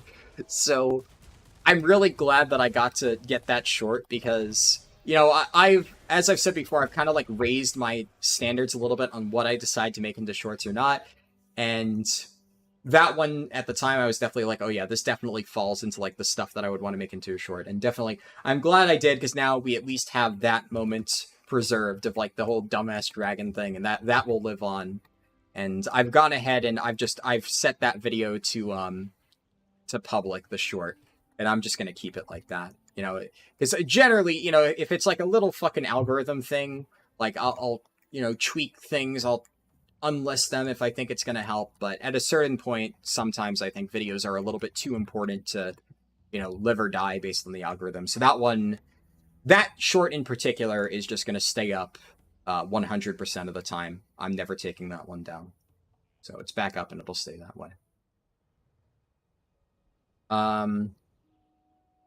You remember that one? That's such a good video. Yeah, that's really good. It didn't perform terribly, all things considered, by like how some of the shorts have been, but it unfortunately was not like as good as a lot of like the Milk shorts. Like a lot of the Milk shorts did really well. Milk has a lot of very iconic shorts. That one did all right, but I decided to, like, you know, at least take it down temporarily. Now that, like, if I'm keeping it up 100% of the time, I might, like, toy around with different, like, titles or something for it as, like, maybe a way to figure out how to, like, get it to, like, click more. Because sometimes changing the title can actually have a pretty significant difference. So I might think about, like, ways to rebrand that video to make it, like, a little bit more popular. But I think it is really good. It is... Like, while not all the shorts will do extremely well, that is one of my personal favorite shorts that I've made. I think overall, the general, like, cadence of it, I think is really good. I like, you know, the whole thing, like, kind of tells a story. And I tried some editing things in that short that I was really happy with how they turned out. And I haven't made one for, like, guild stuff since. Because there was that short, like, you know, right now it's called Evoker Wipes a Raid Group. which I've kept it pretty generic for like the initial rebranding. We'll see what I do with it in the future. But then after that, I have Don't Group with Hunters and Classic Hardcore, which I've toyed around with a few different names for that one. That was a recent name I did. I think I honestly, I'm probably just going to unlist this one. I've played around with the Hunter one. The, like, I forget, I think the original name was, like, the least toxic classic hardcore player. But that one has just kind of fallen off a little bit, so... In fact, here, I'll change the name again. Least toxic classic hardcore player. I'll change that back to like what the original title was, and if that video ends up doing remotely well, I'll keep it, but usually that's where it's like, I give one last attempt. If it's still not getting like any reasonable views after like, you know, a final name change and stuff like that, then I just unlist it. I'll tinker around with that stuff. Sometimes I'm surprised. Sometimes I change like, ooh, a chest. But yeah, sometimes I change like the title and thumbnail. You can't really change the thumbnail for shorts, unfortunately. That's one thing that kind of sucks. That is locked in place forever, which YouTube really needs to fix that. The fact that you can't edit your shorts thumbnails whatsoever is really stupid and really frustrating to deal with. But all I can do really for shorts is play around with the title of it. But there have been times where I mess around with the title a little bit and the video gets like a new surge, because sometimes changing the title like recontextualizes to potential viewers what it's about, and they realize, oh, hey, maybe this is something I'm interested in. So you never know. So we'll see. But that video, most likely, I'll probably unlist after a little while once I've gotten some more information on it. And then, yeah, the only other shorts that I've made since then is I played around with one short about, like, mechanics in the upcoming raid. That one didn't do super well, so I just didn't, you know, continue doing that going forward. I might do one little short about the dragon riding boss, probably closer to when the patch launches. Debating on it, we'll see. And then I did the short of my dad trying classic hardcore, which... that was a clip from the stream of me, my dad, and my sister leveling. I should also note that, yeah, shorts thumbnails are definitely very fucky. I should also note that I probably won't be doing another installment for the, like, leveling with my dad and sister and classic hardcore thing, because I know a few people were asking about that around the time when it happens. The duck short did not do well, no. I mean, it makes sense. It's about, like, a new mechanic. You know, not a lot of people are terribly interested in it. It is what it is. I think it did better than I expected. I was, like, curious to see how well it did. I honestly thought it wouldn't perform well at all, but I figured it was worth a shot. It did okay, but definitely not enough to justify either keeping it up or making other versions of it. The main reason I made that short is that was back when I was still considering streaming raid testing. So I was trying to basically see if maybe if I showcase like some interesting things from raid testing in like a short or something like that, it might drive more interest to like the raid testing streams themselves. Didn't pan out. Stopped doing that. You know, sometimes you got to experiment, and not every experiment is going to go the way you think it will. That's just that's life. Happens a lot on YouTube, honestly. But sometimes things do work out, and you never know. But yeah. So since I was saying that, one of the main reasons why I will not be doing at least the same format for like the whole dad and sister leveling. My sister is going to be staying in Europe for the next 2 months or something like that. I forget exactly when. My dad told me the details, and then like I messaged my sister. My sister got a job offer, which, you know, cool, but the job doesn't start until December. And my sister is currently, like, earlier this month, I think actually at the end of September is when it started. She went out to Germany to visit. I mentioned before she has, like, a German boyfriend. And she went out to Germany to visit him. But, like, she's just decided that because now her job doesn't start until December, she's just going to be staying in Germany and like kind of going around Europe on like an extended, I guess, vacation for the next like 2 months until she has to come back to start her job. Which, I mean, I guess more power to her, but I'm very surprised by the whole situation. So is my dad. Um, when my dad told me, I looked at him like, "Are you fucking kidding me? She's staying in Germany for like 3 months," and he looked at me like, shook his head and basically gave me the look of like, I fucking know, right? But like, he even said, "There's nothing I can say about it. Like, what am I gonna do? Say, hey, maybe you shouldn't be staying in a foreign country for like 3 months, especially because like." Obviously, it's expensive, like, effectively being on an extended vacation. And, it's her money. My dad basically said, like, in the past, obviously, when, like, we were still in college, my dad would sometimes, like, pay for stuff. This is, like, a perfect die by the sword situation. So, like, there were a few times where my sister would go on, like, a trip back in college, and, my dad would pay for it, right? But he did say this time, he's like, hey, it's her money.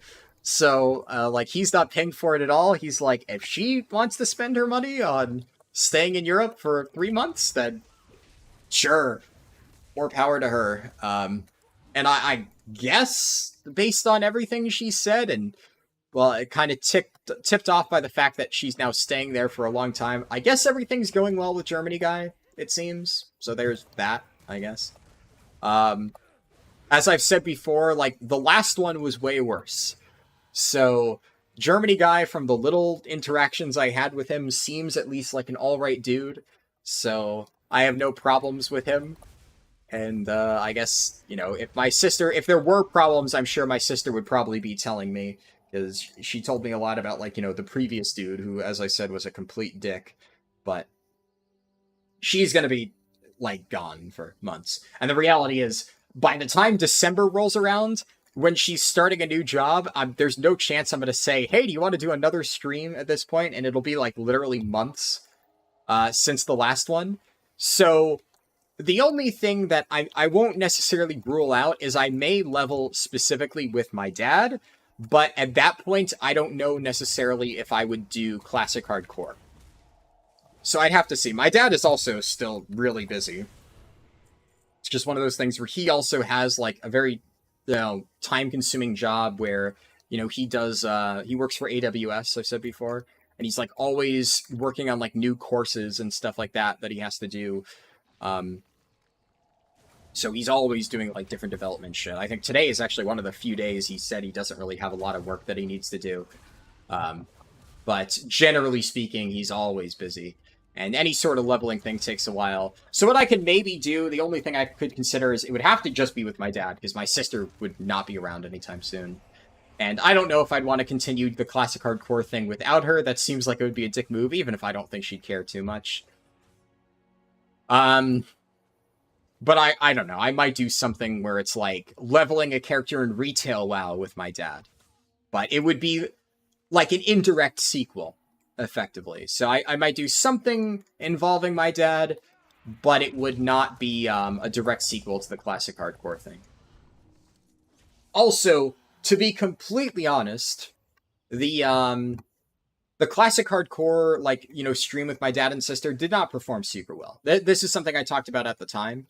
And while it was fun, of course, I enjoy doing it, and I've said before, I've made exceptions for videos that I, like, particularly enjoy making, or have, like, special meaning, or things like that.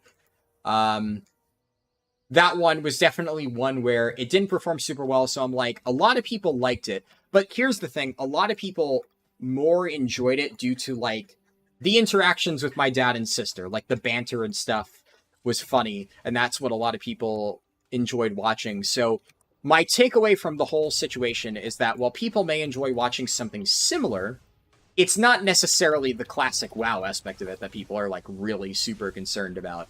So, I think, if anything, like, I could maybe get my dad to do, like, another stream for fun, but it probably wouldn't be, like, a direct sequel to that. Probably something a little bit different. We'll see, though. Not entirely sure what we'll do. Hello, Tech in Combat. Good to see you. Missed a handful of messages early, so let me just, now that I've caught up on that.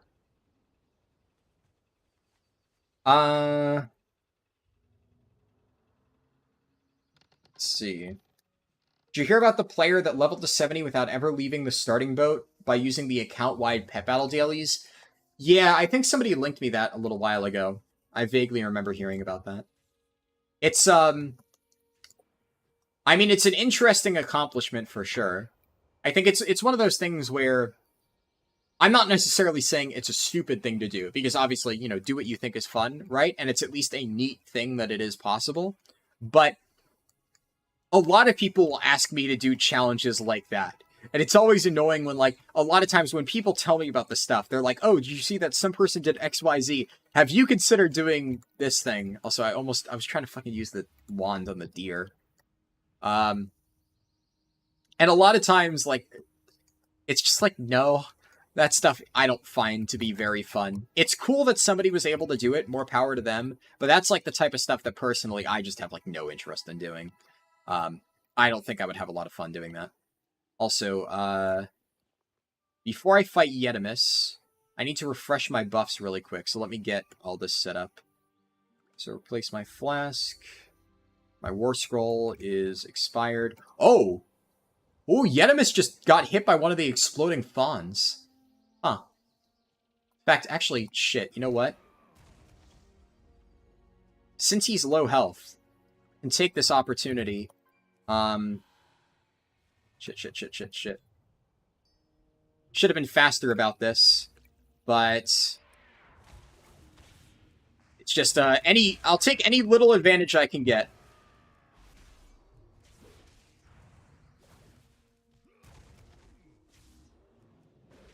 And I don't need to fight him in the cave because Warrior is overpowered.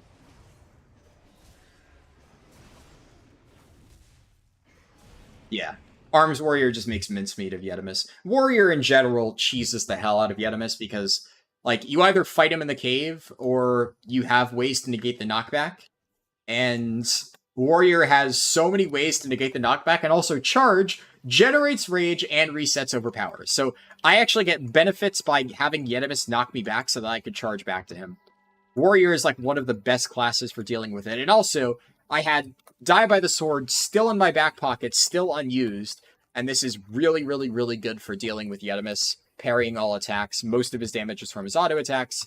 That's just ridiculously good. So yeah, unsurprisingly, Arms Warrior just completely minces Yetimus.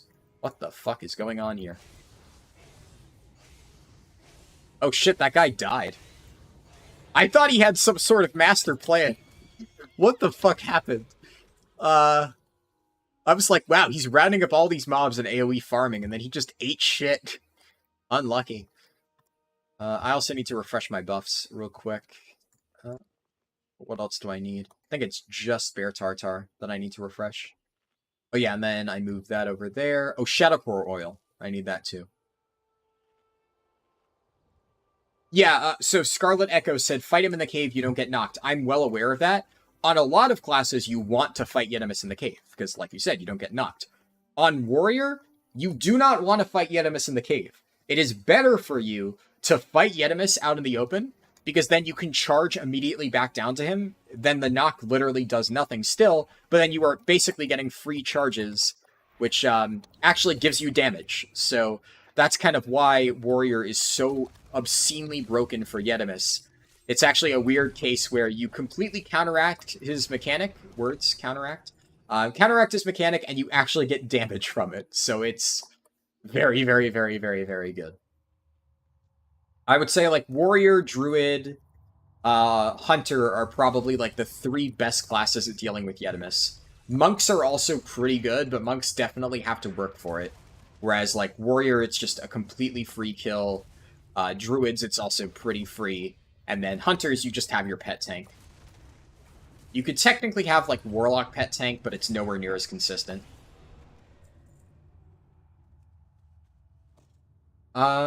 Music Hall of Fame said, thanks for the updates on what is going on. You're doing Hollow's End, and you're just the voice in the background. It's good background stuff. I'm glad you're enjoying it, yeah. I have a lot of stuff planned. It's just, it'll take time to get all of this stuff done. Right now, I should say, actually, for fun, when I get a chance, remind me after I get out of this Yeti cave, before I do, like, Durnhold Challenge or anything else, I'm gonna quickly, like, read through, Is that the guy who died? Yeah, that's the guy who ate shit. Huh. Neat. I'm gonna read through my planning document and basically read out all of the videos that I have theoretically planned for patch 10.2 that I might be making, or at least most of them. If something is like very speculative, then I probably won't even bother mentioning it. But like I said, I have about 20 videos right now on my potential list of things that I will make, and I'll kind of talk about like what the priority is for some of them, and generally how that'll go, just so people know what to expect. Just I'll do that after this. Sweeping strikes, and then just shred everything. Animations on Arms Warriors are also really sick. I don't know, I almost feel like this is dead even with Furi.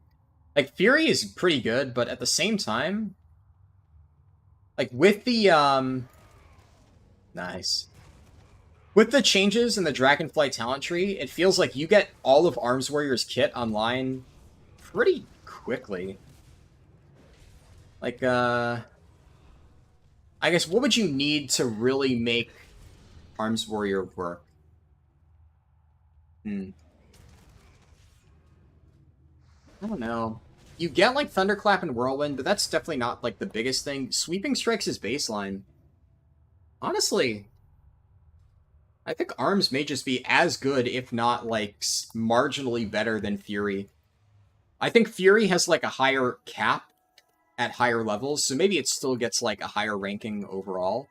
But I think as it stands, I'm leaning towards, like, when I eventually make my tier list, just putting Arms and Furi right next to each other. Because that's kind of how it feels. They both feel very strong.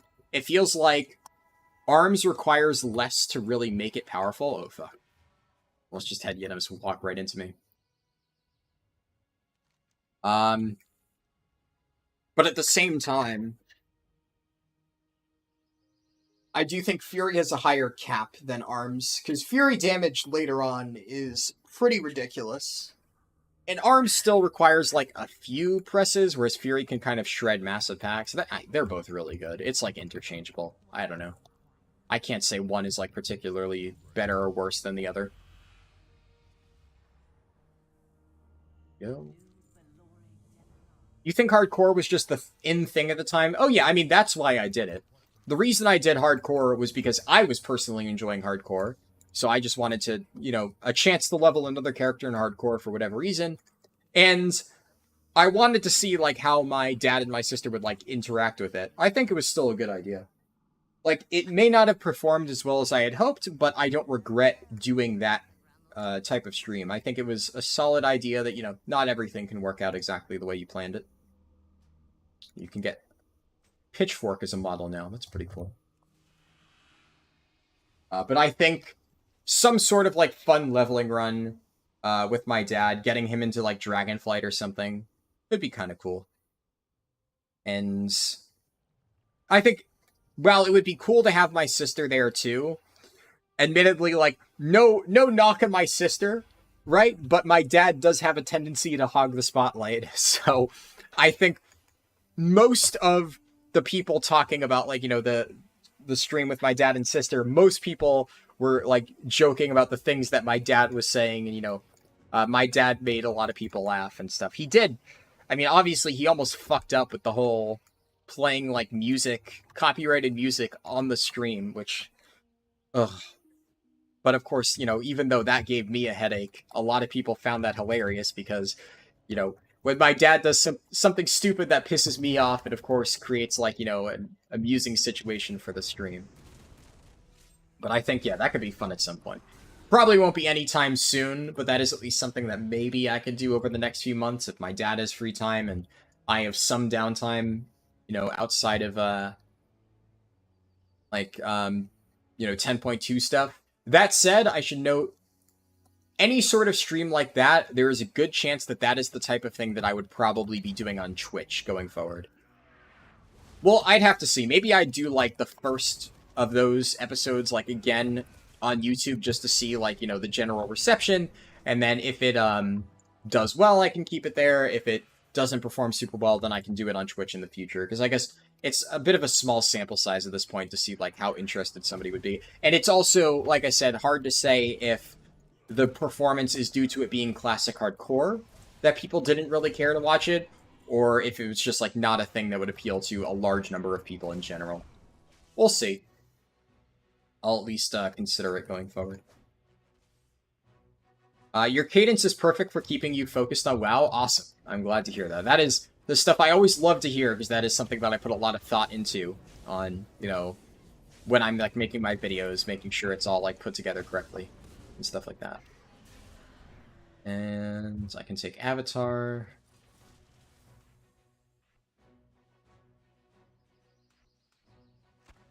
Throw that there, and then put Blade Storm on. Oh. Well, I did not mean to use gun shoes, but I guess I'm just going to ride it out now, just for shits and giggles. What other messages did I not read? June, July was a nice rest? Yeah. I mean, it was, admittedly not a huge rest for me. It was a break from making, like, the standard videos, but that was when I was getting into streaming again, so that was a lot of work, too. And there's still a lot of streaming stuff that I just need to do. Like, I still haven't set up, like, an auto moderator bot or something like that, which I need to figure out eventually. That whole situation a few weeks ago kind of put a lot of damper on my enjoyment or like excitement towards streaming.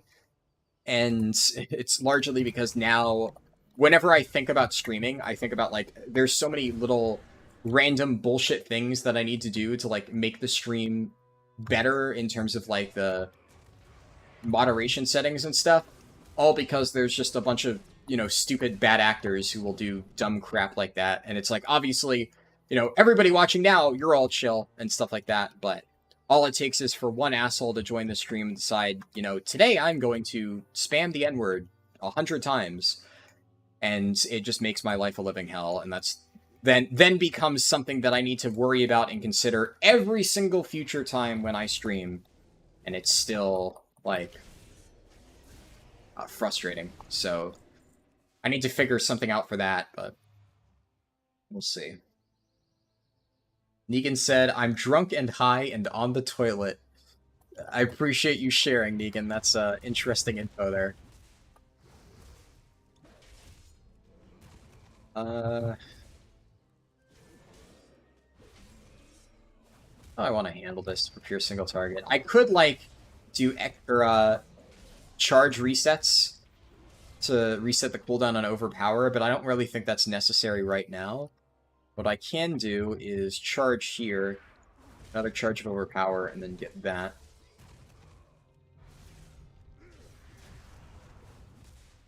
I'm going to save my drums for, I think, the last two mobs I should probably save it for.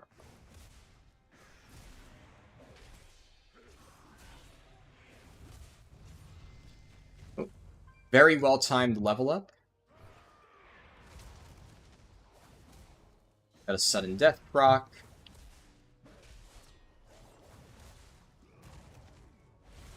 Use Victory Rush. Now, normally I would say the safest way to do these quests, like Yetimus, obviously a single mob is a little bit weird because... Oh, wait, oh my god, it just occurred to me I am standing directly next to a chest this whole time. That's, pretty convenient. Yo. Free XP, don't mind if I do. What do I want here? I think actually the first thing I want right now is Bloodletting, right there. It's gonna give me more single target. And then I can just eat up real quick. What other buffs do I need? I think I'm good on everything else. Sylve was one of the worst end bosses due to the fact that it takes 10 minutes to start prog. Yeah, for sure. Analana said the audio is always excellent. I'm glad to hear you think so. If we're getting a good Season of Mastery, rating would be more interesting. Yeah, I think some sort of more, like, in-depth classic season could be a lot of fun. I would really enjoy that. What was I saying before? Oh, yeah, I think, generally speaking, for this stuff, I should have spell reflected there. It's whatever.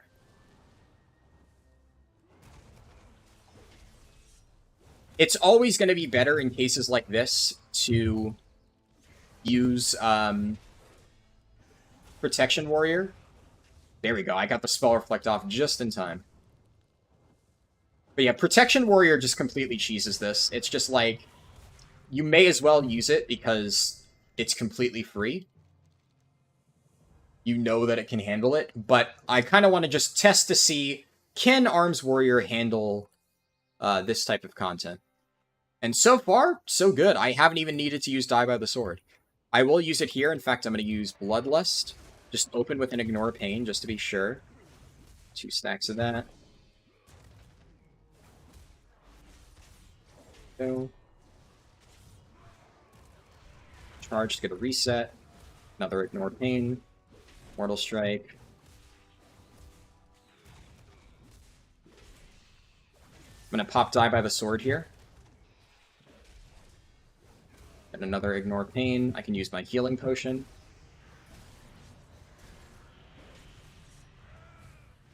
Spell Reflect. Actually really fucking good. Yeah, Die by the Sword is just so fucking broken. This is such a broken ability. 8 seconds and just... God. 100% parry, increased damage reduction. This is honestly one of the most broken defensive abilities in the game, especially in a leveling setting. Might even put it ahead of Fury. Like, that is so nuts. I think Fury would have even struggled slightly more there compared to Arms. That was just fucking hot knife through butter through those elites. Jesus Christ. And, like, I did have to use 1 healing potion, but I think even if I hadn't used that healing potion, like, my cooldowns were about to come up. I didn't even use Bitter Immunity. Like, I could have just used Bitter Immunity, kited for a few seconds until I had Ignore Pain in all my CDs, and then just charged in and chained fucking executes. That was spicy as fuck. I think we do WAD intro now. Where's Breaker's Crown? Is Breaker's Crown in Draenor? It is. Huh. I think I skipped the WAD intro, though. I have a feeling I never actually did WAD intro stuff. I also forgot to reset my Hearthstone. And I don't think I have the Dalaran Hearthstone on this character. Let me just double check. Dalaran... Yeah, I don't have Dalaran Hearth. I'll throw it on here, that way I can remind myself to get it later. But we just need to fly back to Undercity. And we'll just head over and change Chromie time to start WAD. How's the run going? Good. I mean, this is more of a testing run where we're just kind of playing around, testing Arms Warrior. It's not like a serious speedrun. But Arms Warrior is very strong. Very, very, very, very good. I kind of knew it was going to be strong. I think it's even stronger than I initially thought. That's kind of been how I've viewed a lot of these different specs that we've been testing. They've... Almost everything in Dragonflight, as far as, like, class design, has outperformed my historical expectations. Because I think a lot of specs were a little bit hit or miss. Like, I remember Arms always being a solid leveling spec, because, as I mentioned, I always used to level as it. But it ran into the issue that, like, you didn't really get great AoE until some of the later levels, so early on it felt a little bit lackluster. But you kind of have all of your tools by this point, and even then, you don't really need a ton of fancy stuff.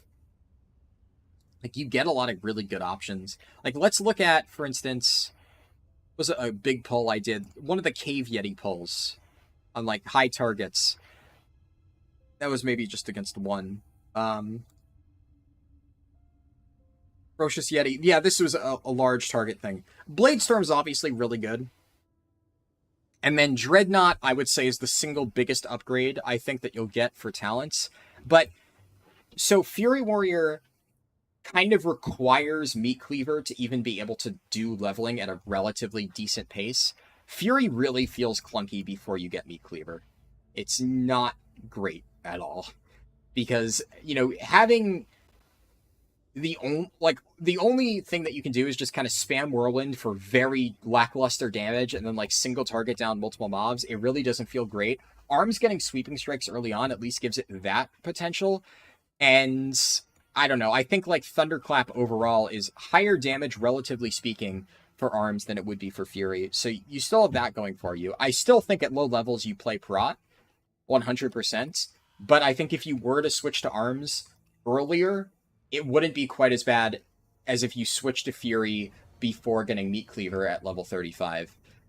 And then arms gets Dreadnought at around the same time, and Dreadnought is huge. I think originally I went Colossus Smash, then Anger Management, then down here, is what I said you would probably do. It's hard to say. I think, honestly, the best line would be to go Tactician, then Rend, then Dreadnought, like these three talents, because Tactician's solid. Resetting the cooldown on Overpower, that's okay. Rend enables you to get, like, ridiculous damage with Blood and Thunder, which is your first priority in this section, so definitely I think getting that online. And as we can see, on any sort of AoE situation, Dreadnought is really powerful, and also having a second charge of Overpower in general, especially with Shadow of the Colossus, the PvP talent, is just very, very, very, very, very good. Let's go Draenor.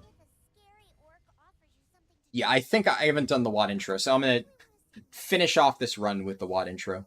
That'll be a good way to do it. And after taking Dreadnought, then you definitely grab Warbreaker, and then you do the other stuff that we discussed earlier. And from that point, it's pretty straightforward. But yeah, it's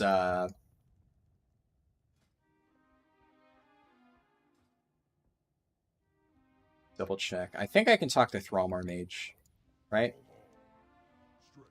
Yeah, okay, it still works. There's some weird quirks with Thrallmar Mage that doesn't always work. Okay, we can talk to Khadgar, do that.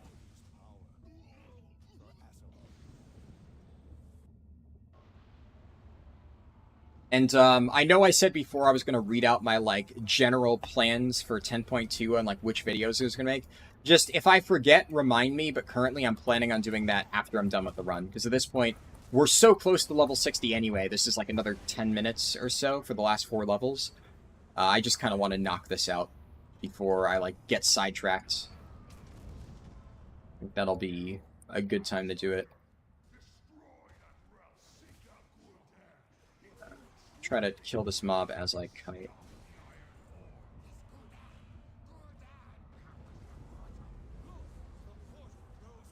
Let's see.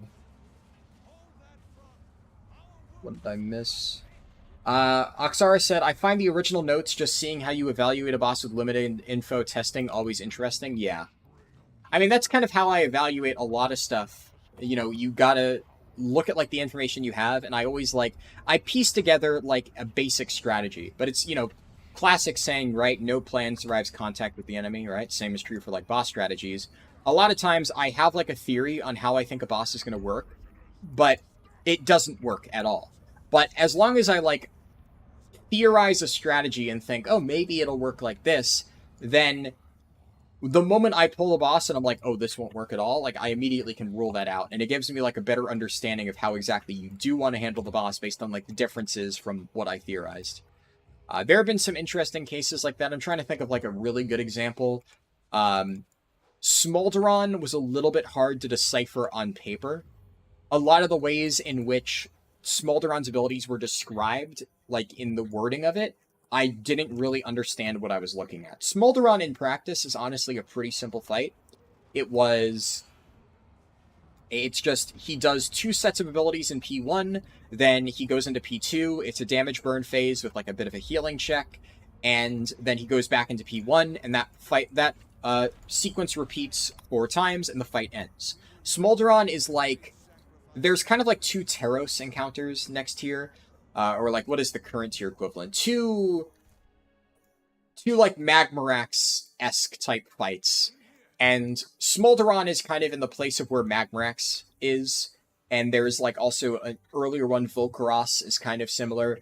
I definitely think Smolderon is a huge step up compared to Magmarax or any fight like that. Smolderon is, I think, one of the better fights in the raid. He's not my favorite, but I actually know a few people who have told me that he is their favorite boss that they've done on testing so far.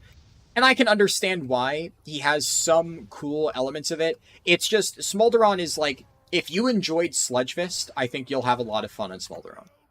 Except I actually think overall, I personally think Smolderon will be a more fun fight for me personally compared to Sludgefist. Because, like, the thing that I hated about Sludgefist is, while it was a cool fight conceptually, and, like, when everybody was doing it properly, it was really fun, and I really liked how it played, you know, with the chains and stuff. When your chain partner knew what they were doing, really cool fight, really like Sludgefist. The problem with Sludgefist is prog on it was a fucking nightmare.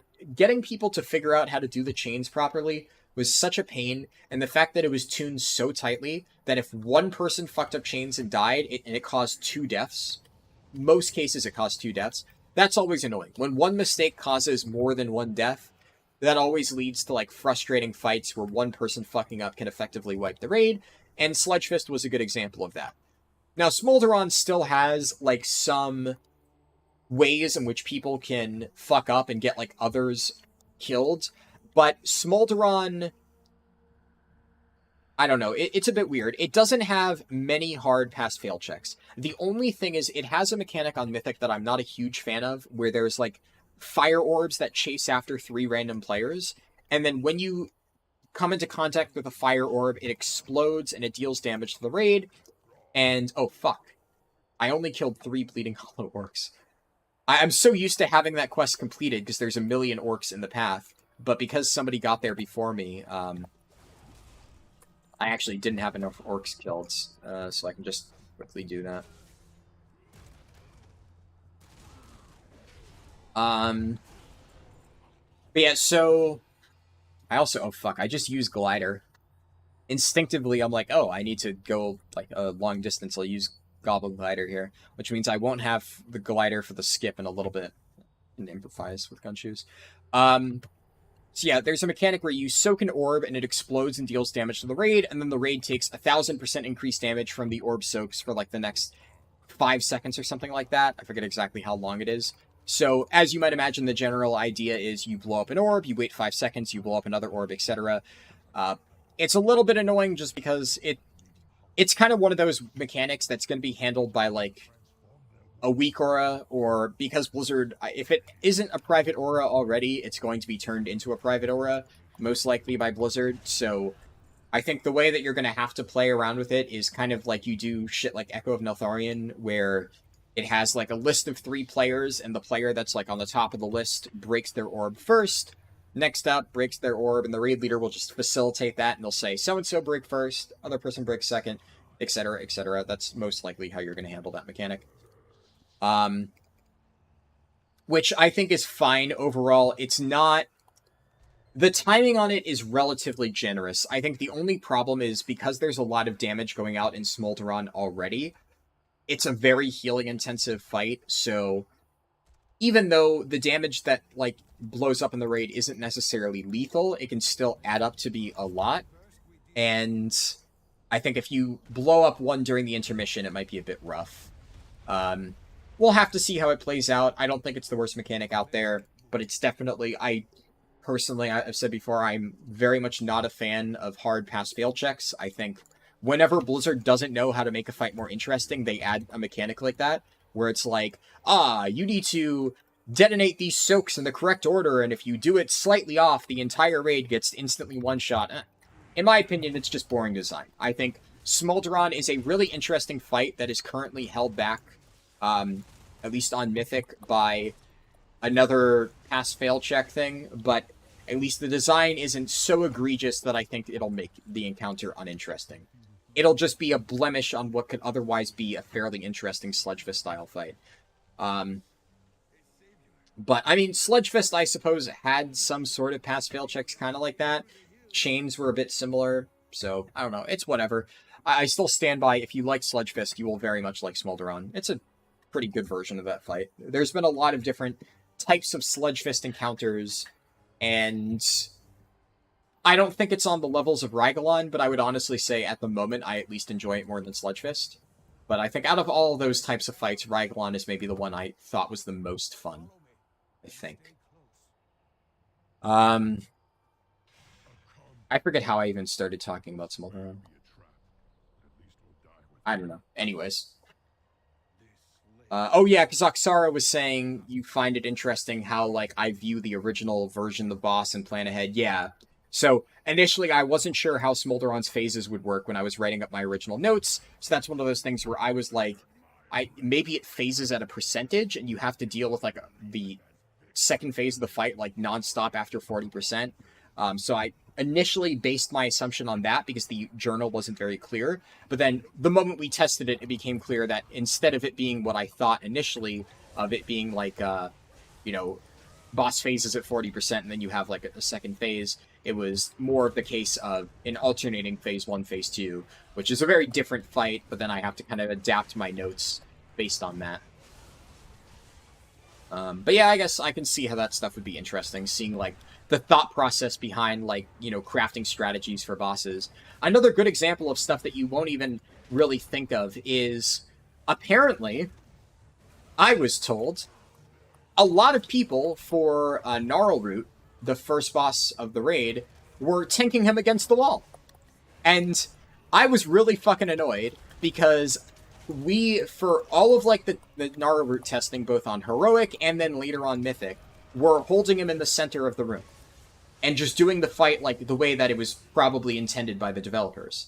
And I don't know if Blizzard's going to change something. It wasn't really a hard fight in general. But then, like, literally in the last, like, 5-10 minutes of testing, I said, hey, I want to try something. I'm curious what happens if you tank Gnarlroot up against the wall. And a bunch of people were like, oh yeah, a lot of people are doing that. It's a much easier strategy. And I'm like, then why the fuck didn't you tell me?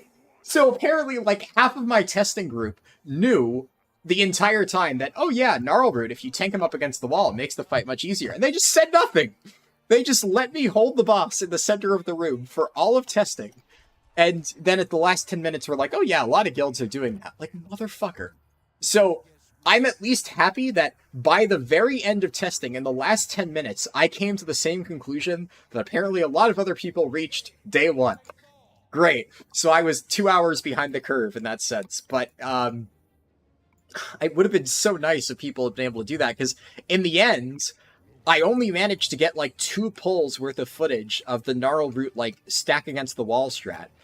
And it seems better, but honestly, I don't have enough information to say for sure.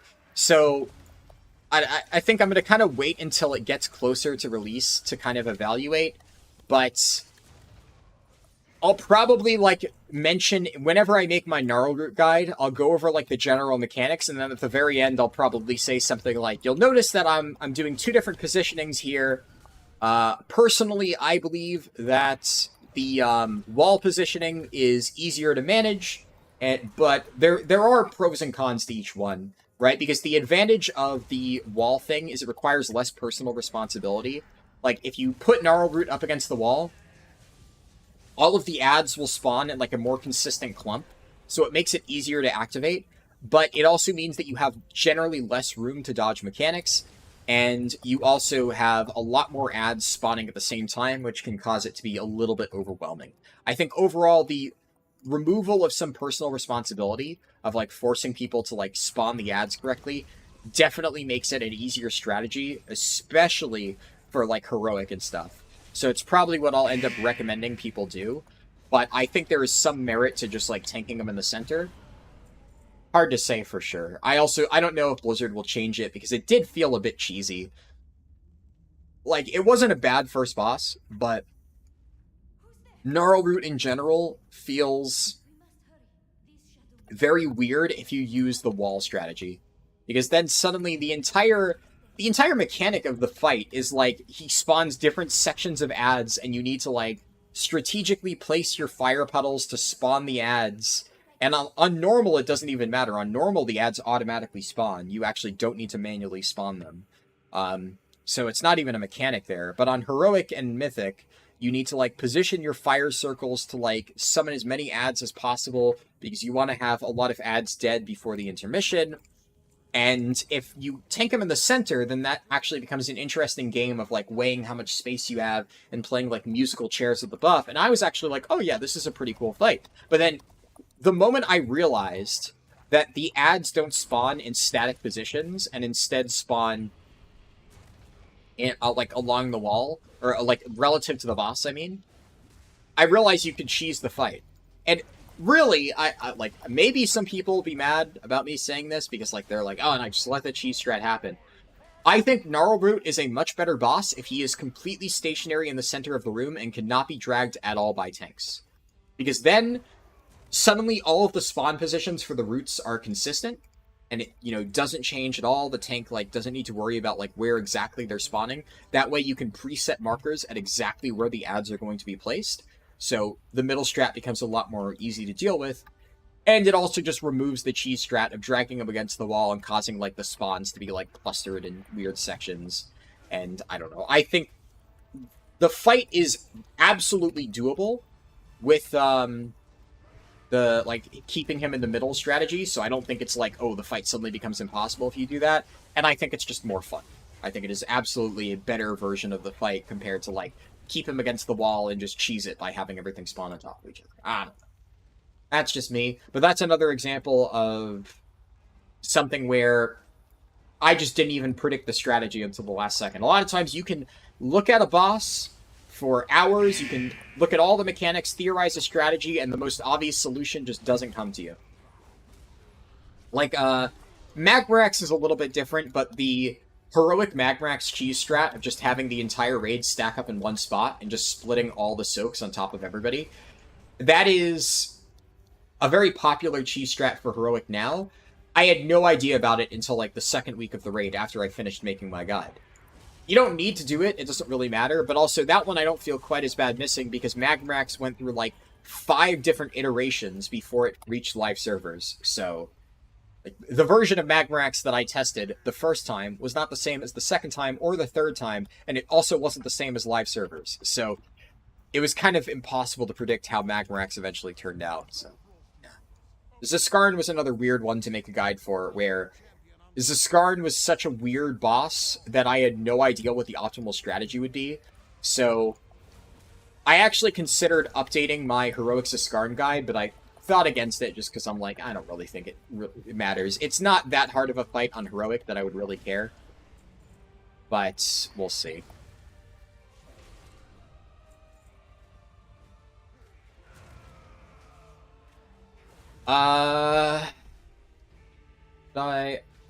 Oh, fuck. That guy just killed that Ogron. Okay, well, I need to...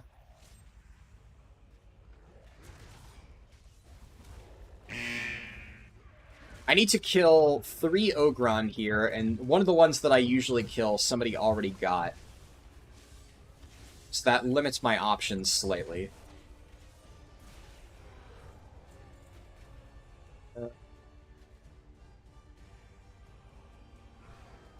I go for this one. And can get the rest of the Blackrock grunts by just clearing these guys out. That's a lot of damage. That's actually really fucking good. Bladestorm hits so fucking hard, man. Whew! That is just spicy as hell. Even, like, deep wounds and stuff. I should have probably put Thunderclap up before I did, Bladestorm. That way Rend was ticking on all of them while I was Bladestorming. Would have been more bonus damage. Hindsight's 20/20, but overall that was still really good as far as AoE is concerned.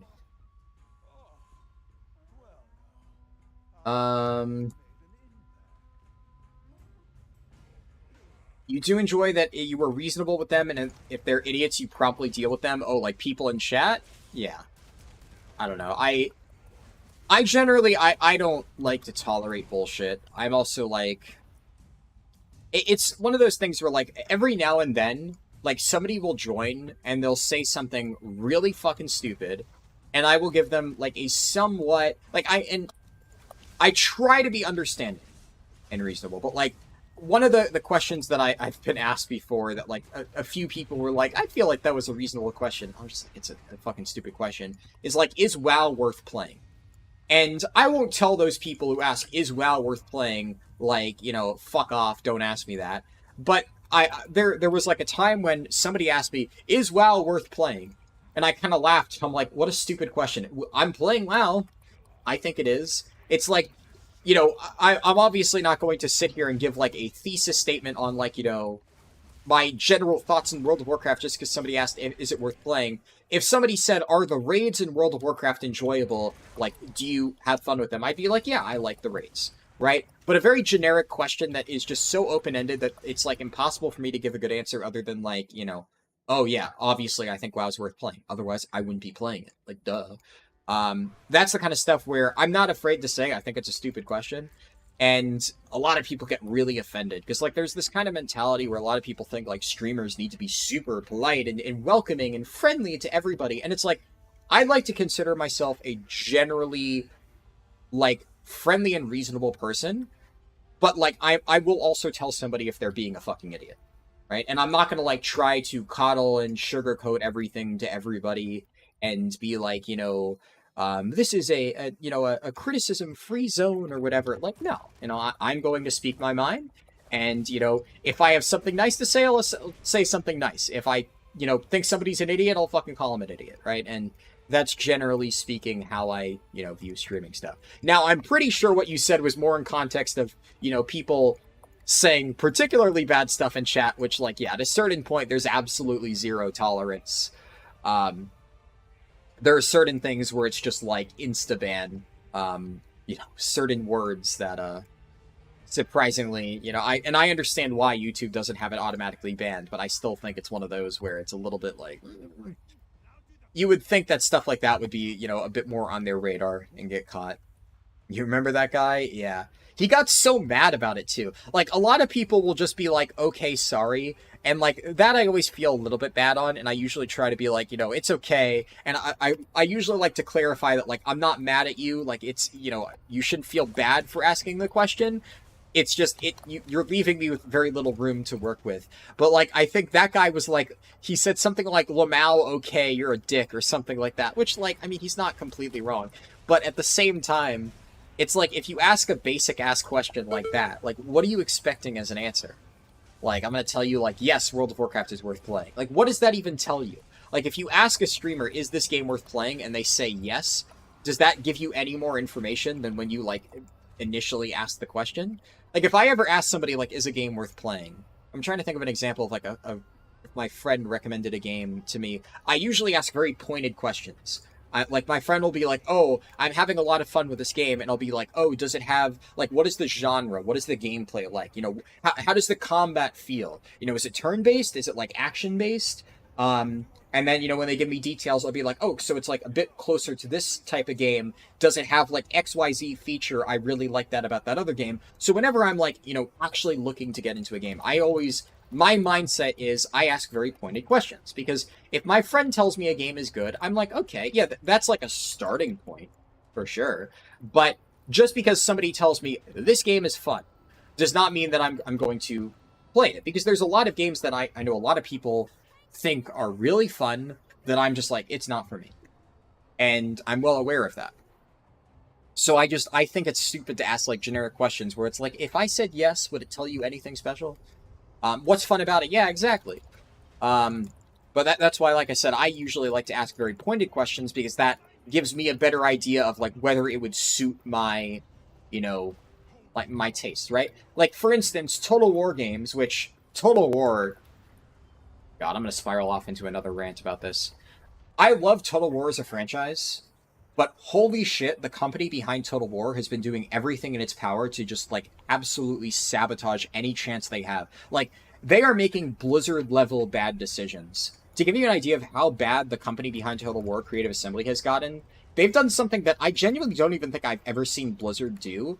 They tried to false DMCA takedown a creator for the game who was basically voicing criticisms about one of their recent titles, and like lied about it after the creator basically had proof, because like YouTube has to disclose that stuff. So YouTube like was able to disclose that it was the company who did that, who tried to false DMCA take down a creator who all he did was voice criticism for the game.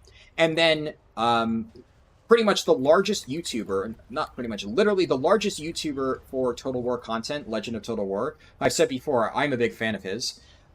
He openly called out the company and basically said, that shit's not okay. Like, you know, you can, like, he was already on rocky terms, Legend of Total War, that is, with Creative Assembly, the company, and he was like, look, I'm fine if they don't want to, like, work with me and give me, like, special deals and stuff. That's fine, but, like, if you don't want to do that with certain creators, okay. But if you're now going to start false DMCAing, takedowning, like, creators who voice criticisms against you, like, that is just illegal, right? You can't do that. It's really fucked up. So he basically called them out, said, like, that's really fucked. The company owes this YouTuber an apology, and they completely severed ties with him.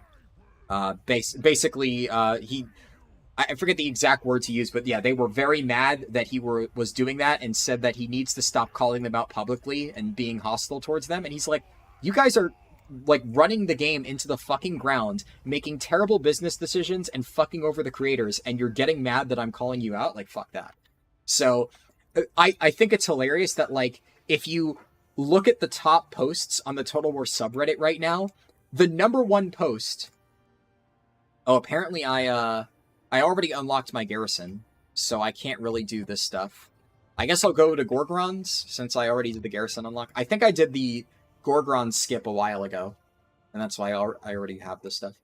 The top post on the Total War subreddit right now is the community actively celebrating that the company cut ties with the largest creator. And they are siding with the creator. Like, that's how fucking bad it is. People are happy that the company cut ties with them because it goes to show that they're just that fucking bad. And the creator, Legend of Total War, is willing to call them out on their bullshit and basically be like, you guys need to do better. And it's just been absolutely fucked. And it's a shame because I've been a huge fan of Total War games since I was a little kid. And I love Warhammer Total War. It got me into Warhammer as a franchise, and I've been really interested in Warhammer Fantasy ever since I started playing that game. And Creative Assembly has just done everything in their power to just completely destroy their fan base and, like, every bit of goodwill they have, and have just been completely ruining the game. At this point, I honestly have very little hope for the future of Total War Warhammer as a game, but who knows? Maybe they'll turn it around. But it's been one colossal L after another for that company, and it just both in terms of, like, their financials, their handling of the game, their handling of the community. They have not managed to do a single thing right in, like, almost 2 years, and it's just... It's a bit disappointing to watch as somebody who really likes those games. You enjoyed the Warhammer vids of mine? Yeah. I did upload, like, 1 or 2 videos for Total War Warhammer. I did, like, I did the, what was it, like, Turn 8 Carrick 8 Peaks or something like that. I had fun doing that. And I enjoyed playing that game. It's one of those things where it was... Like, I can't really justify really spending a significant amount of time on, like, you know, Total War stuff because I can't really make videos on it. That's also the type of thing that, like, if I ever wanted to play it for fun, like, I could do that on Twitch. It's, like, another reason why I keep trying to explain why I'm doing the Twitch stuff, because I know a lot of people are asking me for it. That's one of the reasons, right? I can't really upload Total War Warhammer videos on YouTube, but if I wanted to stream it on Twitch, well, even if it didn't perform super well, that wouldn't have any negative impact on the algorithm or anything like that. So I could do that without any concern that it's going to, like, harm my other videos or shit like that. Long term, that's also the type of thing that I know a lot of people use, like, second channels for. At this point, I don't really think I'm nearly large enough to justify making a second channel. I think one issue that a lot of smaller YouTubers have is they get into that mindset of, oh, I need to make, like, multiple channels for, like, everything I do. And that is more of a thing that, like, larger YouTubers do when they're trying to, like, divide their audience into, like, the different types of content each of them likes. If you do that when you don't have enough viewers in general, you're just going to fuck your channel as a whole. So I'm not doing that. I just don't do videos if I don't think they're going to perform well. But at the moment, I also just have zero motivation to play Total War Warhammer in general, because I think the way that they've been handling it is kind of miserable. Another thing that, like, I haven't seen a lot of people complain about, but when I've been reading about it, it makes me really not interested in the game. And I think it's kind of an issue that has existed in Total War Warhammer for a while. And, like, it kind of happens in a lot of games. It's like DLC power creep. Because I remember reading about the new DLC characters, and new, at this point they're like a few months old, but when that was coming out, like, the new DLC characters like Mother Osyanka, the new fucking... whatever that his name is, the Chinese guy. I forget the name, but Cathay Lord. I don't even remember. And then the Changeling and stuff like that. And like the Changeling especially is just one of those where it's like, I'm all for designing cool mechanics and stuff like that, but I feel like Creative Assembly recently, by recently I mean the last few years at least, has also just gone completely, ironically, creatively bankrupt when it comes to designing interesting and well-balanced new factions. Because one of my favorite things to do in Total War is play a faction that is like grossly underpowered and try to make it work. Like, one of the reasons I liked doing the Carrick 8 Peaks thing is Clan Moors, the faction I played that with, is not a very powerful faction. They're like very mid-tier. It's the Skaven factions, they're good, but they are like one of the least powerful Skaven factions. So I was basically doing effectively a challenge run on one of my favorite races, and I enjoyed that. And it's like, sure, I could play my 50 millionth Ikit Claw campaign and, like, you know, drop nukes on people and have, like, rattling guns and, you know, sniper rifles and all that fun shit.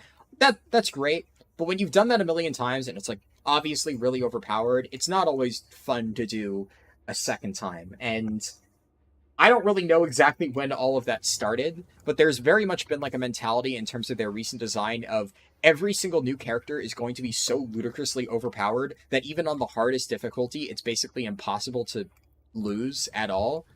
There we go, level 60. And just looking at, like, the Changeling's mechanics, I'm just like, how does this character lose? Like, what is the fail state for this character? There are so many things that you can do to, like, lose a campaign on, like, most of the regular lords. And it's like, this guy just literally cannot die.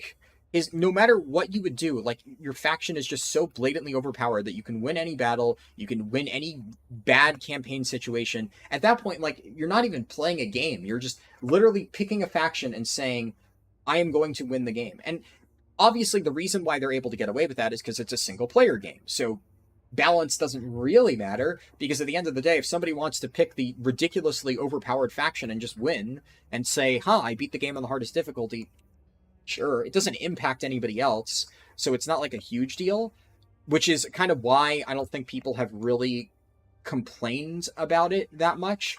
But I've been slowly enjoying, like, the DLCs for Total War Warhammer less and less over time, as every single new faction just becomes this ridiculously overpowered, you know, garbage that just makes the rest of the game lose interest to me as a result.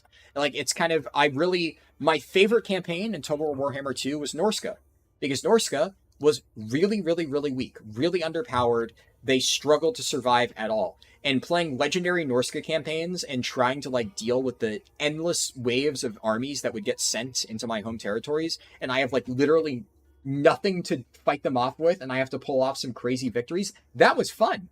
I don't like playing the overpowered factions. I like playing the ones where you are grossly underpowered.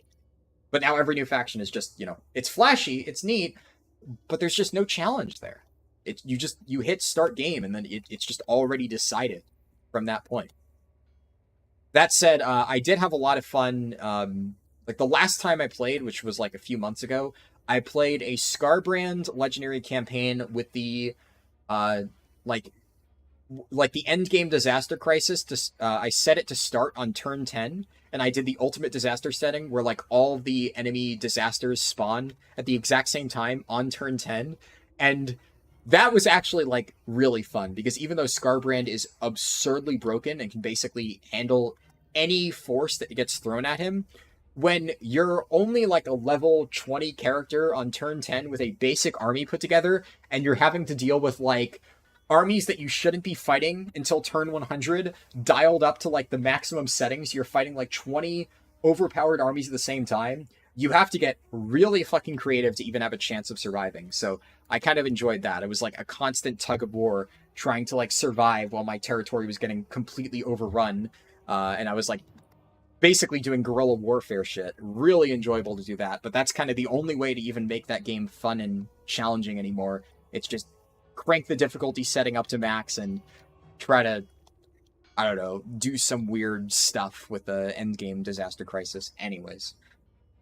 So obviously, I think I've already given my thoughts on ARMS extensively. It's very good. not much to say here. It's about exactly what I said before. Very strong. Already was a good leveling spec. The Dragonflight changes have clearly pushed it over the top. It's now an even better one. I would maybe even say this is stronger than Furi. But they're both very, very good leveling specs. Definitely solidly above average. So we're very close to making the tier list. And I will just quickly catch up on chat really quick, and then I'm going to do, while I catch up on chat, I'm going to log over to Wrath Classic, actually. And we're going to do a little bit of Wrath Classic stuff. And then after that, it won't be super long, but I just want to, you know, put something on in the background while I am knocking out, like, you know, the overall announcements and stuff and plans. If you just came for that run, just a heads up, once again, I will be doing leveling stuff tomorrow in Wrath Classic, and I will be doing Icecrown Citadel, and that'll be on Twitch. So something to look out for. Real quick, I got pinged in Discord, so I'm just trying to see what this was. Huh.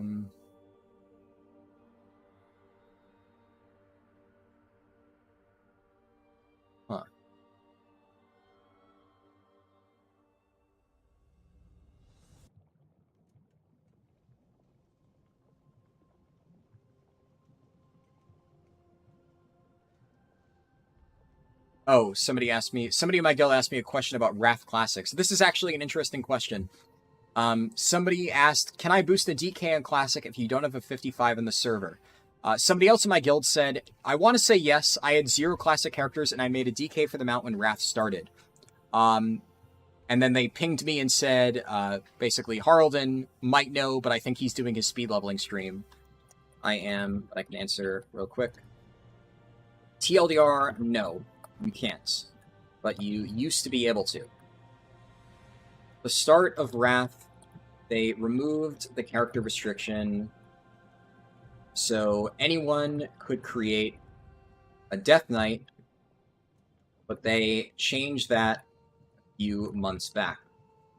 People were creating new accounts and making free level 55 DKs, and it was creating a massive botting issue, so Blizzard disabled it, unfortunately. Yeah, so to answer the question, I answered in my guild, but to reiterate that in case anybody else was wondering about the same thing, unfortunately, due to people creating a massive amount of level 55 DKs on Classic, they removed the ability to create one without already having a character. So that's unfortunately something that happened. Also, I've been trying to get Schools of Arcane Mastery, and like literally for the past almost 48 hours, I have not managed to get the final book on this character, or I will check. I have 2 characters that I am down to the final book for Schools of Arcane Mastery on random servers, and it won't appear. I've been sitting here every time I check. It's one of the other books that I don't need. Just so close. So fucking close. So we'll see if my luck has finally changed. And... oh, okay, never mind. Actually, I got it. Easy peasy. Alright, I finally got the final fucking book. And where is that? Because you're supposed to get it... oh, you get it in the mail, I guess?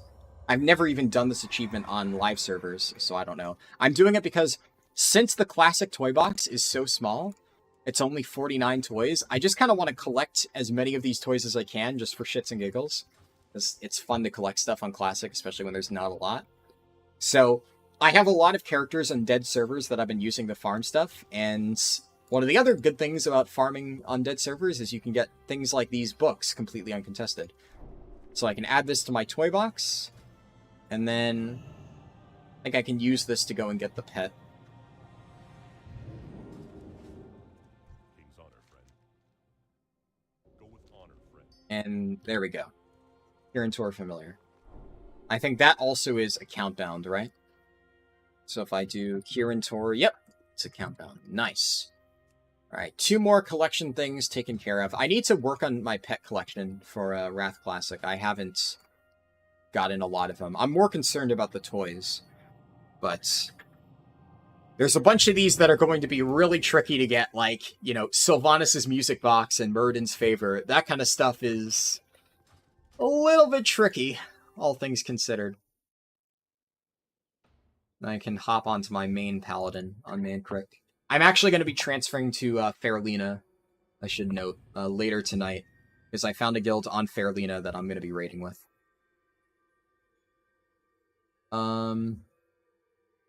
Also, I got pinged to my Discord, so real quick. Yeah. Okay, check mail. Nice, all this stuff finally sold. Okay, I don't think I'm gonna do anything super special. Maybe I'll do, like, one leveling dungeon. I can just grab this quest and then... Wait, is that a dwarf? That's a gnome. I need one more dwarf for the check your head achievement. So whenever I see an alliance player in Dalaran, I always check just to see. That's a human. That's another human. And no dwarfs, it seems. None in that bank either. Anyways, really quick, just we'll check. All right. Okay. Can you not search dwarves in /who? No. Well, they wouldn't show up in /who because I'm Horde. So the achievement requires you to get every single race. And I'm on the Horde, so I already have every Horde race, and I have every Alliance race except for dwarves. But obviously, you can't find opposite faction in /who. And /who's been kind of broken for a while now, regardless. But, yeah. Definitely wouldn't be able to find any dwarves. If I wanted to, like, I could make an Alliance alt and then check, but I'm not going to go to all that effort. It's like, the way I see it, the holiday lasts for, like, another 2 weeks. I'm bound to find a single dwarf player over the next 2 weeks, so I'm not too concerned about that. But I do check every single time I come to Dalaran. Okay, so let me catch up on chat. I'm just gonna catch up, read, and then talk about scheduling stuff. Did say it'll be a bit of a shorter stream. Let's see. Arms is the warrior spec you haven't tried. Sounds like a good time to give it a shot. Having 2 big dumb swords was always too tempting. Yeah, I know a lot of people who just really enjoy Furi for that reason, which, yeah, it makes sense. What do you think is the time gain loss of doing the WoD intro out of order? Not really that much. So the thing about the WoD intro is it's always worth doing. The WoD intro is, as I've said many times, the single most efficient questline you can do. It is very good. The thing about the WoD intro is because you can do it at any point and you can't fly or do anything within it, it makes sense to do the WoD intro basically within the level 20 to 35-ish range. So theoretically, and this is what a lot of people brought up, like, doesn't it technically make sense to do the WoD intro from 10 to 20 when you have, like, fast mounting and stuff? And it's like, how do I put this? You want to definitely wait until war mode to do it, especially because you can just do dungeons at low levels. 10 to 15, you pretty much want to exclusively do dungeons. 15 to 20, you want to mostly do dungeons with a mix of general questing. The best time to do the WoD intro would be sometime around 20 to 30, but it's still better to, like, wrap up, like, Elwyn Forest or a few things in Silverpine while you do dungeons. But if you wrap all that stuff up and you, like, finish early Silverpine and you go to turn on war mode and stuff like that, and you're, like, in a dungeon queue, and you're basically doing things until you hit level 30, 30 to 35 is pretty much the next best time to do WoD intro. Basically, the moment you're kind of done doing TBC dungeons. Whenever you have, like, fast riding but not fast flying is the best time. It's not to say that WoD intro is faster or slower either way. It's just that compared to your other options, at that point in time, it becomes the most efficient that it will ever get. So you want to fit it in somewhere around then. But, like, it's still worth doing, as we can see at like 55. It's just, yeah. There are technically, like, I could have done Silverpine then and it would have still been fast. The reason I did WAD intro is because I was just trying to talk about other stuff, and I just wanted to have something mindless to talk about while I, talk to chat and stuff like that.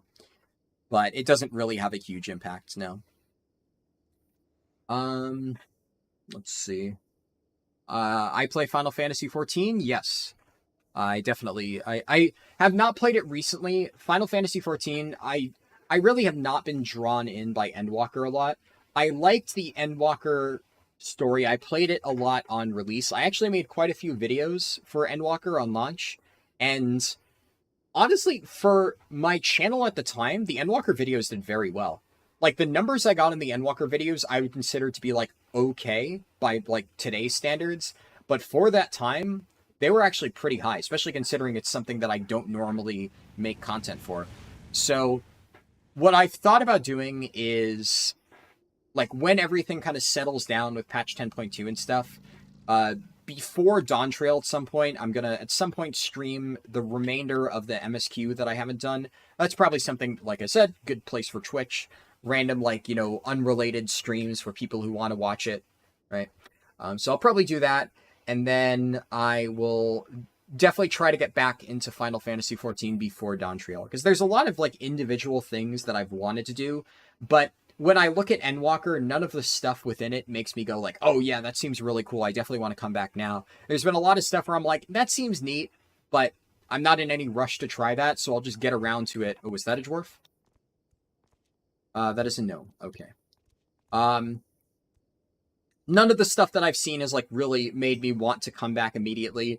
I'm sure there's going to be a lot of stuff that I'll have to do when I eventually resub. I did resub, like, a few months ago when my sister was playing Final Fantasy XIV, and I played with her for a little bit, but I haven't, like, actually progressed through the MSQ or done anything really big in the game like that in a while. The last I played is, I think I finished 6.1, and yeah, that was about it.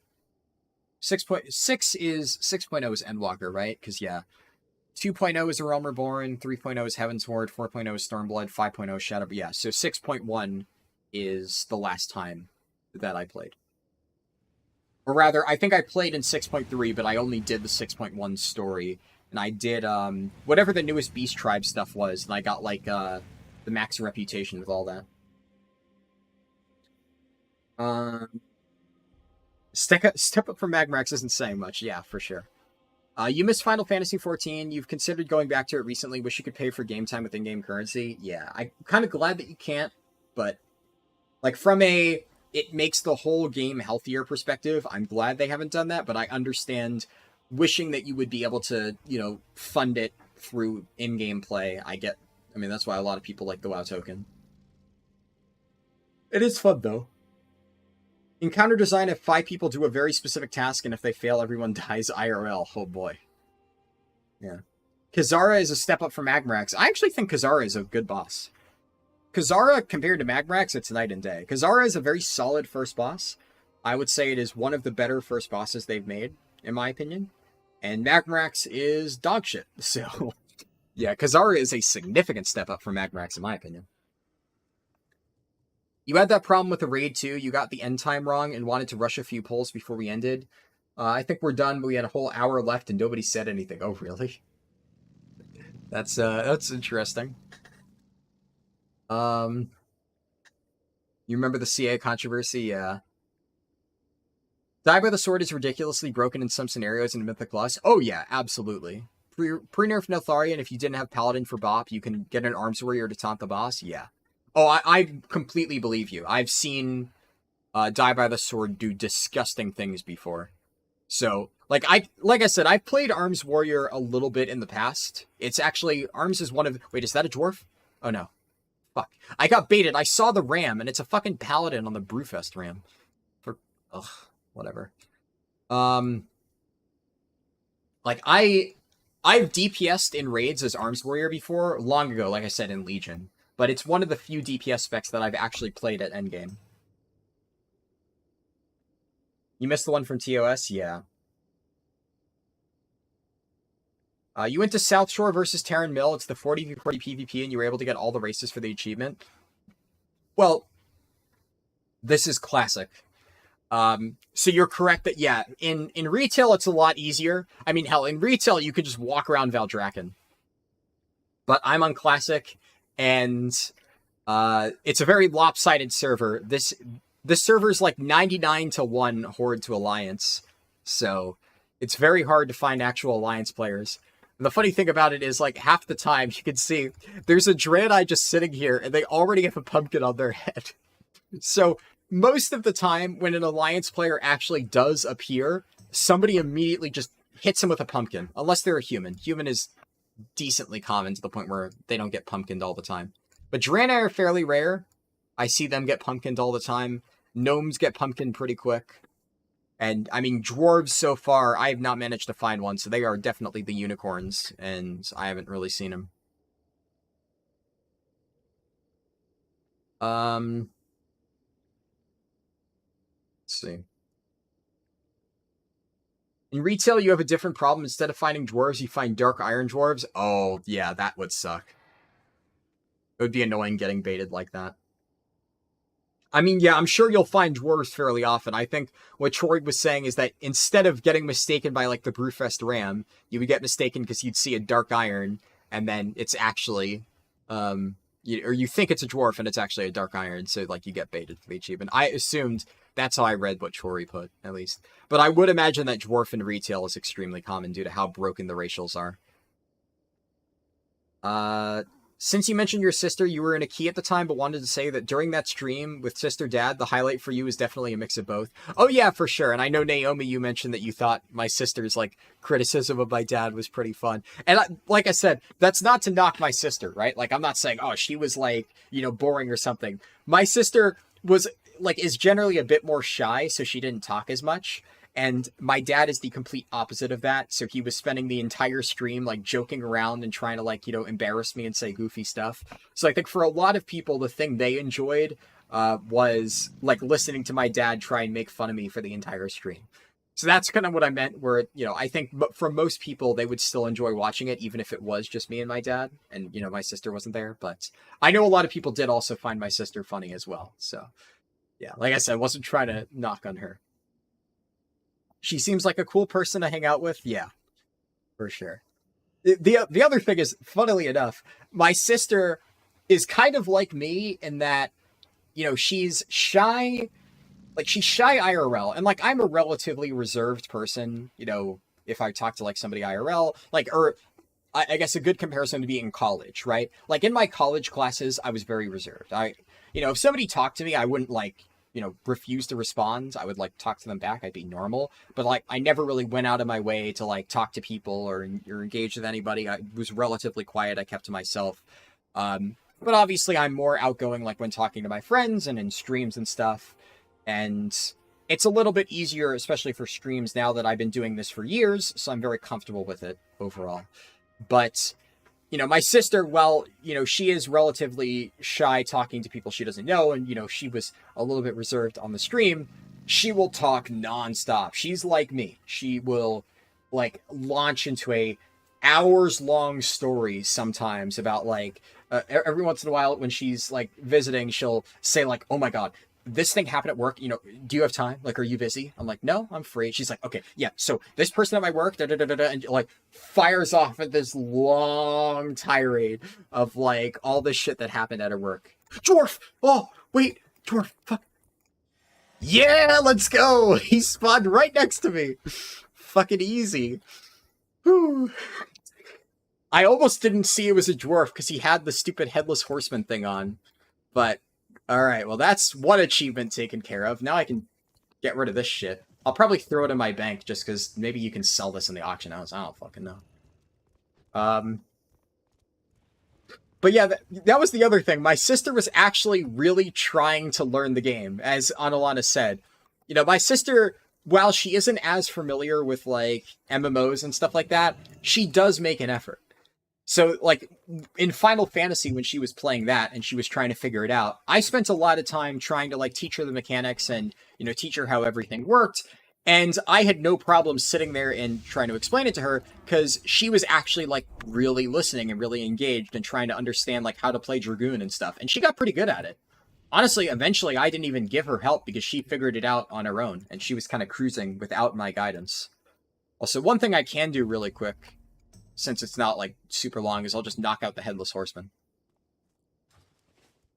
Thank you. Yeah, I'm glad I managed to get that achievement. I've gotten actually 2 achievements today on the end of the stream that I've been spending fucking days trying to get. And I was on the last option. I just could not find it. That said, this is like one of the only times where I've literally camped right on the Alliance side of the city for minutes at a time, waiting for the dwarf. Usually I just swing by it. If I don't see a dwarf, I just leave.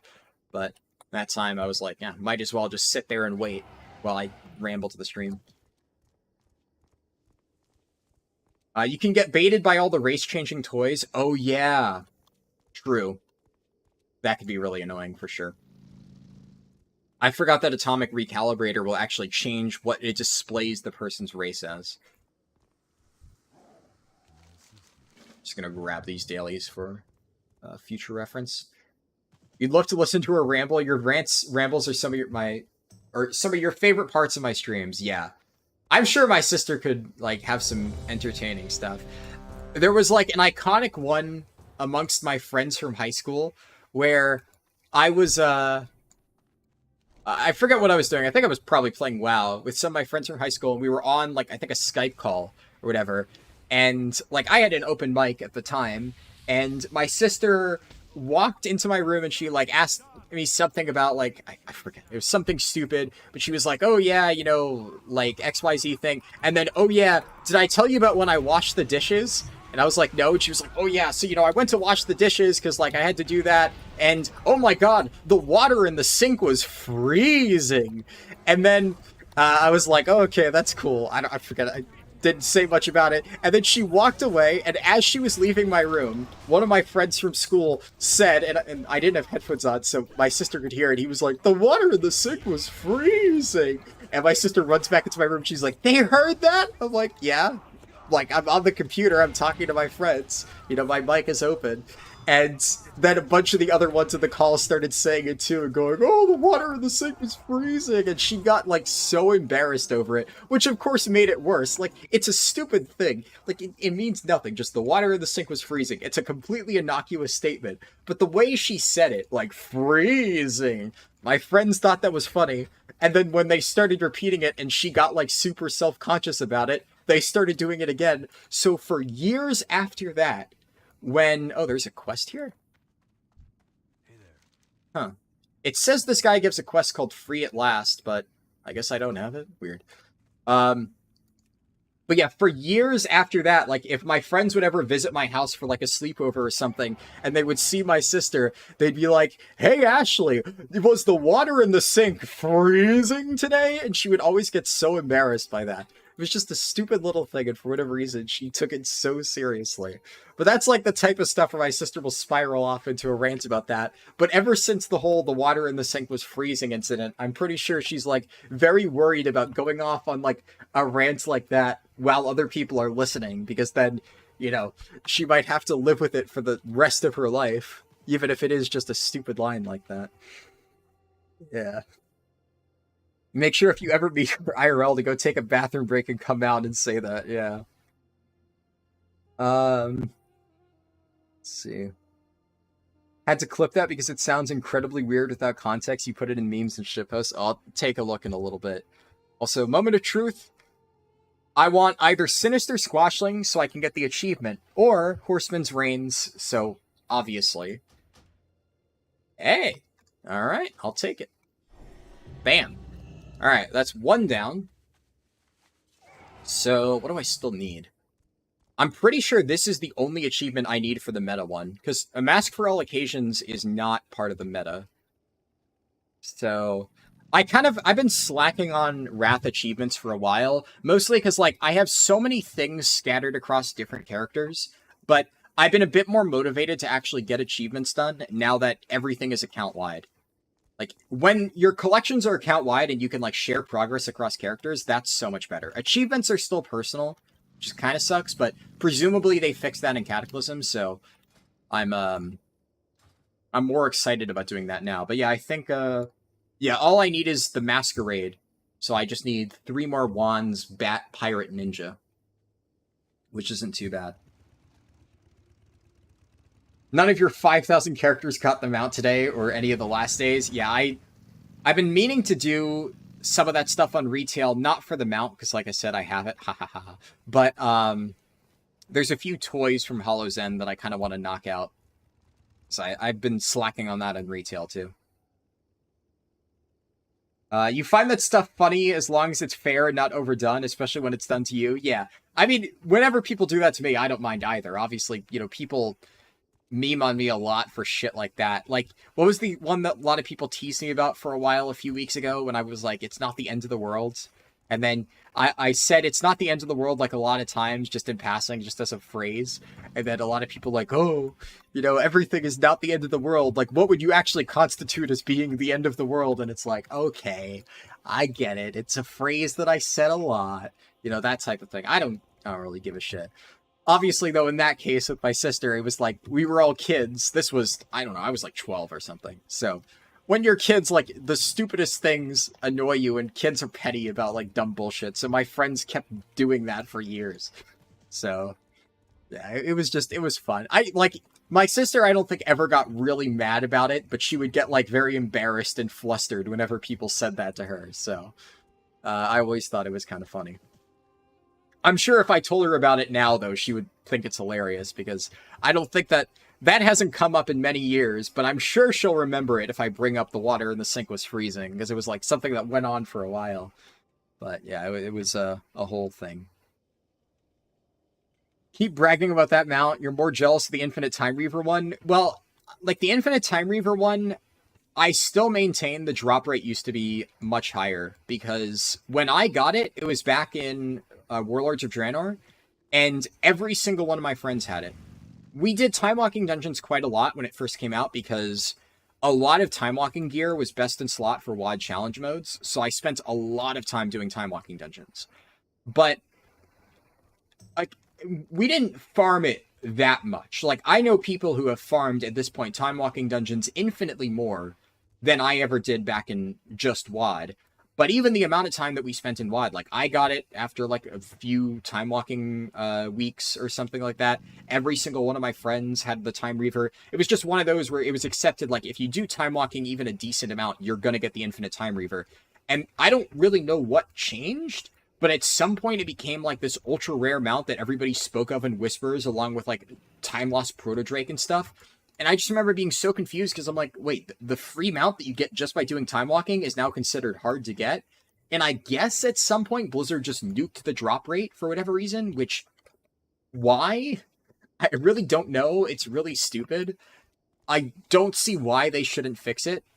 And maybe I'm just, like, high off my fucking mind, and actually the drop rate has always sucked, and me and my friends were just insanely lucky, but I don't think so. I think it would be a bit weird if I completely misremembered the drop rate being that much higher. Who knows? Your guild's doing a raid tier list in Discord, ranking raids, not specific bosses. Find it surprising you're the only one that created your own tier for Emerald Nightmare. I assume your own tier below everything else? That surprises me, honestly, because, like, Emerald Nightmare was not that bad. It wasn't a good tier, but I don't know. Like, Emerald Nightmare was at least kind of fun. I think, like, Nythendra was a solid first boss. Ursoc was, you know, just a generic damage check. I thought Ellerith... How was it? Ellerith Renfurl? I think was a fun boss. I like the web bridge mechanic and stuff like that. Il'gynoth sucked. Il'gynoth was a shit fight.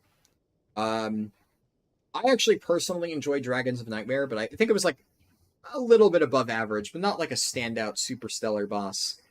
And then, what else did you have? It was, am I forgetting any bosses? Aside from, obviously, Cenarius and Xavius, which, like, Cenarius I think was good, but Xavius was, I think, a fun fight that was definitely a bit undertuned, but Yeah, it's... yeah, I mentioned Ursoc. I said Ursoc is like the typical single target damage check. Yeah, Ursoc was definitely a bit lackluster. I don't think it was an amazing raid. I guess I'm trying to, like... I'm thinking about it, like, what would I put under it? Oh, you guys have everything. There's no way. Obsidian Sanctum? Magtheridon's Lair? Ahead of Emerald Nightmare? No, fuck. And Highmaul? Highmaul, the... No. That is, like, criminal. I mean, I'm not going to go ahead and say, like, Highmaul or Emerald Nightmare are some of the best raids ever created, but if this is an all raids, all-time tier list, and we're putting fucking Vault of Archivon above the bottom tier, Vault of Archivon has no mechanics. Vault of Archivon is literally a bunch of loot pinatas stuffed into a raid. How is that not the worst raid ever created? Yeah, Naomi, if you want to put your tier list into my Discord so other people can decide, there's no fucking shot. Yeah. No, yeah, like, Vault of Archivon is just... It's a non... Oh, yeah, Emerald Nightmare is its own tier as a meme tier. Okay, that's fair. But still, like, Highmaul being that low, like, I also think that's a bit low for Sunwell Plateau. Sunwell Plateau, while not amazing, was definitely solid for its time. I think, like, Obsidian Sanctum is definitely just a very generic raid. Baradin Hold and Vault of Archivon have got to be the worst raids of all time, if we're including those. Throne of Thunder is way too low in that list. Nighthold's too low in that list. Battle of Mount Hygel is... How is that top tier? You like Battle of Mount Hygel? Wait, Sexbot. No way. I haven't seen a Sexbot in chat in such a long time. We used to get those all the time. Back in Shadowlands, it was like every other day there'd be like sex bots spamming the chat of like, you know, go to whatever XXX website and stuff like that. And now it's, that is one of the rare occurrences. The name of the tier, Highmaul and Sunwell Plateau are some cool bosses. Yeah, but it's like, still, I guess that kind of implies that it's below D tier. So what would, like, some cool bosses but not good is below really bad? That just seems odd to me in terms of the ranking. I guess you could argue that maybe it's just, like, different classifications, but I don't know. I feel like that definitely deserves to be at least above D or C. Yeah. I honestly... Is Battle for Mount Hygel in your second highest tier as a meme? Because there's absolutely no way that the worst... That is, I think, if we're talking actual raids, what is the worst raid ever created? Absolutely Battle for Mount Hygel. That is, like, so fucking bad. I agree with... And Nox Ramus is way too high. Oh, for the time it came out? But, like, everybody hated Battle for Mount Hygel. Nobody liked Battle for Mount Hygel when it came out. It was, like, the most hated raid of TVC. Even back in the day, I remember reading old posts. Oh, Vanilla Nax? Okay, that's fair. Vanilla Nax for its time, sure. I literally read old forum posts of everybody saying they hated Hygel, because by the time you actually got the attunement for it, it was, like, not actually that good. And it only had, like, a few pieces of gear. Like, I don't know a single person who actually liked Mount Hygel. Obviously, in hindsight, nobody in Classic enjoyed it. It was like pulling teeth trying to get people to do Hygel, and I had to do it because there were a few really good pieces I needed from it. So I ran Mount Hygel multiple times in TBC Classic on my Guardian Druid, or Feral Druid, whatever, Feral Tank, and it was miserable every single time. But I don't think I know a single person who said it wasn't the worst raid they've ever done back when it originally came out. I think that I would say that's a stretch, that it has some good concepts for the fights. The fights were not interesting at all. Having done them at least semi-recently, so they're fresh in my memory, the only fight that was remotely interesting is Archimond. Archimond had some slightly interesting mechanics for its time. And obviously Archimond was after you've already passed, like, the wave bullshit. But every other fight in there was really basic, or had, like, one singular really annoying mechanic that you just had to deal with, and it was just tedious more than anything else. I don't know. That's way too high, I think. I think most people would say it was the worst raid ever. But yeah, I don't know. Like a lot of people would also be upset about putting Black Temple in bottom tier anyways. Yeah. High had so much waiting, yeah. You liked Mount Hyjal not as a raid, but because you loved the lore. It was cool to relive the Warcraft 3 fights in RAL. You do agree the ranking of the lowest raid ever, though, as a whole? Yeah. I mean, I can understand it being, like, neat conceptually, but having to play through that, it's definitely rough. Yeah, Archimonde... I maybe you could argue that it's not, like, the absolute worst raid ever. Like, I would say Vault of Archimonde and Broad Hold have got to be the 2 worst raids, right? Like, that isn't even a question. It's just... what do they have to offer? You know, I literally just ran Vault of Archimonde the other day. It's just a literally loot pinata raid. There's nothing to offer. Obsidian Sanctum is maybe slightly above all of that, just because it has, like, 3 Drakes. It's an okay fight, Sartharion. Magtheridon's Lair probably down there. Magtheridon is a pretty whatever boss. But the raid as a whole is bad. It was a nice throwback to Warcraft 3, but as an MMO fight, there's no way it was good. Yeah. It would, in reality, go more towards some cool bosses, but overall not good. Yeah, I think, honestly, Archimonde was the only good boss that I can remember, though. Every other fight was just so mid, and it had some really clunky mechanics that I didn't like. Archimonde was fine, and Archimonde, I honestly didn't love him. I think the thing about Archimonde that I found somewhat interesting is it was a very weird fight for TBC, but it was really frustrating to do because I had a few groups where, like, if 1 or 2 people could not do Archimonde, it was actually an easier fight to kick the players who were not good and run it undermanned than do Archimonde with more people, because he had that whole, like, soul charge mechanic where as he killed players, he got, like, random empowerments that would buff his abilities, and that just caused the snowball effect, where if one person died to something stupid and Archimonde got, like, a ridiculously good upgrade to one of his abilities, then it would cause more people to die, and it would give him more soul charges, and then he'd start, like, machine gunning these overpowered abilities out of the raid, causing people to die left and right, and then it's just a cascading effect. So I thought that mechanic was overall, like, pretty stupid, but the rest of it was at least neat. Fuck. Yeah, people just, true. Forgot to update the site. Yeah, I forgot that I updated my, my fucking website with, damn. That's actually annoying. I updated my website to account for the questline stuff a little while ago, and I forgot to change that after it got nerfed, so I'll probably have to do that after the stream. Okay, real quick, before we wrap things up, so let me just open up my planning document. I mentioned I was going to do this before. So, overall, my current list of videos that I'm planning on making within the next... I can open up the calendar. Within the next, like, 3 or 4 weeks. I, at some point, plan on making a video about Warcraft Rumble. My current working title is Warcraft Rumble is Worse Than Diablo Immortal. We'll see if I end up going with that or change it.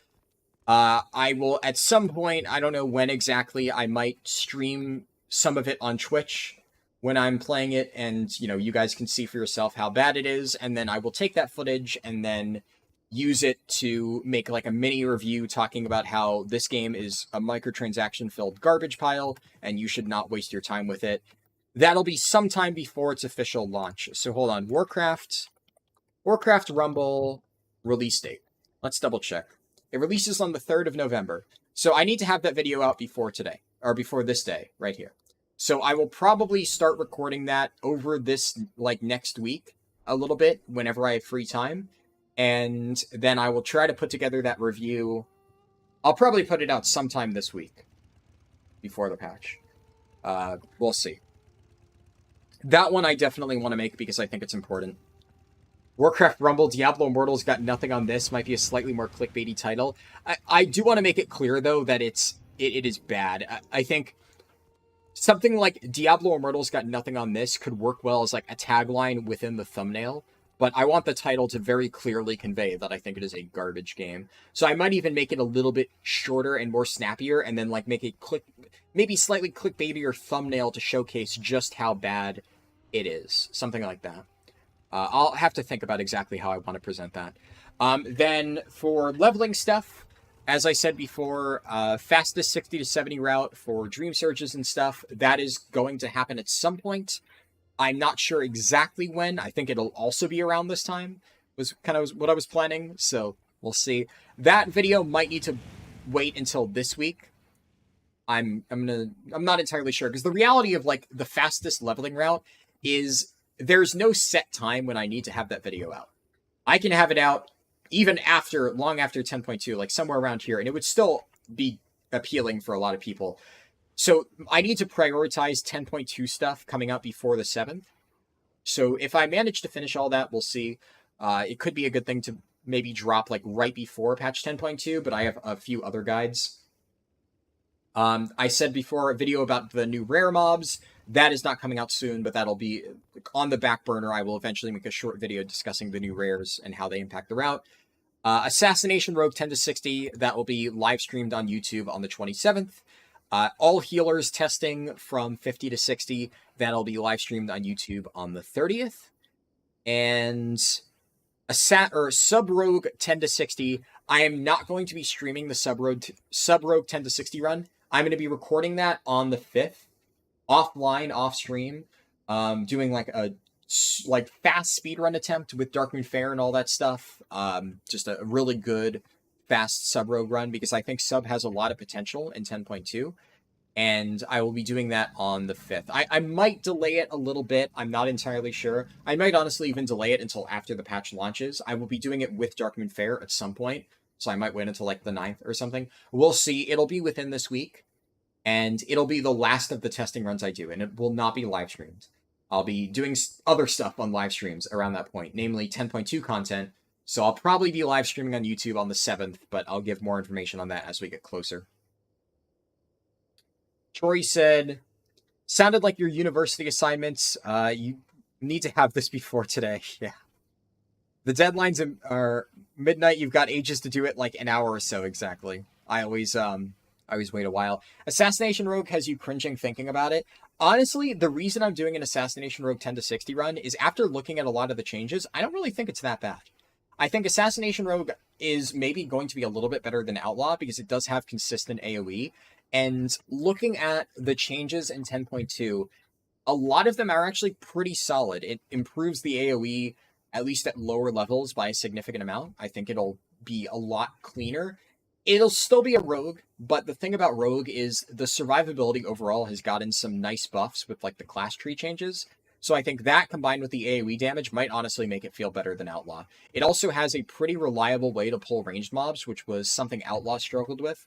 Is eventually when Pistol Shot became a main damaging ability, you had no real way to tag mobs without like gimping your damage, so that was always a little bit janky.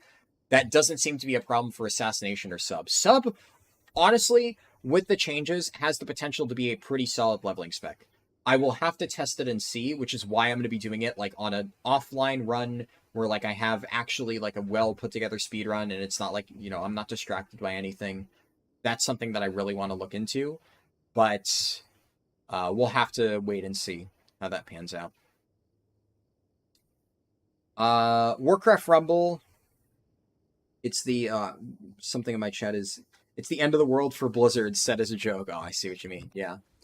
What else? So yeah, that's it for general leveling stuff that I have planned soon. Obviously after that I should also add to this. I forgot to put tier list, leveling tier list.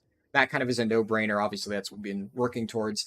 I don't exactly know when the tier list will be, but it won't be like soon. The tier list will be later in November. Basically, once everything is kind of settled down from the initial 10.2 stuff, I may even push back the leveling guide until then, too.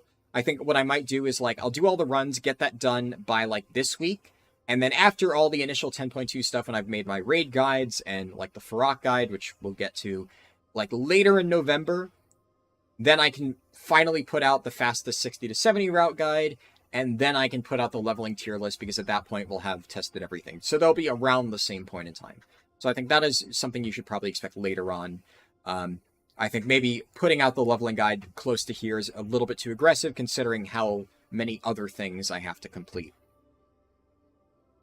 So for 10.2 videos, so I know people are asking earlier what I was going to make. I guess actually real quick, Wrath Classic, since there's only one video in this category, the only remaining video, at least for now, that I plan on making for Wrath Classic, and when I say this, I mean actual video, not like generic leveling stream or something, is a catch-up guide. Before I make my catch-up guide, I need to get my Death Knight to 80, which is a top priority for me within the next few days. It's something I want to try to do really soon. And then I'm going to try to gear it up slowly over like the next few weeks and document the process, and then make like a retail style guide like what I've done for 10.1.5 and show like these are the steps that I took to gear up in Wrath Classic. This is how you can easily do it too. That type of thing. That is the only current video I have planned for Wrath Classic, in addition to the ones I've already recently made. I will probably do a few random leveling streams and videos for Wrath Classic, but I'm not counting that because those aren't really scheduled. It's just if I feel like it. And as I start preparing to eventually do a Wrath Classic speedrun, that will start ramping up. But the Wrath Classic speedrun stuff, we're talking December. Like, that is not even remotely on the docket for any time soon. I'm already researching it. I'm already doing preparation for it, but it is going to require so much testing that it's not even something I'm remotely considering within the next, like, month or so. Anyway, so patch 10.2, as I said, I might make a little short showcasing the dragon riding boss. Here's a fun one. I have, the way I categorize this is I write the title of, my planned title of the video. So, the title that I have written down here is, We Need to Talk About Vengeance Demon Hunter. Which, yeah, I honestly think I might make that video. Because I've been rambling about Vengeance DH for a while now. Holy, these aren't calendar invites. These are the reset. You can uncheck this under filters, raid resets. Then it pops up again. I'm tracking this mostly for Zul'Grub, because I've been farming the Zulian Tiger. And I want to make sure that I don't miss the lockout, because the, like, Zul'Grub it's weird. It's, I don't know exactly what, like, yeah, this is Zul'Grub unlocks. The timing on it is really, really, really weird, because I think I've already done Zul'Grub, right? This week, let me double check raid. Yeah, so I have 12 hours left of my Zul'Grub timer, but then according to this, Zul'Grub resets at 6 a.m. So there's like a 24-hour period here, for whatever reason, where Zul'Grub like has like a window where it reset. I don't understand that. It's a really weird lockout. So I'm trying to make sure I don't miss it at all. So I've been keeping track of that stuff. I don't know if that's like misleading or whatever, but that's why I have it displayed. Vengeance Demon Hunter will be one of the best tanks in the game for low keys. Yeah. So I've been talking about it a lot. I think I don't know exactly how I want to structure that video. It might be more of like a freeform rant style video, but at this point, it's been kind of pissing me off enough that I think I need to make a video talking about Vengeance DH and like summarizing a lot of the thoughts that I've mentioned on stream in like a more concise way, because it's a problem. The way they've handled Vengeance Demon Hunter design for a while is just really not great, and seeing some of the stuff that both the devs and the community members have said about Vengeance clearly shows that a lot of people don't really understand it, and I feel like somebody needs to set the record straight on that. So I don't know when I'll make that video. That one might take a little bit longer because it's not a super high priority, even if I do think it'll be fun. But that is something at least written down on my list. Another video that this is a topic I will cover somewhere, I'm just not sure where. Blizzard is changing world events so that now stuff like Tuskar Feast will give better catch-up gear, and it actually scales up to the new patch. The old stuff like Tuskar Feast, Time Rifts, etc. only scales up to like Explorer and sometimes Veteran level gear, so it's not that good still, but it definitely is a nice catch-up thing. Now, the only thing is I'm unsure if I'm going to make an entire video just discussing these changes, because I feel like at the end of the day, I can like take a lot of that information, compress it down, and include it in a general catch-up guide video as just like a little section. So something that I can maybe do is make a full video discussing all of that in like as part of a catch-up guide, and then I can make a little short talking about like, oh, this is a cool change that Blizzard is making to catch-up gear, so if you plan on trying to get your alts caught up, make sure to check this out. Shorts are nice for things like that, where I can talk about this one little cool tidbit. If I can summarize it in under a minute, that's the type of thing that like a cool little short could work for that. You like your suggestion of moving a couple of talents around and replacing one of these. Sigil of Flame applies Fiery Brand for X seconds. Yeah. Sigil of Flame applying Fiery Brand would be pretty broken, but if it's like a very short duration, it definitely could work as like a potential way to make it viable. I doubt they'll do that, but it was a good idea, I feel. So 2 different videos I plan on making for Mythic Plus is, as I start doing testing over the next like few days and then next weekend as well, I'm going to put together one video of every single Mythic Plus dungeon, a full run of it in a single video. So that would be like, I think I did that for this last patch, and it was, and look at the video length. When was that? I did every single dungeon in one video, and it was a 4-hour-long video. So 4-hour-long video of just a full run of every single dungeon. That's something I'll probably do again, just because I know some people liked watching that. And then, of course, full guide to every single Mythic Plus dungeon in a single video. I'm not entirely sure how I'm going to approach that to make it, like, actually digestible, because if I made it, like, my traditional level of guide detail, that would be a 3-hour video, which is a little bit unapproachable, both for me making it and people watching it. So what I might do is make it like, you know, everything that you need to know to clear every single Mythic dungeon, and just give like a very key bullet points, like takeaways on these are the most important things to know on every single trash pull and every single boss. And, you know, maybe if there's like some minor optimization for specifically high keys, I can not really mention that, and I can just go into like the general detail, every dungeon in one video, that type of thing. And then if I want to, if that video does really well, then something I can maybe expand on later on is more detailed plus 20 guides for how to get your portals, like little details, tips and tricks that I don't cover in my general guide. I will see though. That is definitely a video that I want to make. I've talked about it a lot. I'm not entirely sure the exact format that I will do. Make paste bins with route imports, most dangerous things, general tips, etc. Then yeah, so Naomi, exactly what you described. The route imports thing, definitely, that's a good point. A few people suggested that last time, so I'm going to try to do it again this time. So definitely a good suggestion there. And then, obviously, every heroic raid boss in Amir Drasil, I did that video for Aberrus, and it did really well. A lot of people liked it, so doing that again, obviously. And then, same thing as before. Obviously, I can't... real quick, just Kuon, for Battle.net, I have... I haven't, like, accepted friend requests and stuff. If you want to add me, you can add me on, like, Discord and stuff, but I generally don't accept Battle.net friend requests, at least not right now. Just as a heads up, it's a universal rule. It has to be there, because otherwise... I talked about this before, but I've had a few people who are, like, a little bit, iffy about that stuff. We're packing this, then copying each other, yeah. So, what else? Yeah, so Farok's guide will be separate from the every boss, because obviously Farok is not testable. I hope to have the every boss in the Mirdrasil guide out by, like, the 4th or something. Like, somewhere around, or not, wrong, I'm looking at the wrong week. Not this weekend, so not the 4th, the 10th or 11th. Basically, the weekend before the patch comes out, I want to have that video out so people can start watching it and preparing. I dropped my every Aberrus guide for every Aberrus boss guide on, like, the day the patch went live, and it still did well, but I definitely think that didn't give people as much time as I would have liked, so I'm going to try to put it out a little bit earlier. And that way, if I'm already done with that, I can basically begin scripting a theoretical Farok guide before the patch goes live. That way, the moment I've actually killed Farok on, like, Tuesday or Wednesday, and I have AOTC, I can quickly say, all right, bing, bang, boom, let's put together this guide. Like, I can flesh out my potential draft that I wrote ahead of time and have the Farok guide out as soon as physically possible. You noticed it was on the screen? Yeah. I accidentally put up my friends list there. What else?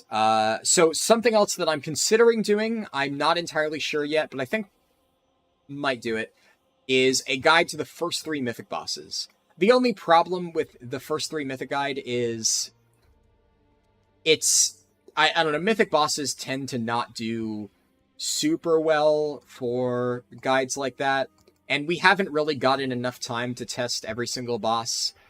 So I don't know. What I might do here for the first 3 mythic boss guide is put out complete a guide for Mythic Gnarlroot, Mythic Agira, and then Mythic Volcross, and have it like ready and scripted. And then the moment I've killed those bosses and I have additional information to add to make like a really good guide for that, maybe if I have time I'll put that out. But that's like a very much TBD thing. I'm not entirely sure. You forgot if they changed it again or if it'll be 357. I forget. I think it's 357. If it is only the first 2 bosses, I may actually put that video out early, because Volcross is a boss that I haven't really gotten a lot of good testing done on. Volcross, the testing schedule was a bit hit or miss. I got a lot of good testing on Mythic Agira to the point where I already feel comfortable writing a guide for that. And Mythic Gnarlroot, I feel fairly comfortable writing a guide for as well. It's not a super complicated boss. So I could definitely see putting something out for that. But I guess it'll depend. Yeah, if you could tell me, Naomi, that would definitely help. Let's see. Oh yeah, so I'm another video, important Season 2 items to carry over into Season 3. There were a lot of videos that I did in Season 1 that people liked, so I'll probably just remake those, but like updated for the new season. So I covered a lot of really good items from Season 1 of Dragonflight that you wanted to carry over into Aberrus. I'll probably do the same thing for this season. I don't think there are quite as many, so I'm not entirely sure. I'll kind of look over it, and if there aren't quite as many items that I feel are like important to farm before the end of the season, then maybe I won't cover it. That is kind of one of those where we'll see. It requires 2, 4, or 7. Oh, interesting. Yeah, so maybe it would just be first 2. Let me actually update that first 2 mythic guide. Actually, yeah, maybe I could have that video out, because Volcross was kind of the problematic boss there. Interesting.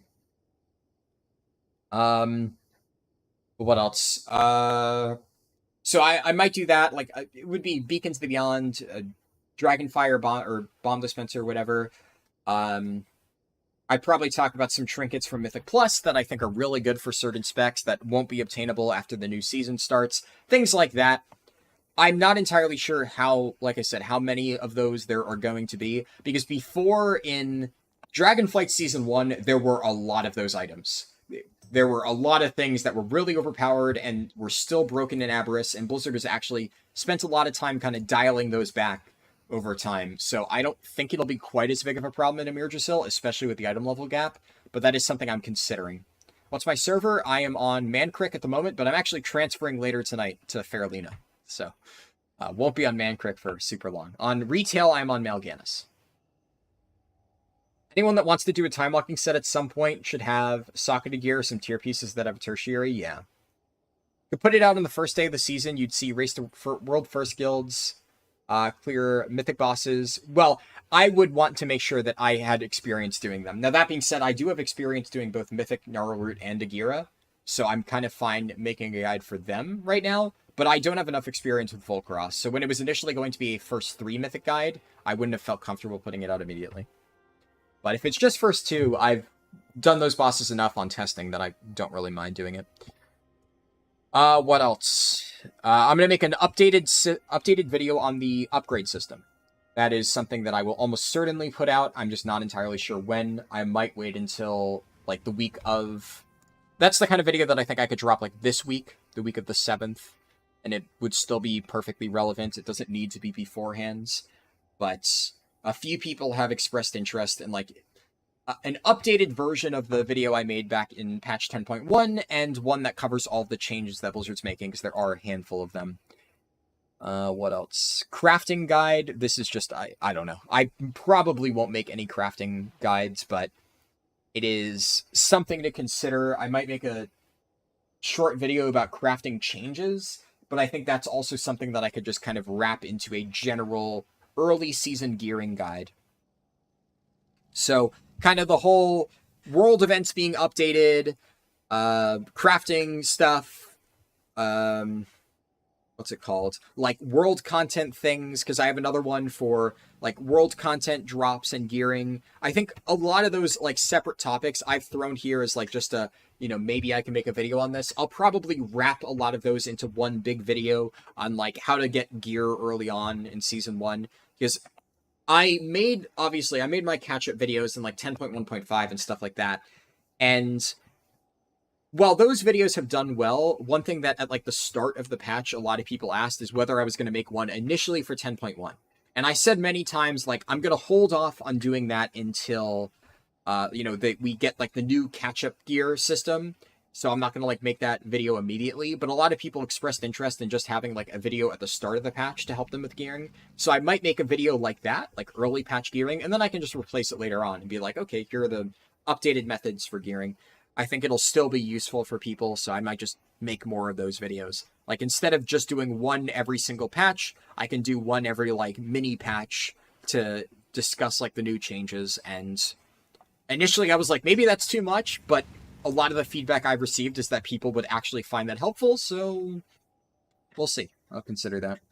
Why you should have farmed the Mythic Beacons of the Beyond day 1 of the new season. Yeah. So timing is important there, because it would be troll to put out a items you should farm before the next season video the day the new season starts. We'll see, though. What else? Something I might do is fastest way to get your Dream Sparks. So I put out a video in this patch called Fastest Way to Farm Sparks of Shadowflame.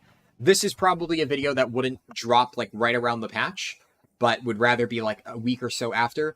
But Dream Sparks are a little bit more complicated than Sparks of Shadowflame, so I think having an updated video on like the fastest way to farm that could be good, because a lot of people liked that how to easily farm Sparks of Shadowflame video. In fact, I think I mentioned this, but the fastest way to farm Sparks of Shadowflame video was actually an idea given to me by one of my friends, where he was complaining in the middle of raid that he hated having to farm the sparks, and he was like, oh, it takes so long, I don't know like what methods I should use to like get the 1500 rep quest. And then in the middle of raid, he was like, or he said Lenara, obviously, because my friends call me Lenara, but he was like, Lenara, you need to make a video on that. Like, go figure out what the fastest way to earn 1500 rep is, and then make a video so I can use that as a guide for farming my sparks. And like, he said it as a joke, but then I'm like, wait a second, that's actually a good idea. Like, I think a lot of people would actually benefit from that, so I made a video on it. But that was one of those funny situations where one of my friends ranting about something that they found annoying gave me an idea of like, oh, I can make a video to make that easier. And I get a lot of good ideas from things like that. So that's something that I could do again next patch, and I think it could work out pretty well. How to get gear early video could be something that you lump into a what to do on the first week of 10.2 video. Briefly go over things, can elaborate a little on some details. Yes and no. I agree, I could lump it in. I kind of want to separate them a little bit. Because one of the other things, I'm sure I have it on here. Yeah, I literally have one of the other videos, like, right after, is what to do first in patch 10.2. Something like that. I could lump that in, but I think the what to do first video, I like to put out, like, literally the day of the patch or the day before. And it's just a quick, like, 4-minute, here are all of the important activities. And I kind of use that, like, if you watched my one in... But yeah, the person has a really long name, you're right. I don't know if you ever saw the one I did for 10.1 Naomi, but what I did is I had a lot of other mini guides on various topics within 10.1, and then the day of the patch, I put out a what you should do. And it was basically a 3 or 4 minute summary video that quickly went over all of the really important activities. And then I'm like, if you want to learn more about this, boom, I have an entirely separate video that goes into really deep detail on this particular subject. So it was effectively like leading up to the patch, I put out a lot of videos about like various different things within 10.1, and then the what to do in 10.1 was a very quick video that just speed ran through all of the different important things and pointed you towards the relevant videos that you would need to watch if you wanted to get more information about each subject. So I'll probably do that again because people seem to like that. And I think that for that type of topic, that's why what I could do is one about gearing, one about rep, one about, I don't know, anything else that I think is important. Like things to do before the season starts or whatever. I don't know. There is one video that I'll probably make that'll just be a 1 minute long video, or I don't know. Maybe if I find other things to do, is what to do before the season starts.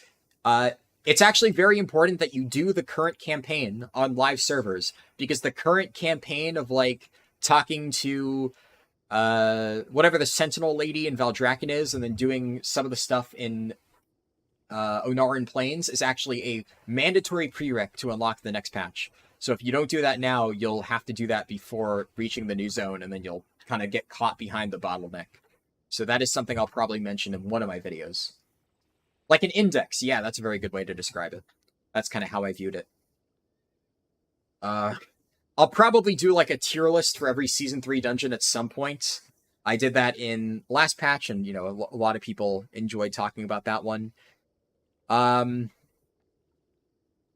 Then, yeah, obviously Dream Warden's rep guide is something that's on my list. I even mentioned that earlier. The final two videos on here are a little bit odd. There's like a seed mechanic where you plant a seed and like use a currency to grow your seed into like a plant, and you get rewards and stuff like that.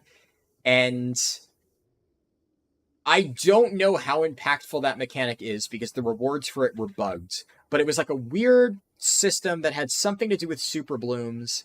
And I think that, like, how to optimize your seed usage is like one video I have on here. That was more of a tentative thing of, if seeds end up being really important, I might want to make a video just on them. I think this is probably some sort of subset to the Super Bloom guide, but at the same time, I don't even know if I'll need to make a guide for Super Blooms, because, like, quite frankly, they're pretty basic. So the question then becomes, what type of video would I need to make to discuss Super Blooms? Do I just talk about Super Blooms within the context of rep farming? Or would I want to mention, like, how to optimize Super Bloom rewards as a completely separate topic entirely? And I'm not entirely sure. There's, like, a lot of random little threads here that could either be their own video or could become part of, like, a separate video. And I'm not entirely sure which option I'm going to go with just yet. Add those to the rep farm thing? Yeah, that's what I'm leaning towards right now for Super Blooms, at least. Because it seems like their main purpose is just rep farming anyways. But not 100% sure yet, regardless. Well, we'll see. I'll think about it, figure it out. But yeah, I think, like you said, Naomi, yeah, making something about, like, rep farming could be really good. I think, I don't know. I think there's maybe an index video could be nice.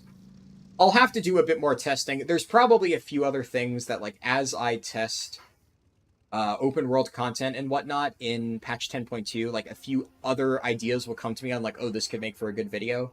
But there really isn't a ton of stuff in that regard that I'm, like, really interested in covering outside of the ones I already listed. I think some of those could be neat, but Emerald Dream as a zone is, like, not super in-depth. I think, like, Super Bloom, while it has some interesting interactions, a lot of it is fairly basic and doesn't really add to much, so I don't know. It's weird. I'll figure it out, but basically that is it for my list. Those are all of the topics that I plan on covering, so honestly, like, going over it like that makes me feel a lot more comfortable with my scheduling stuff, because that, when I, like, outline it all like this and talk about, like, this is all of the information that I need to cover within, like, the next 2 weeks or 3 weeks or so, it feels a lot more approachable, and it definitely feels like I have a chance to, like, actually get these videos done on time. I'll have to see. I'm not sure which one I'll make first, though. That's the other thing. Like, we know the deadline on, like, the Arclight Rumble ones and all the other ones coming out, like, before the patch actually launches, but I think some of these videos I will need to start making early. I think the most important video for me to make right now actually might be the important Season 2 items. Because I think, out of all of the topics that I can cover here, a lot of the other stuff is more specific to patch 10.2, and, like, I'll want to cover that closer to the release date, like, as close as I can, or, like, within the week of its launch itself. And obviously, like, the Mythic Plus guide will come out this week. The raid guide will come out, like I said, on the weekend, so that you have like a few days to start studying and whatnot. But I think out of all of the videos that I mentioned here, the two that I think are the best to put out early would be items from Season 2 that you should be farming right now. And honestly, we need to talk about Vengeance Demon Hunter. I think the Vengeance Demon Hunter rant may be a good video to do right now, just because it's like, I think it is still relevant to 10.2, but it's not like specifically it should come out like closer to the launch. This is a good time where that information is still very relevant, despite the fact that it's not like, patch 10.2 releasing just yet. So I think that is probably the two things that I'll be working on first, outside of just general testing and farming. Season 2 items is basically going to be tanks use these 4 trinkets, healers use this trinket. Yeah, basically.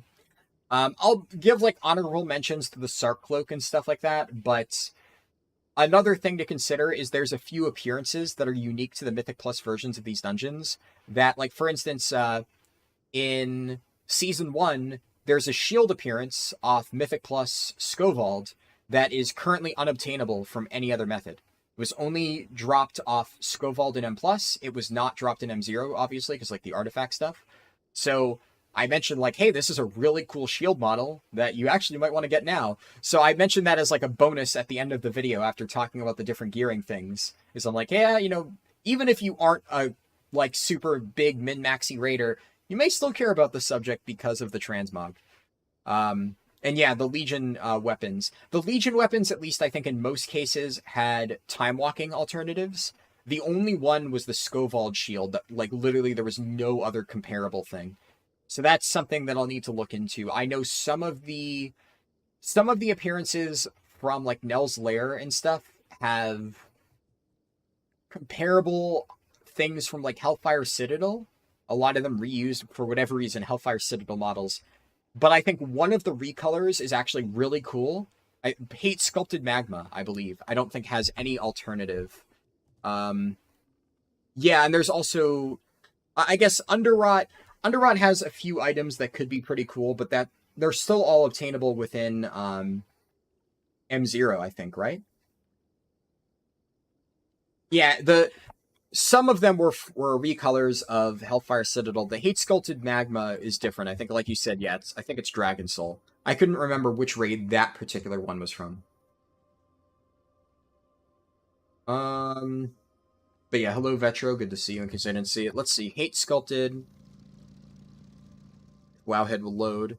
Yeah, Hate Sculpted Magma is same model as Crescent of Living Magma, which is from Blackrock Foundry. So, are there other recolors of?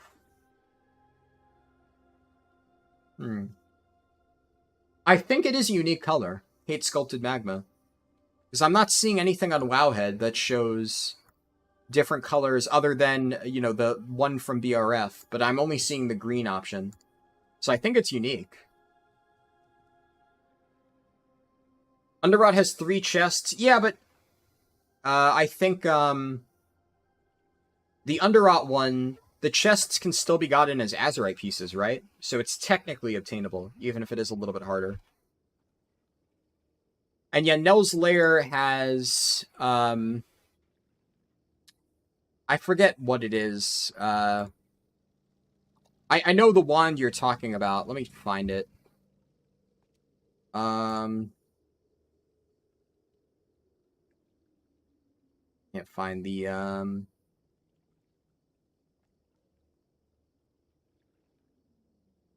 I give up. I can't find the wands. I know what you're talking about, Chori, though. The wand, I believe, is also unique, like you said. So that's something to consider. That I would probably mention it in that guide as well. But it would mostly be, like Naomi said, here are the important items that, based on our testing... Oh, it shares an appearance with the mythic version of Blackrock Foundry. Ah, that's good to know. Was not aware of that. But yeah, anyways, I'll probably cover, exactly which items are like really good for people that you should farm now that probably will still be very strong next season, as well as appearances that aren't going to be going away. Or that are going to be going away. You get what I'm saying. Anyways, words are hard. It's late. I'm tired. I did end up streaming for 6 hours at the end of the day. I will stop it here. I have still a lot of work to do tonight, and I will once again be streaming tomorrow. Tomorrow's stream will probably be like around noon or so, and once again, it'll be on Twitch. Do the Vengeance Demon Hunter rants? Yeah. No, I will be doing that. I'm just not sure exactly when. I don't know if I'll do that first. I kind of want to get the Season 2 items guide done ASAP. That way people know about it in time so they can begin farming it, like if they aren't as aware of like which items are good. But the Vengeance Demon Hunter one is a good one to get out early. And honestly, I don't need to have the Warcraft Rumble video out right here. The Warcraft Rumble video has to be out before the 3rd, but it could be out anywhere within this week, so that is a top priority as well, along with the other stuff. But yeah, thanks for coming today, guys. Hopefully a lot of you end up showing up for the Twitch stream tomorrow. I don't expect there to be nearly the same level of viewership, but I do think it would be cool if a few people stopped by for that. It also won't be like a leveling run, but still, like ICC, I think could be kind of fun. I'm definitely excited to run that, and I hope it all goes well. But we will see for sure. But yeah, thanks everybody, and I will catch you potentially tomorrow and definitely next Friday for the Assassination Road run. The stream will be at around noon my time, so noon Eastern Standard Time. Naomi. Yeah, so it'll be around noon, give or take. I might start it later. The Twitch streams I'm going to be a little bit more flexible with, but because the raid that I'm doing starts at 1 p.m. my time, I'll be starting the stream at like noon my time, and we'll see how that goes. But yeah, thanks everybody for coming. Hope to see you then. And if you have any other questions or something, just shoot me a message in Discord.